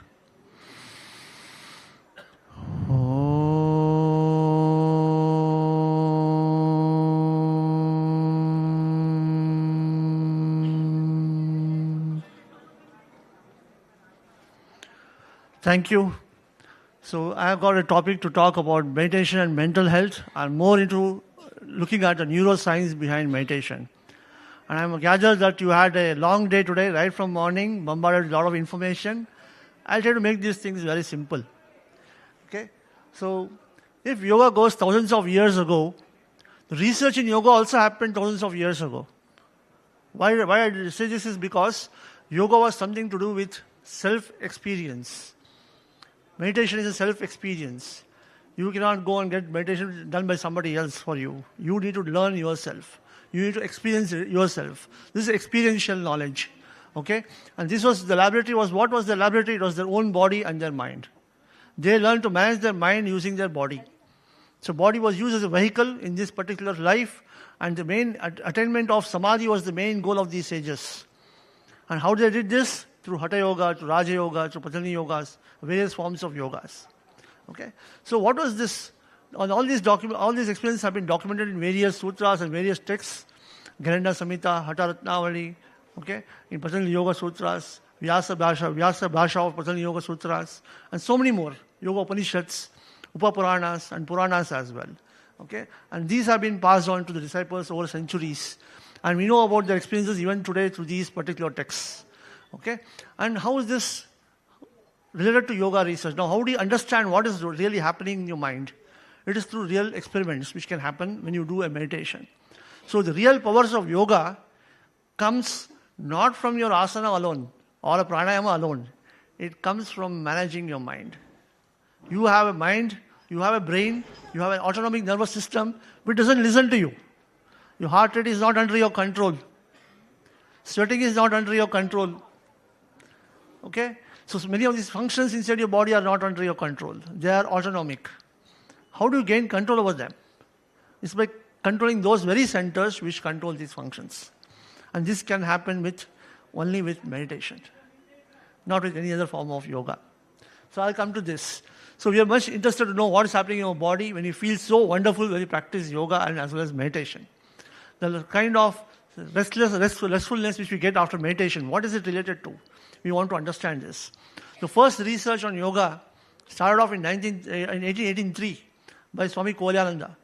He established Kaivala Dham there, and a lot of research and experiments started happening in this Kaivala Dham during the early 1920s.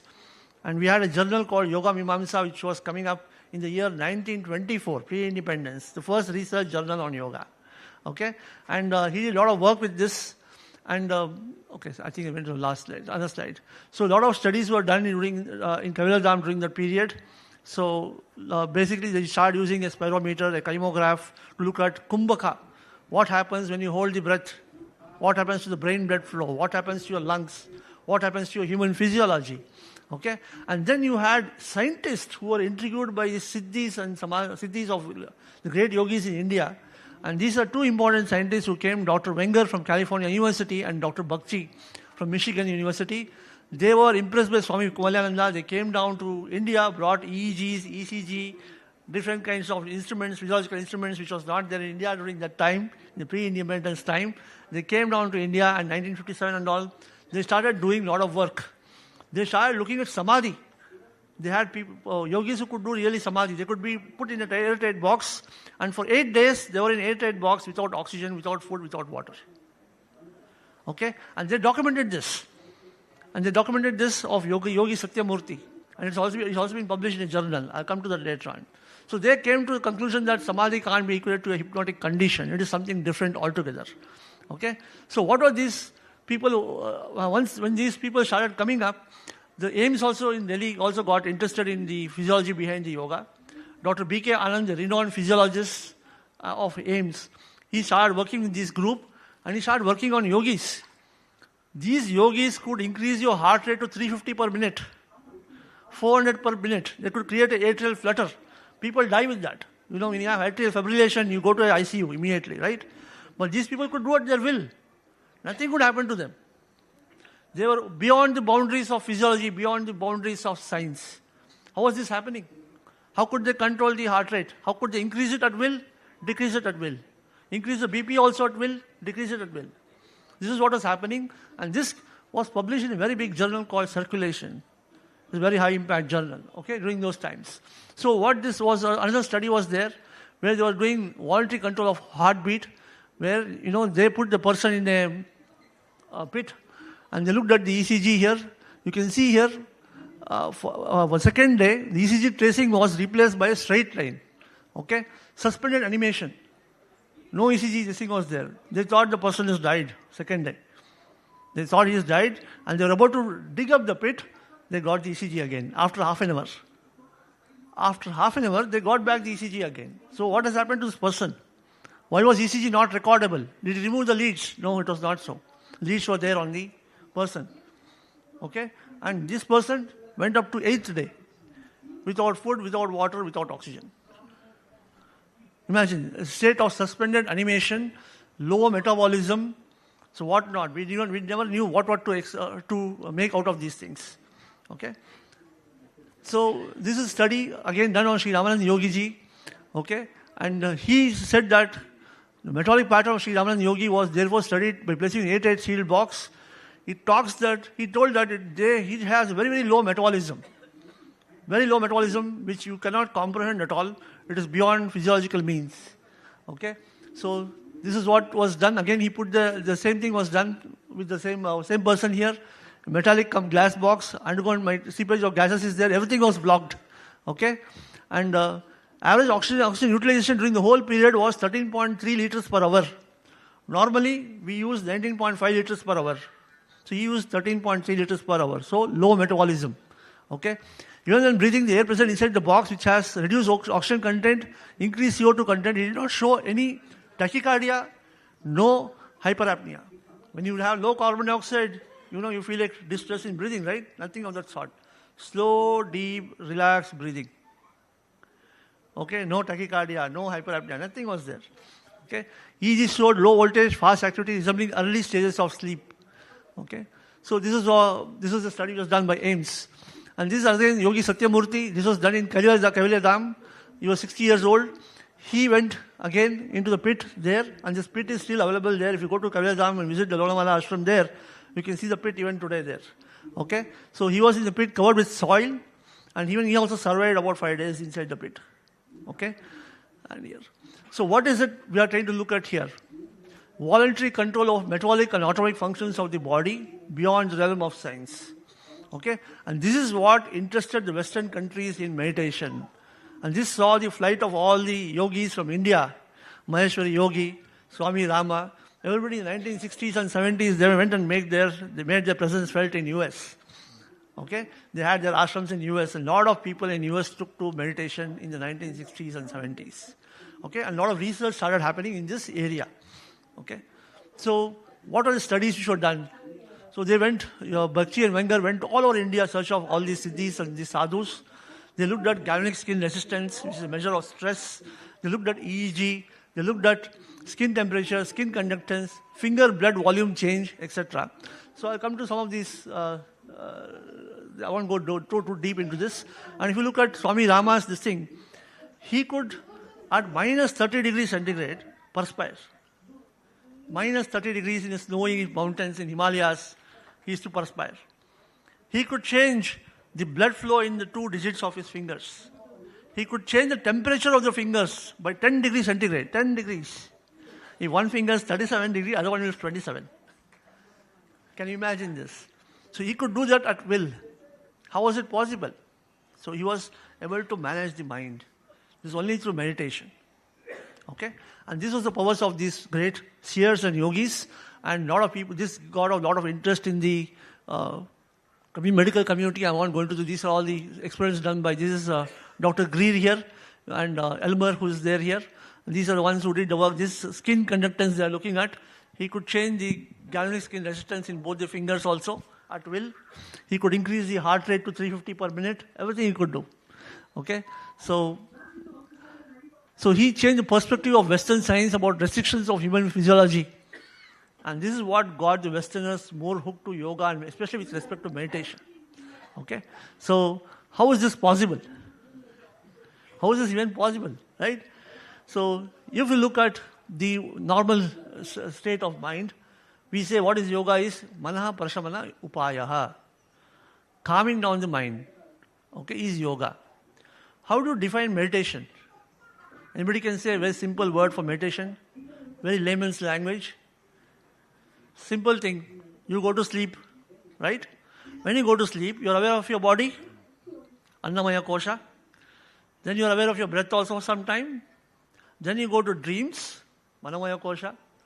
You try to think about something, about what to do tomorrow, etc. You have Vijnanamaya Kosha. You are analyzing there. Then you go to deep sleep. You are not aware of space, not aware of time, not aware of anything. Shunyata. Emptiness. That state, if you experience when you are awake, when you touch and go that state, that is meditation. Simple to say. So people think it's very easy, no? I want so much thoughts. Let me let go of my thoughts. It will go away. It's very easy to do. No, it's not happen. It doesn't happen that way. The more you try to suppress the thought, the more it starts coming up. So it has to sublimate. It has to mellow down.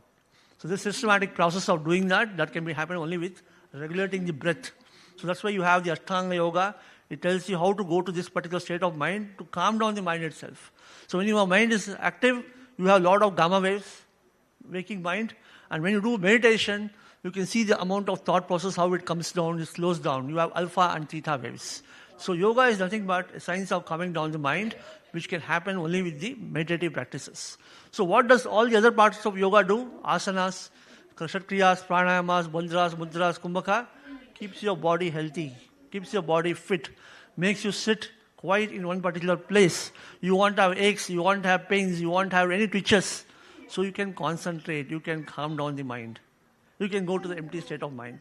If you have distractions here and there, if you have aches and pains, you can't do this. That's the reason why you have the Ashtanga Yoga. And if you see here, Dharana, Dhyana, Samadhi, this by far is the most powerful techniques in yoga where you can have control over your autonomic nervous system. Okay? So, if you look at breath control, slowing down the motions of inhalation and exhalation is pranayama. So, we do what is called Kumbhaka pranayama where you slow down the breathing. Normal breath rate is 13 to 20 per minute. Do you know how many minutes can one hold the breath? Anybody has any idea? How many minutes can one hold the breath? Not breathing at all. 3 minutes? Anybody? Guess it. You can give 5 minutes? 24 minutes, 37 seconds.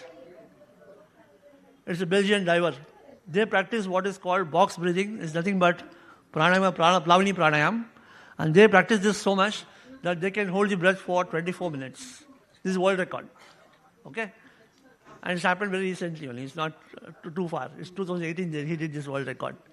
Okay.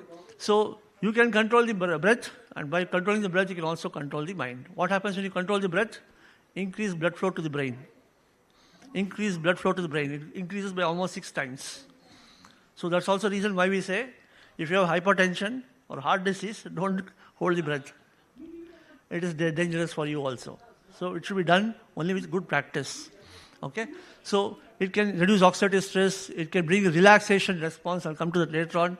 Okay? It reduces fatigue, it reduces inflammation. So,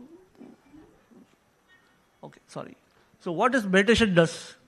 So you look at this particular part of the brain, it's completely lit up. The parietal lobe of your brain is completely lit up. Parietal lobe is a brain, is a thinking brain. All the thoughts, activities, whatever is happening in the parietal lobe. It is already lighted up.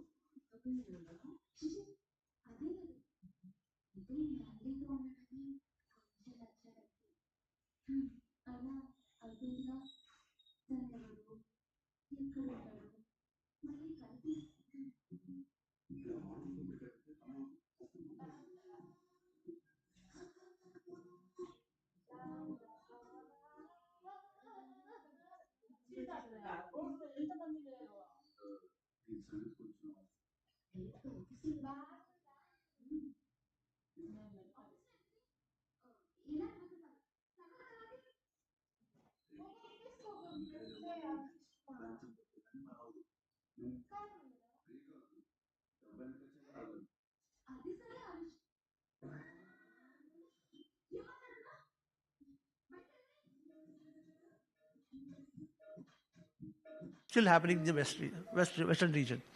Okay? So what is meditation? Mind control, calming of the mind, sublimation of neuronal activity. DMN is nothing but default mode network, we call it as. Okay, I'll come to that later on. So focusing, there are two types of meditation. One, you focus on a single thought, any prayer, word, whatever it is, any object, whatever it is, light, whatever it is. And try to see that you erase all other thoughts away from this one, single thought. So focusing on any one object is focusing kind of meditation. Or other one is called open monitoring meditation. What is open monitoring? Don't do anything. Just allow what is happening. Just observe what is happening inside your mind. What thoughts come, what thoughts go. Don't do anything. Stay passive observer. Okay? As you keep on doing it, slowly the thoughts will sublimate and you will start getting calm down, or you will have the silence.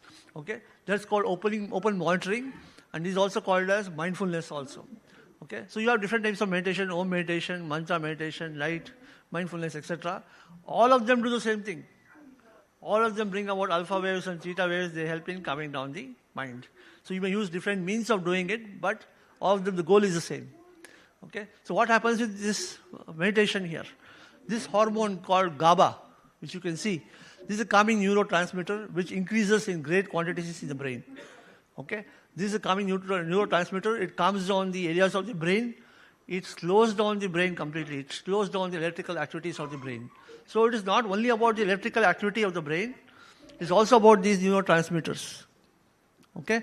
So this GABA is a very important neurotransmitter which plays a very, very important role, as well as last one is called the endorphins, the euphoria neurotransmitters, which are also important, which come up in the later stages of meditation. When you do advanced meditation, you can get endorphins also. Okay?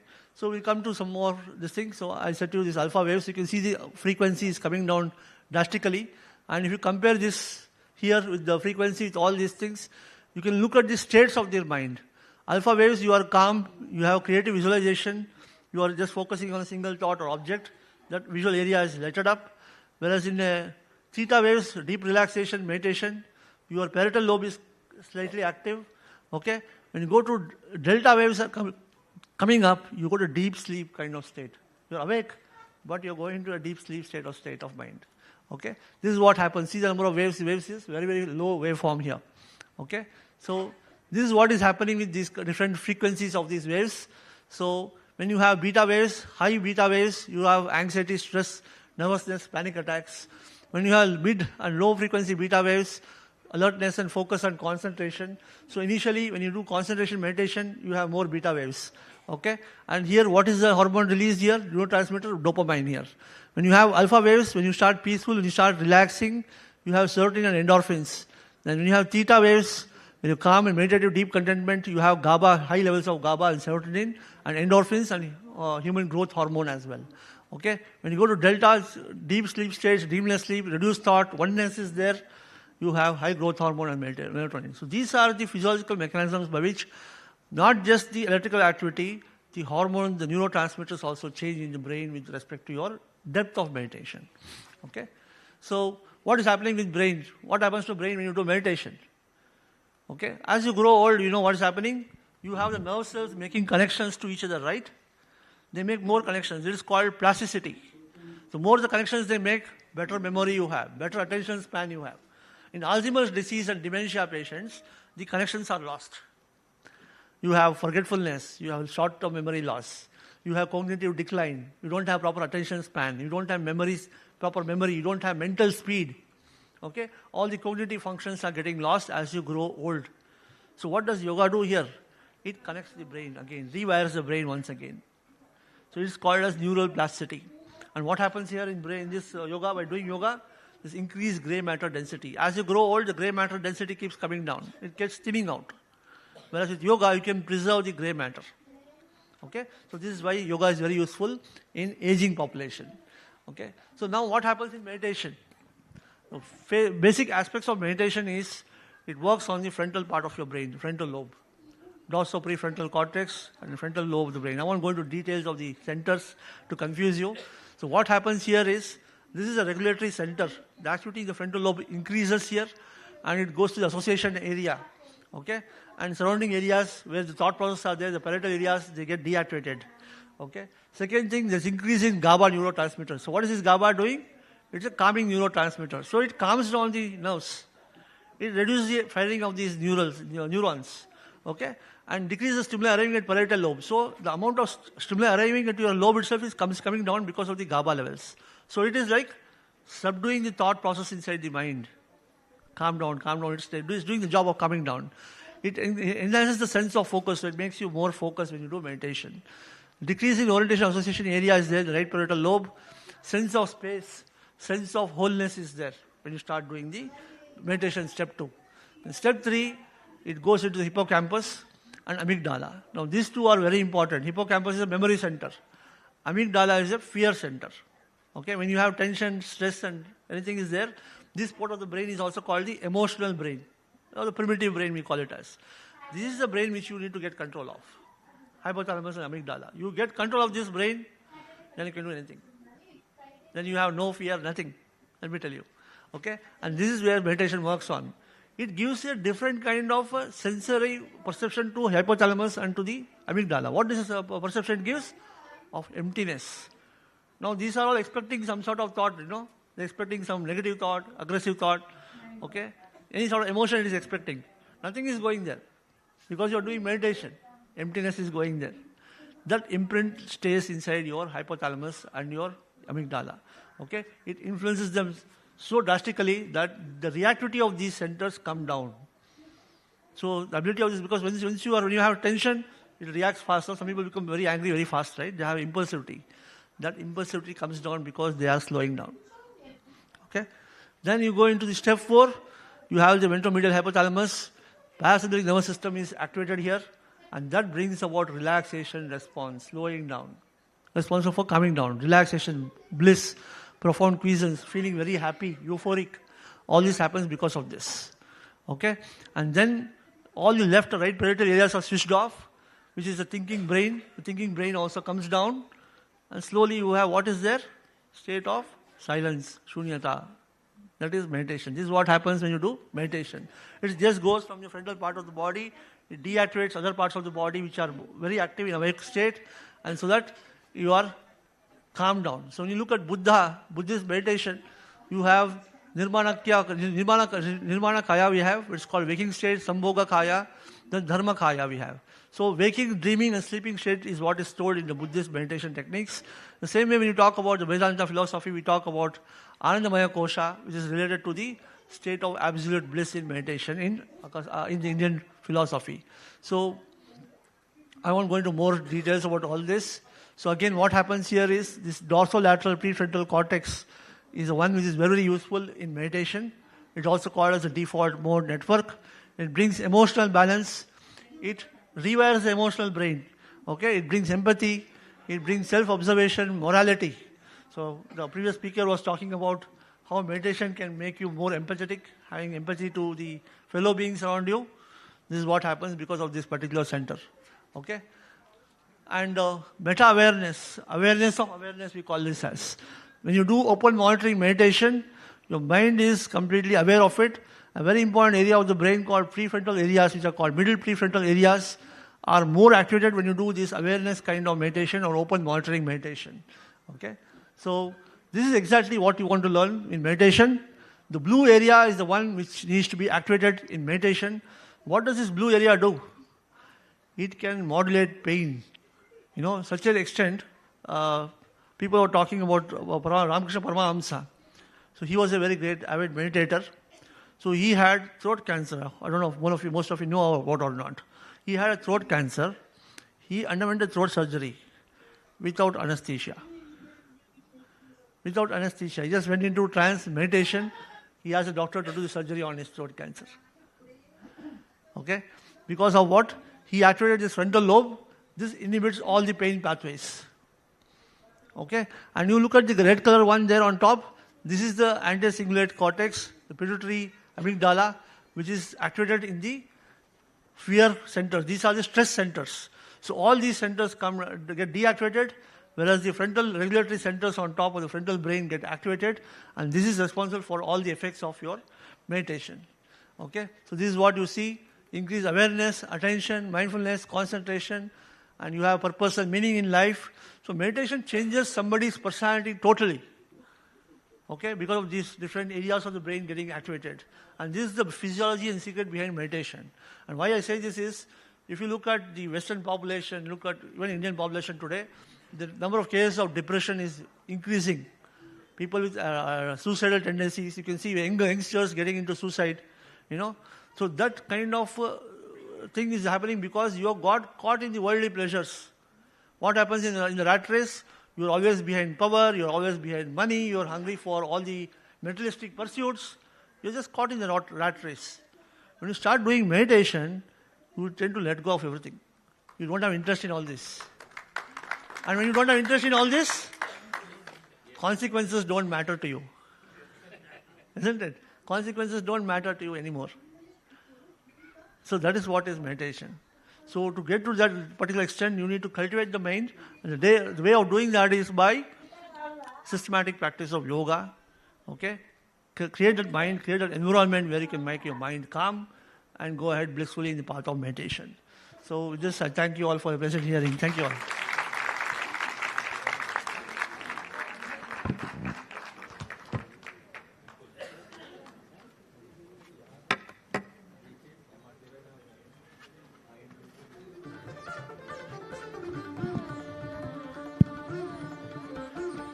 Randy Bhaskar Reddy garu.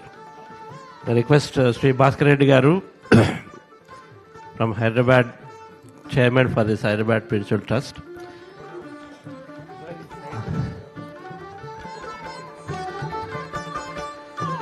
So sir, all the research is already there, and there is so much research on meditation than yoga. So then it only requires that we just push this aggressively as much as possible. So let's give a big clap to Ministry of Ayush, Director of Research. And we feel very, very satisfied that such able and very, very learned person.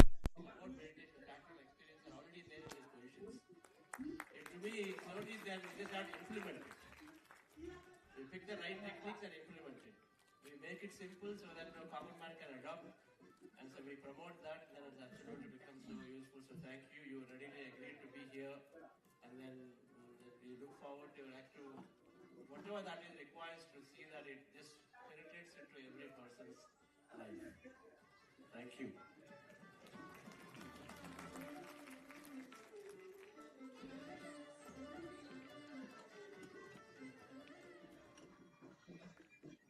I request Pastor Reddy garu. So today really inspired, really scientific way, medical with examples for giving very, very vast. So many examples on yoga and meditation. Really great, sir. This praise, this has to be reached to every, especially youth. Meditation, yoga is a science that has to reach every person, especially. Thank you, sir.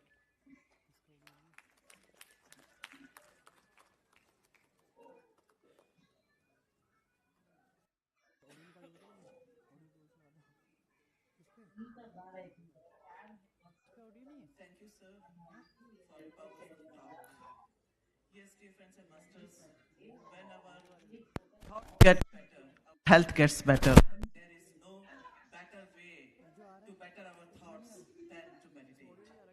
So don't absorb thoughts, learn to observe them. And now, may I invite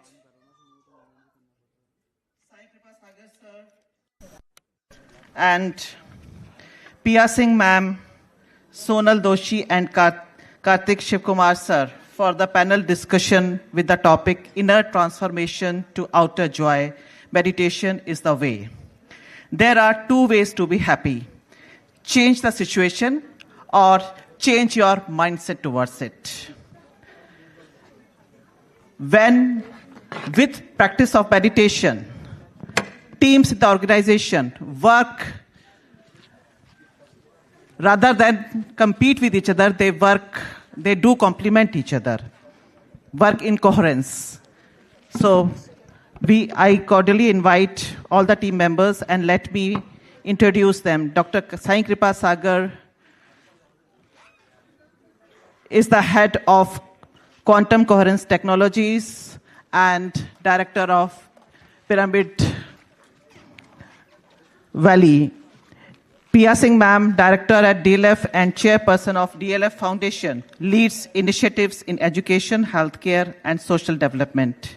She pioneered luxury retail malls in India and built DT cinemas. A trustee of Anand Sangha, she also directs Yogananda Films and Paramhansa Yoganand Trust, supporting undeserved communities. Karthik Shikumar sir, a global supply chain leader and meditation practitioner, serves as a board member and advisor for business and non-profits. He promotes meditation and mindfulness, aspiring to integrate spiritual culture into corporate and academic environments through gratitude and empathy. Sonal Ajmera Doshi, originally from Mumbai, now residing in St. Louis, USA, holds a bachelor's management information systems and nursing, a master's in acute and critical care. She is a certified yoga instructor and a strong propagator of meditation. She has been practicing meditation with Bhutasya Quantum Foundation and has been volunteering for several tasks. Over to you, masters. Thank you. Wonderful. Thank you very much. Good evening. Thank you for being here till the last segment. So this is the last session of the day. I hope you're enjoying. Just now, we heard a lot about GABA and adrenaline. I know we all started this morning meditation with a lot of GABA. I'm sure some of you are right now having a lot of adrenaline. When will this end? How long will this panel go? Right? So don't worry, we'll make it interesting. It's going to be, we heard a lot of science. We learned the process. We learned great masters share their wisdom. And now we will listen how do we apply all those into our everyday life. That is the most important. And the good thing is we don't have a time limit. Because of the last we can keep on talking, but don't worry, we will give it, but we're so grateful to you, so we will be brief and will be effective. All right? So this track is about holistic excellence. How does meditation promote holistic excellence? And we have a wonderful distinguished panel across diverse fields and both non-profit as well as spiritual foundation. Ms. Pia Singh leads, and then Karthik Shikumar more from a corporate world, and Sonal ma'am more from the healthcare field, and I'm also from a corporate world and now also doing a bit of meditation-related activities. So when we talk about holistic excellence, it is about excellence, all-round excellence. It's not just about health. I mean, you heard the koshas. It's about the multidimensional excellence we talk about. Physical, emotional, mental, spiritual. And that is why some of you have been attending Buddha-CEO programs. You know, we talk about those PQ, emotional intelligence, spiritual quotient, and IQ. Right? So there are different parameters to it. And then personally, for me, though I come from a very bhakti-oriented family, my parents were into Satyasai organizations, and that is why probably I got the genes of doing service, and here I am doing meditation service. So most of us knew what a calm mind was whenever we do those bhajans and pujas, right? And then we get into education, we get into college, and then get into work. We have the same old problems, issues that we come in. But when I started practicing meditation, I initially started practicing meditation around 92. I was in Noida, I learned transcendental meditation. I was doing that, and then later around 2002 or 2003, that's when I got introduced to Chandra sir, and through him, Dr. GK sir. So along with them, we learned meditation, and since then then got introduced to Patriji. So we've been with the PSS movement and Pyramid Valley, as all of you know. So what happened was, as we practiced meditation, I used to practice meditation more importantly to do multitasking. I thought when I'm doing meditation, give me the power to do multitasking. But then, after several years and after reading a lot of science, I came to know multitasking is inefficient. So then I realized, as I did my meditation, it was not really multitasking. Earlier when I was doing multitasking, the next job was always going to happen thinking about it, right? So I was not as efficient. Even now in my classes when I say multitasking is inefficient, then they say, no, how do we do? How do we manage multiple things? Right? But that meditation gave me that focus. Allowed me to do things, what I am doing at that particular time, not worrying about what is going to come. And earlier I used to think in every meeting or every decision, what will other people think? What will other people think about the way I am communicating? What will other people think about my idea? Oh my God, this is a silly idea. Why side do you want to place it, right? So I realized in my corporate career, as I continued my practice of meditation, my communication improved. I didn't think about what others were thinking. I was becoming more spontaneous. I was able to give ideas or present ideas without fear of someone rejecting, someone ridiculing it, right? And that allowed my path. I mean, I was so surprised in some of the meetings when I present an idea. Earlier, I used to think my manager will probably rubbish it. But then a lot of times in those meetings, my seniors used to say, that's lovely, let's start it. Or let's explore it, at least. No one outright rejects it, right? So that gave me the confidence. So the communication, the courage, the confidence, all this developed because my mind stilled. My mind calmed down without all the chatter saying that this is not right, others will judge you and things like that. So that was my foundational benefit till now. And now as we go to corporates and talk about meditation, we talk about performance. Because it's about growth, it's about performance, it's not just about liberation, it's not about moksha, though essentially it is. But in our everyday life, it is to improve our everyday performance inside, which is a physical body, performance within our family circles, performance in social initiatives, performance in our career. Right? It's all about improving performance, how we performing well without expectations or without expectation of a particular outcome. We focus on the process. So that's how my personal experience has been. So now we'll turn to the panel to learn about their experience, their personal experience. So first round, we'll probably go ahead with, the first round is more about your personal experience. So let's begin with Sonal ma'am, your experience of meditation and how you are using it in your professional life.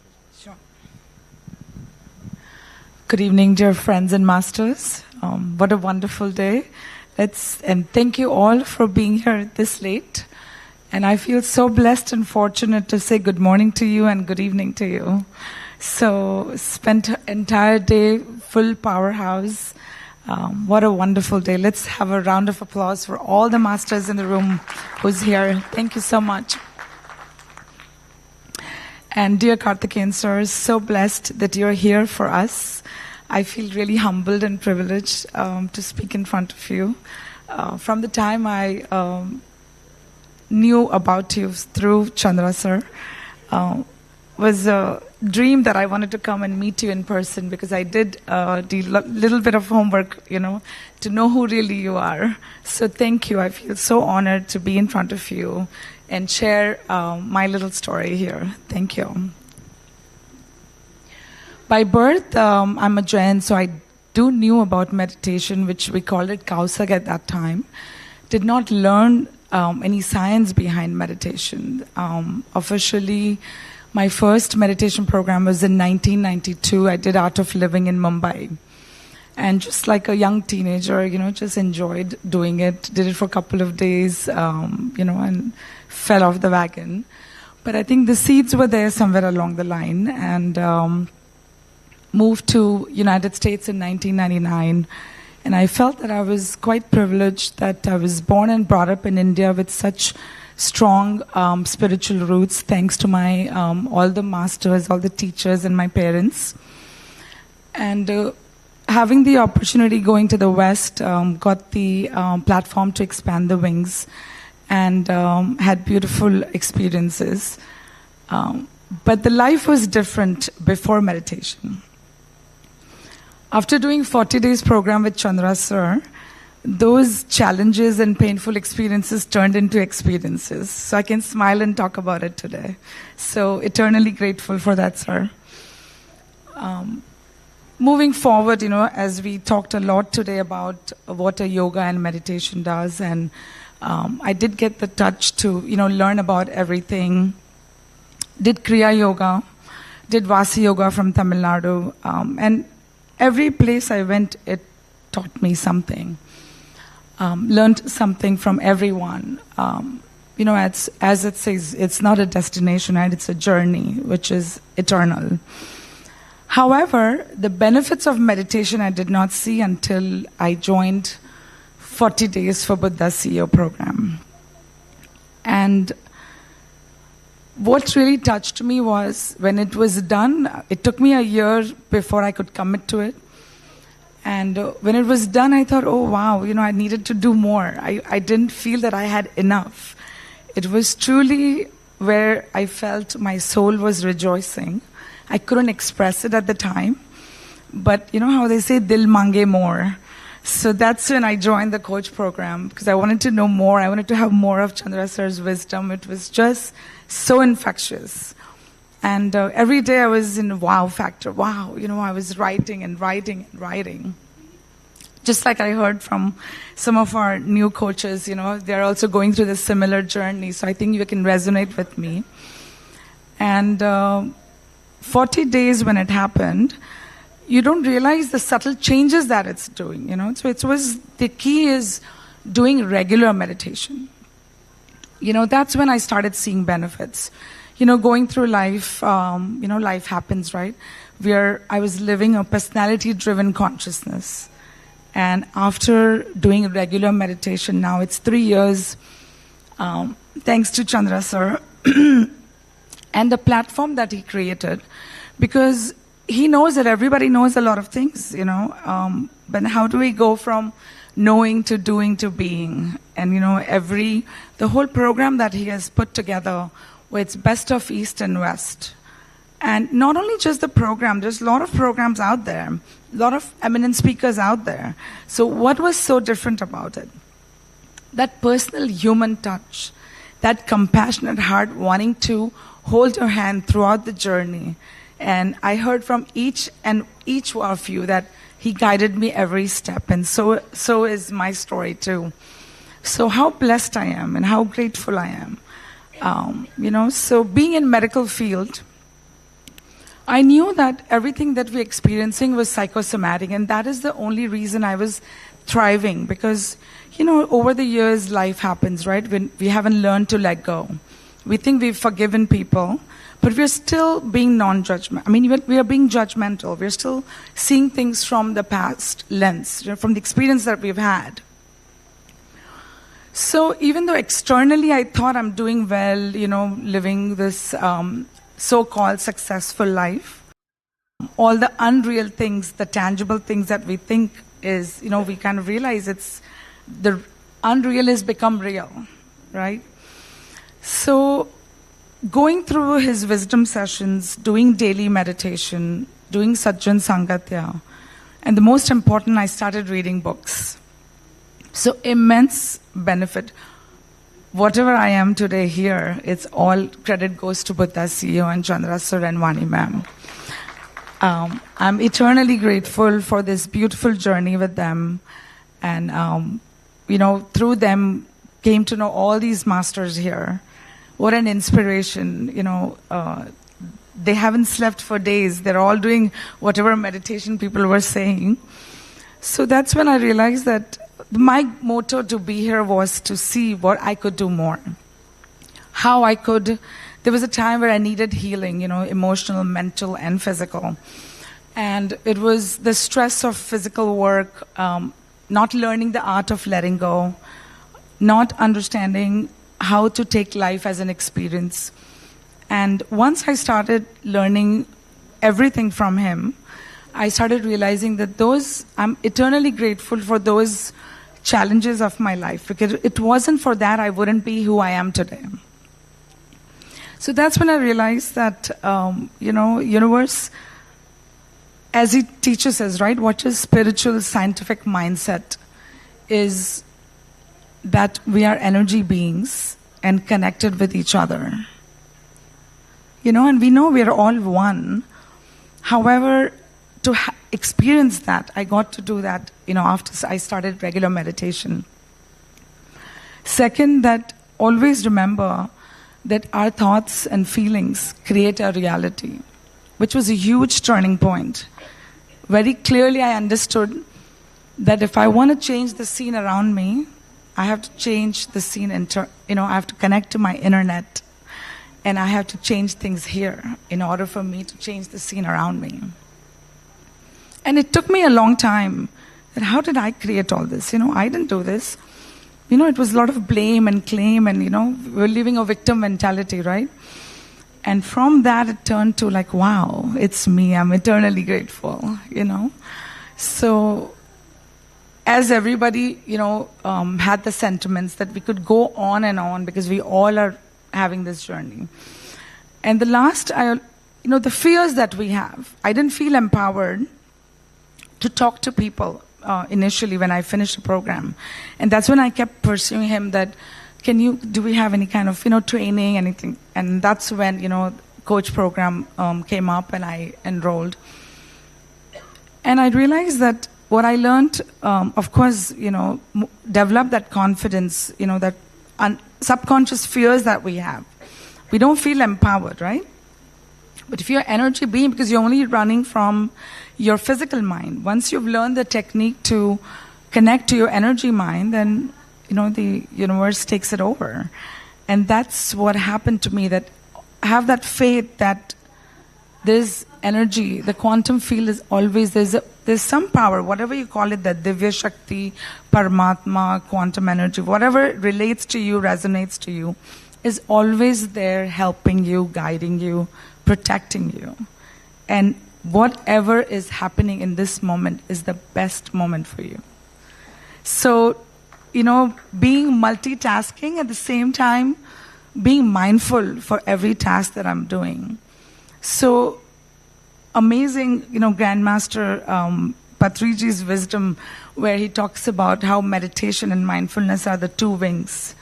So I was so blessed to, expand on this. So with that, my life completely changed. I was clinically depressed. I was prescribed anti-depressant, which I didn't want to fix it with a pill. So even though, I took counseling, and that immensely helped, because I think you're not self-aware. When you are the provider, you're talking to patients. Very soon I realized that I'm pouring from an empty cup. Being a mother, being a daughter-in-law, being a daughter, you take all these beautiful roles, and I was doing it very lovingly without realizing that I had lost my own zest of life. I wasn't waking up to the happiness. Every night I was crying.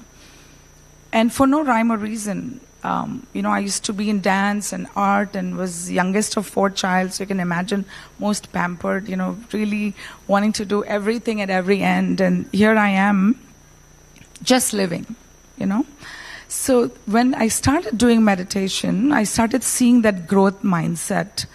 I realized that I feel so grounded, so amazing. I started smiling without any reason.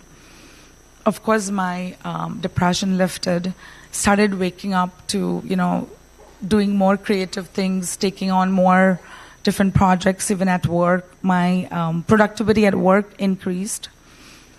And, we do a lot of things because we know we've become a smart human being, that we know what to say intelligently. But to mean it, our thoughts, words, and deeds, if we take care of our thoughts and words, actions automatically is in alignment. So understood what it is to master the mind. The 4 agreements truly changed my life. How I can be impeccable with my words. How important each thought and each word is. So I learned the science behind it and just fell in love with the whole thing, and eternally grateful. So doing a lot more things and truly grateful to all the masters who supports every way, including Ramesh sir and Apurva, who brought us to this platform. So eternally grateful for crossing path with such amazing souls, and looking forward to expand with you. I could go on and on, but keeping time in mind, I will pass it on to you, sir. Thank you.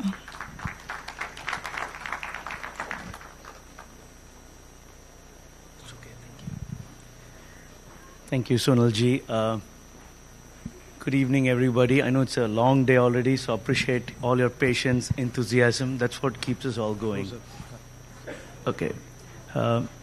First of all, before I get going, I want to express my deepest gratitude to Brahmashi Patriji, Karthikeyan sir, Chandra sir, Vani ma'am, all the Buddha CEO and PSSM community, your family. It's been a wonderful journey working with everybody, learning more and sharing our experiences. A little bit about myself. Been in corporate US for last 25 years. It's just run, just like in India, right? You're going seeking one goal after another, whether it's material or finishing a project or a deadline. So it's been that. And that's trained me to actually leverage my strength of being operationally excellence and put it into more of a workaholic mode. So that's going on. So then pandemic came. So at that time, the company I was in, the organization, I was not too happy with that. And then because of the pandemic, I had this ignominious responsibility of laying off a lot of people. At that time, I was really down. I was wondering, like, what's going on here? What's going on around? Why am I have to do all of this? All of these doubts, thoughts came to me. At that time, my wife said, hey, there is this online meditation class. Why don't you just join it? It's online. And I'm like, no, I'm not into meditation. I'm not into all this spirituality. And she signed me up. So I didn't have a choice. I had to go and attend this Buddha CEO session. It's a 40-day session. And she told me, attend the first 2 days. If you don't like it, you can drop off. That was our agreement. Boy, that changed my life. So I would say, before attending the meditation sessions, the Buddha CEO and a post, that's kind of how I would break my life. Before that, I was just, like I mentioned, a goal-oriented person. But since meditation, I've become more of a purpose-driven life, leading a purpose-driven life. I'll give you some examples.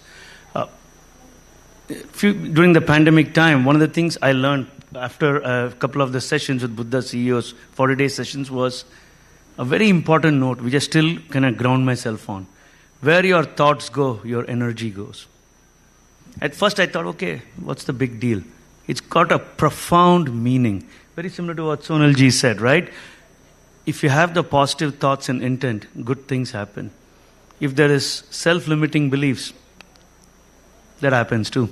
And that's what I was getting caught up on. I had this excuse, not a good boss, not a good peer, not a good industry, not a good company. And this can go on and on and on. Since then, I've changed my own outlook in life. And it's changed immensely. In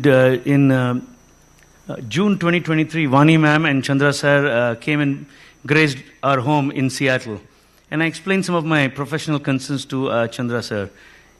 I remember that day, we just locked ourselves in the study for 20 minutes. And he just made me rethink some of the things he thought in all the 40-day sessions. Just gave me a little bit of a reminder.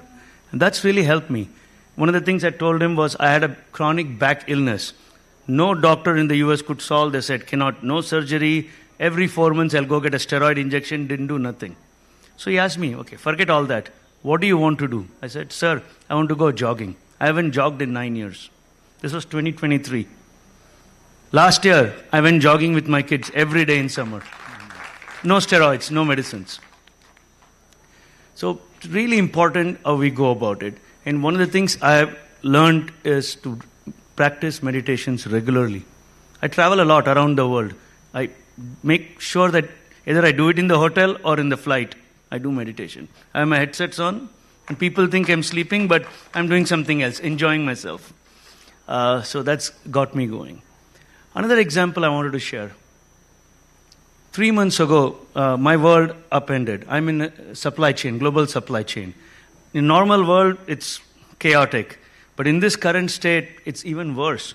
There's geopolitical situations, old order changes going on around the world, wars, if you've noticed, tariffs coming up from the Trump administration now. All this chaos has been affecting my work in the last 3 months. But I made one intent. On 21st February, I will be here in New Delhi. 3 weeks ago, there was some chaos and my boss said, hey, I need you here in Seattle. We have got some tariff things. We may have to go to a local congress. I told him, I'll be there till certain time. On 18th, I'm going to take a trip to India. It's personal then. Simple.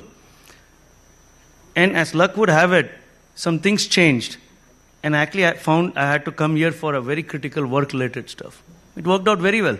Worked out really well. It's how the universe changes things.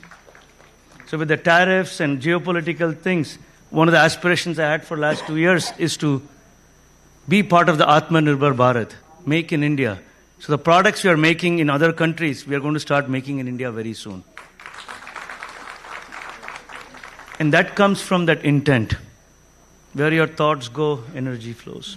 So I'm seeing this play out again and again. See, many, many times, small and big. So really happy, very, very thrilled and very, very humbled to be part of this wonderful organization.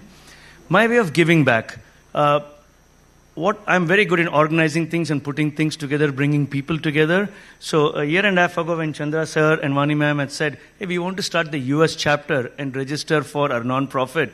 Working with like-minded folks like Ramesh and Sridevi ma'am, we actually ended up creating a non-profit organization in the US. It's an amazing progress for all of us. And it allows us to actually spread meditation even more in US, both to individuals as well as corporate America. So very happy to continue that journey. And then our aim is to finally end up going to much more bigger organizations like United Nations, as well as go to the top 5 or top 10 Fortune 500 companies and be able to showcase meditation there for corporate America. Again, in conclusion, I'm just thrilled, and it's a privilege to be here among all the esteemed people. Thank you very much. Thank you for hanging in there, patient with all of us here. Look forward to a wonderful conclusion today and a wonderful start tomorrow morning. Thank you. Thank you. We are not letting you go soon, so you can hang around. So thank you very much, Sonal Madam. We heard how whatever changes in the inner also changes the outer, right? And if you want to change the outer, it's through the inner, not necessarily through the outer. And then Karthik sir's manifestation in terms of how the universe helps when you're aligned, right? When you don't worry about things. He wanted to be here and magic happened. Maybe that's why Trump came. Okay. So now let's move on to Pia Singh ji. And before I move on, ma'am, I want to talk about one of the books that Brahmarshi Patriji used to recommend to all of us was Autobiography of Yogi. And if you look at, I'm sure a lot of them have read, a lot of us in the Paces movement have read the English version. It's been translated to multiple local languages, Telugu, Tamil, and pretty much everyone would have read the book. And as part of Buddha CEO Quantum Foundation, we have book clubs where we talk about that book as well. And for most of us, that's been an enlightening book. It's been the mind turner for a lot of us. And to all of you, Pia Singh ji is one of the key persons, the leaders of the Paramhansa Yogananda Foundation and globally and in India, amongst a lot of other things ma'am does. So now let us hear her experience and wisdom. Please go ahead, ma'am. Thank you. Well, thank you so much. It's such a pleasure to be here. And apologies for keeping everyone so late in the evening. I saw Karthikeyanji's coffee coming and I was feeling very guilty. so very sorry about that. But really, I want to first begin by congratulating everyone from Pyramid Foundation to Buddha CEO Foundation, of course, Karthikeyanji, for really putting this event together. I don't think something like this has ever happened, and I think what this will do for meditation and world consciousness is something we can't even comprehend. On this size, this scale, this carefully curated group of speakers, I think really congratulations to all involved. I'll begin by saying that just what you said, really, I have been in the corporate world for over 35 years, and that was my world. And one part of my world is still that. And in 2008, I read the autobiography of a yogi. So I do a lot of Himalayan trekking, and I was on a trek, very high altitude in Uttarakhand, and I took this book with me, more as an intellectual curiosity. I mean, I had a very different life, but I was always an avid intellectual explorer, I would say. And I stayed awake the whole night. I couldn't put the book down. And I said, I have to learn what they're talking about. And there was a phone number at the back of the book. So when I came back to Delhi, I called that number.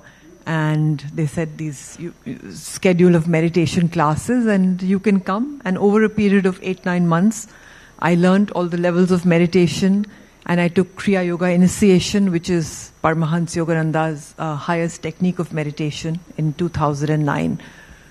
And for me, it was really, there was just a birth and a rebirth. So my life today on a physical plane, I am involved in the corporate world, I'm involved in the non-profit world and the spiritual world. And what I would like to say is that I'll begin by something that Paramahansa Yogananda said. He said, by practicing these techniques of yoga, it will give you the ability to stand unshaken amidst the clash of breaking worlds. And that's really what these practices do for us, has done for me, because your circumstances don't change, you change. And it's how you navigate your life, and yoga gives you the techniques to do that.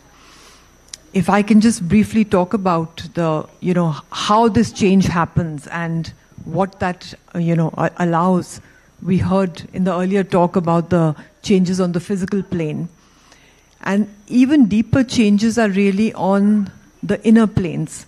Paramahansa Yogananda taught that there are 3 levels of consciousness. There's the subconscious, the storehouse of all past memories, karma, emotions, the conscious level with which I am speaking to you right now, and the superconscious. The superconscious is another word for soul, the divine, God, whatever name by which what we wish to call it. And meditation is, through whichever technique we practice, it is the process of raising energy from the base of the spine to the brain and accessing the superconscious. So we can talk about an expanded state of awareness, we can talk about connecting to God, connecting to soul, leaving our ego behind. And when we are able to do that through good meditation, deeper meditation, we access feelings of peace, love, harmony. We also access the powers of intuition. And that's really the difference between an ordinary person and a genius. So someone like Einstein or other geniuses obviously had the capacity to access their superconscious through however they were able to do it. Maybe they didn't formally practice meditation, but it's the place from where answers come. It's from where genius comes, acts of creativity come. So truth is universal. Truth is not created. It exists. It's our ability to draw it down. And meditation allows us to be in that state where we can access not just feelings of harmony and peace, but solutions to problems, inspiration, creativity, all the answers, all the truth that exists in the universe. Another definition of yoga, a definition of yoga is yoga chitta vritti nirodha. That's how Patanjali's second formsum described yoga. So yoga is the process of neutralizing the vortices of feeling.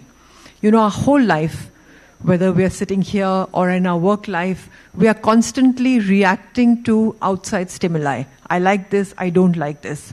What yoga does is it allows us to calm that process, and it allows us to act, not react. And that is an enormous benefit that I have experienced in my life, just calming down the reactivity to outside stimuli. Another thing taken from what you were saying is, another sort of Paramahansa Yogananda's breakthrough teachings, which he speaks about in the autobiography of a yogi. He says that thoughts are things, right? I mean, they control everything. And he says thoughts are universally rooted and not individually generated. So every thought that we have exists in the universe. It is based on our level of consciousness that we attract that thought. So if we are in a higher state of consciousness, even if we are having some problem in our life or problem in our workplace, we will be able to feel peaceful, calm, and thereby attract a solution. But if we are in a lower state of consciousness, even the smallest problem will look like something big, or we'll just be cribbing about nothing, So, and the only way to raise our level of consciousness is through meditation. and then attract the higher quality of thoughts and not be a prisoner of our mind. The last teaching of Paramahansa Yogananda that I'd like to share, and then I'll just, in conclusion, share how it's changed my life. Actually, a cornerstone of his teaching was the principle of magnetism. So what he really shared was that, we are beings of energy. Every cell in our body is made of energy. Einstein said E is equal to mc square. So science also converges on the fact that all matter is made of energy.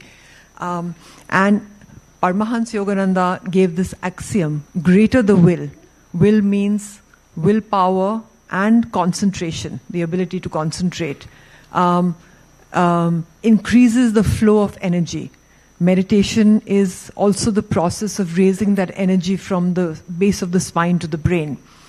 And greater the flow of energy, greater the magnetism.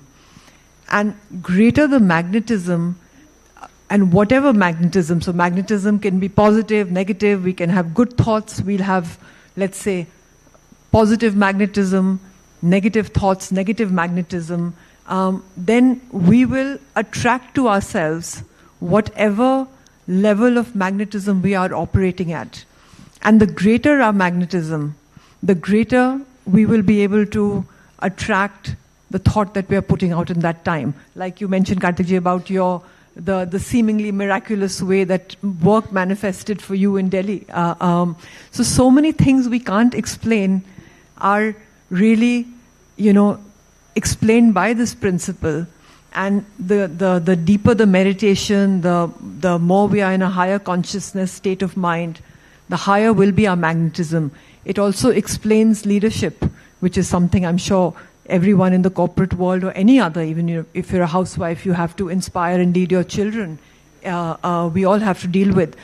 It explains how someone like Mahatma Gandhi, one person, could generate that kind of magnetism where he could inspire a whole nation to, free themselves of British rule.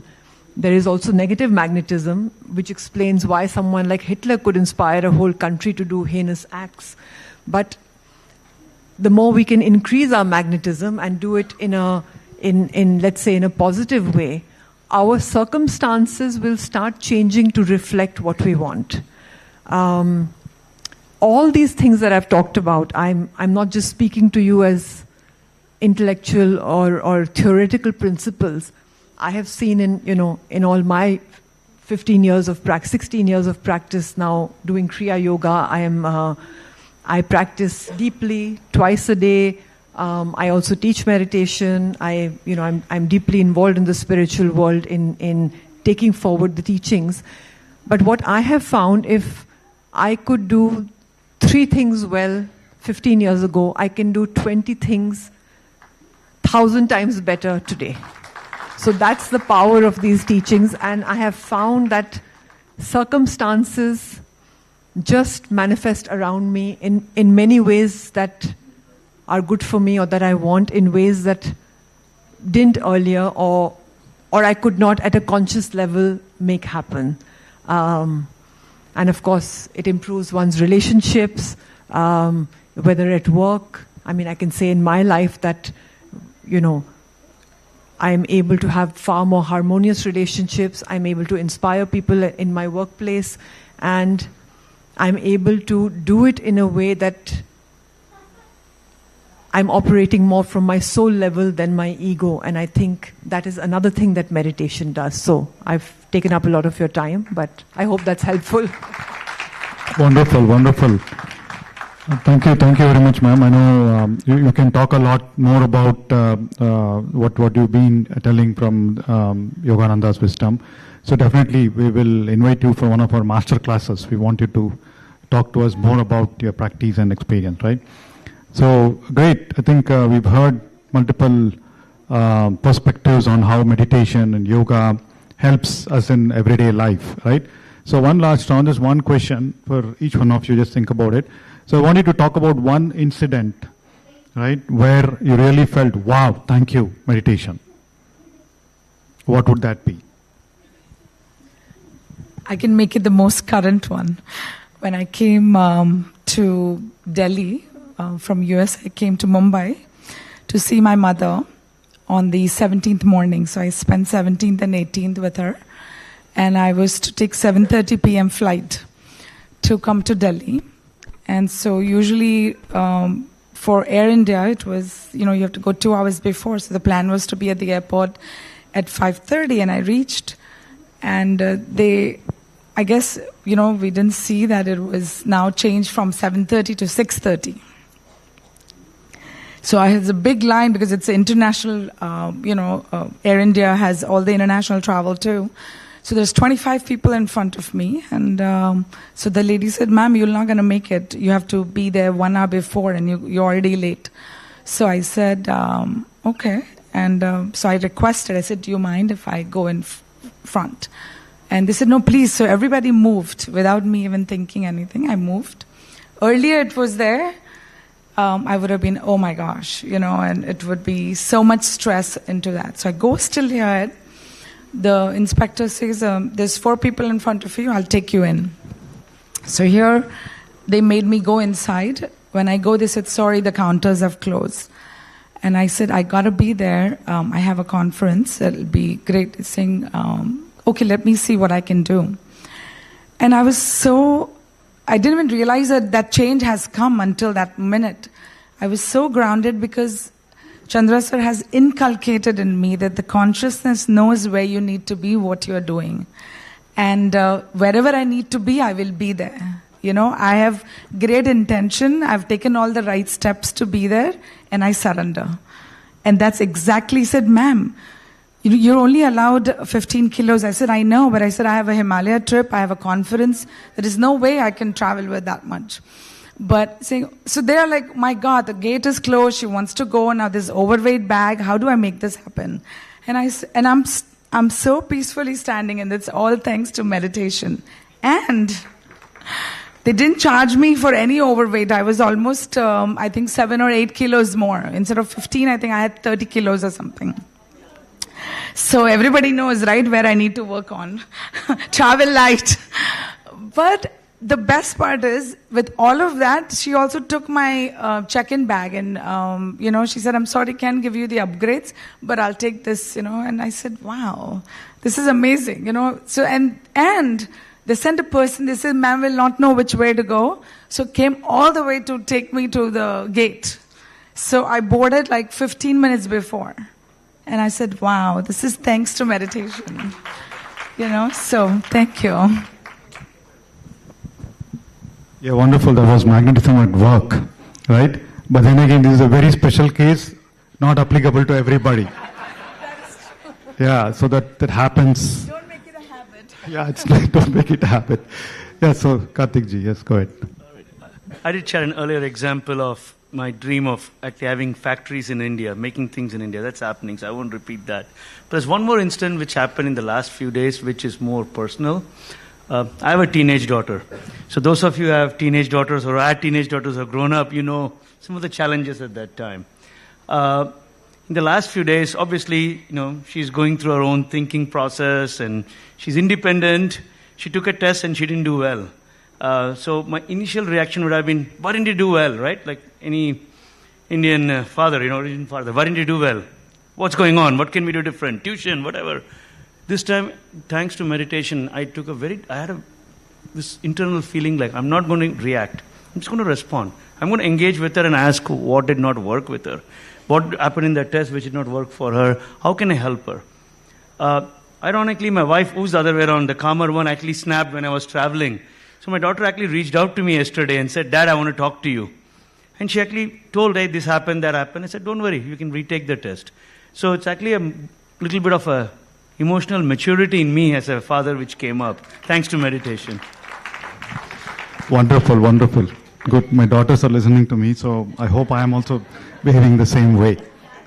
All right, so, ma'am, your experience. While you were both speaking, I was desperately trying to think of some particular incident, and I'm not able to think of anything specific, but I can absolutely relate to so many times where in another way I would have reacted strongly in a work situation or say with my own children, and meditation allowed me to snap that thought pattern or that pattern of, how to say, swinging into a certain inappropriate action at that point in time, and being able to kind of cut that action and stepping back and then reacting with calmness. And but I can, I mean, it may not be as powerful as your examples, but the only thing that's maybe I've just come back from this trip, so it's there in my mind. And you know, I was on a trip kind of in the footsteps of Paramahansa Yogananda, and I'm in the process of trying to make the autobiography for Yogi into a web series. So with the writer and the producer, I had done this whole trip, you know, of over 10, 12 days. And we had the most miraculous experiences on that trip. And I just surrendered on that trip. I said, now, whatever you want, whichever places you want us to go master, in our tradition we call Paramahansa Yogananda master, you open them up. And one thing after the other just manifested, which someone had said earlier, no, they won't let you go here, or this house is shut, including going to Kumbh Mela on the 12th. That was like a big snan day, and everyone had said the traffic will be crazy, you won't make it. Everything was just smooth as clockwork, and it was just, I mean, I went in with the intention saying that, Master, you manifest what is it you want to happen. And I just saw each thing unfolding in that way, which normally would never have happened, you know. But only the process of complete surrender and faith enabled that. So it's just topmost on my mind, so I'm sharing that. Wonderful, wonderful. I'm sure you'll have a lot more. So yes, surrender, acceptance, presence, so all these are the benefits that we get following a path, right? Following a path that all of us want to. And all of us, for most of us, it's around meditation. So really wonderful. So you heard a lot of wisdom, and we've seen how the wisdom is essential for us to live a life of peace and manifestation here. So thank you very much, distinguished panel. I am privileged, honored to be talking to you.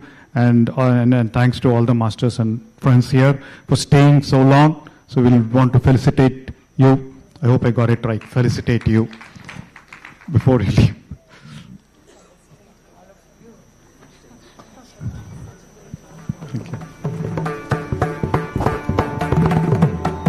Thank you, all the distinguished guests, for the inspiring session with powerful insights. May I call upon Shiv Ratan sir.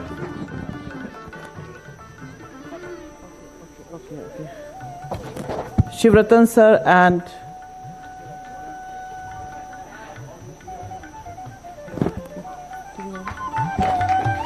yeah.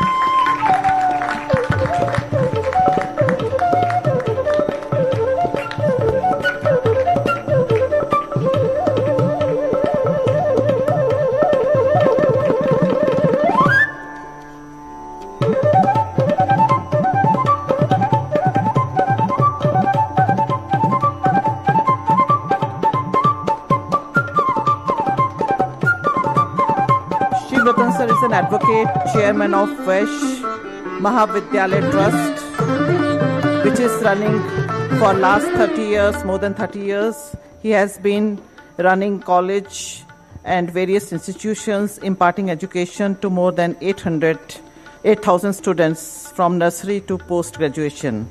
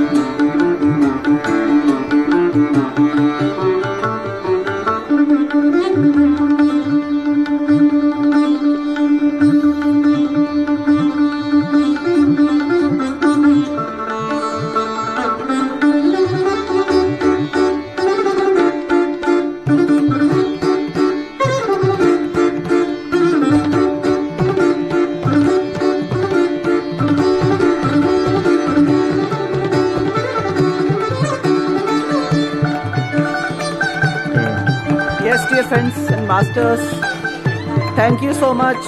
When you focus on the good becomes better. Meditation is a self-exploration journey. Continue to discover yourself, the new you, the vibrant you. Don't fill your life with days. Fill your days with life. And with that, we conclude the session. See you tomorrow at 8 o'clock. Thank you for joining. Thank you, everyone. Okay, 7 a.m. on.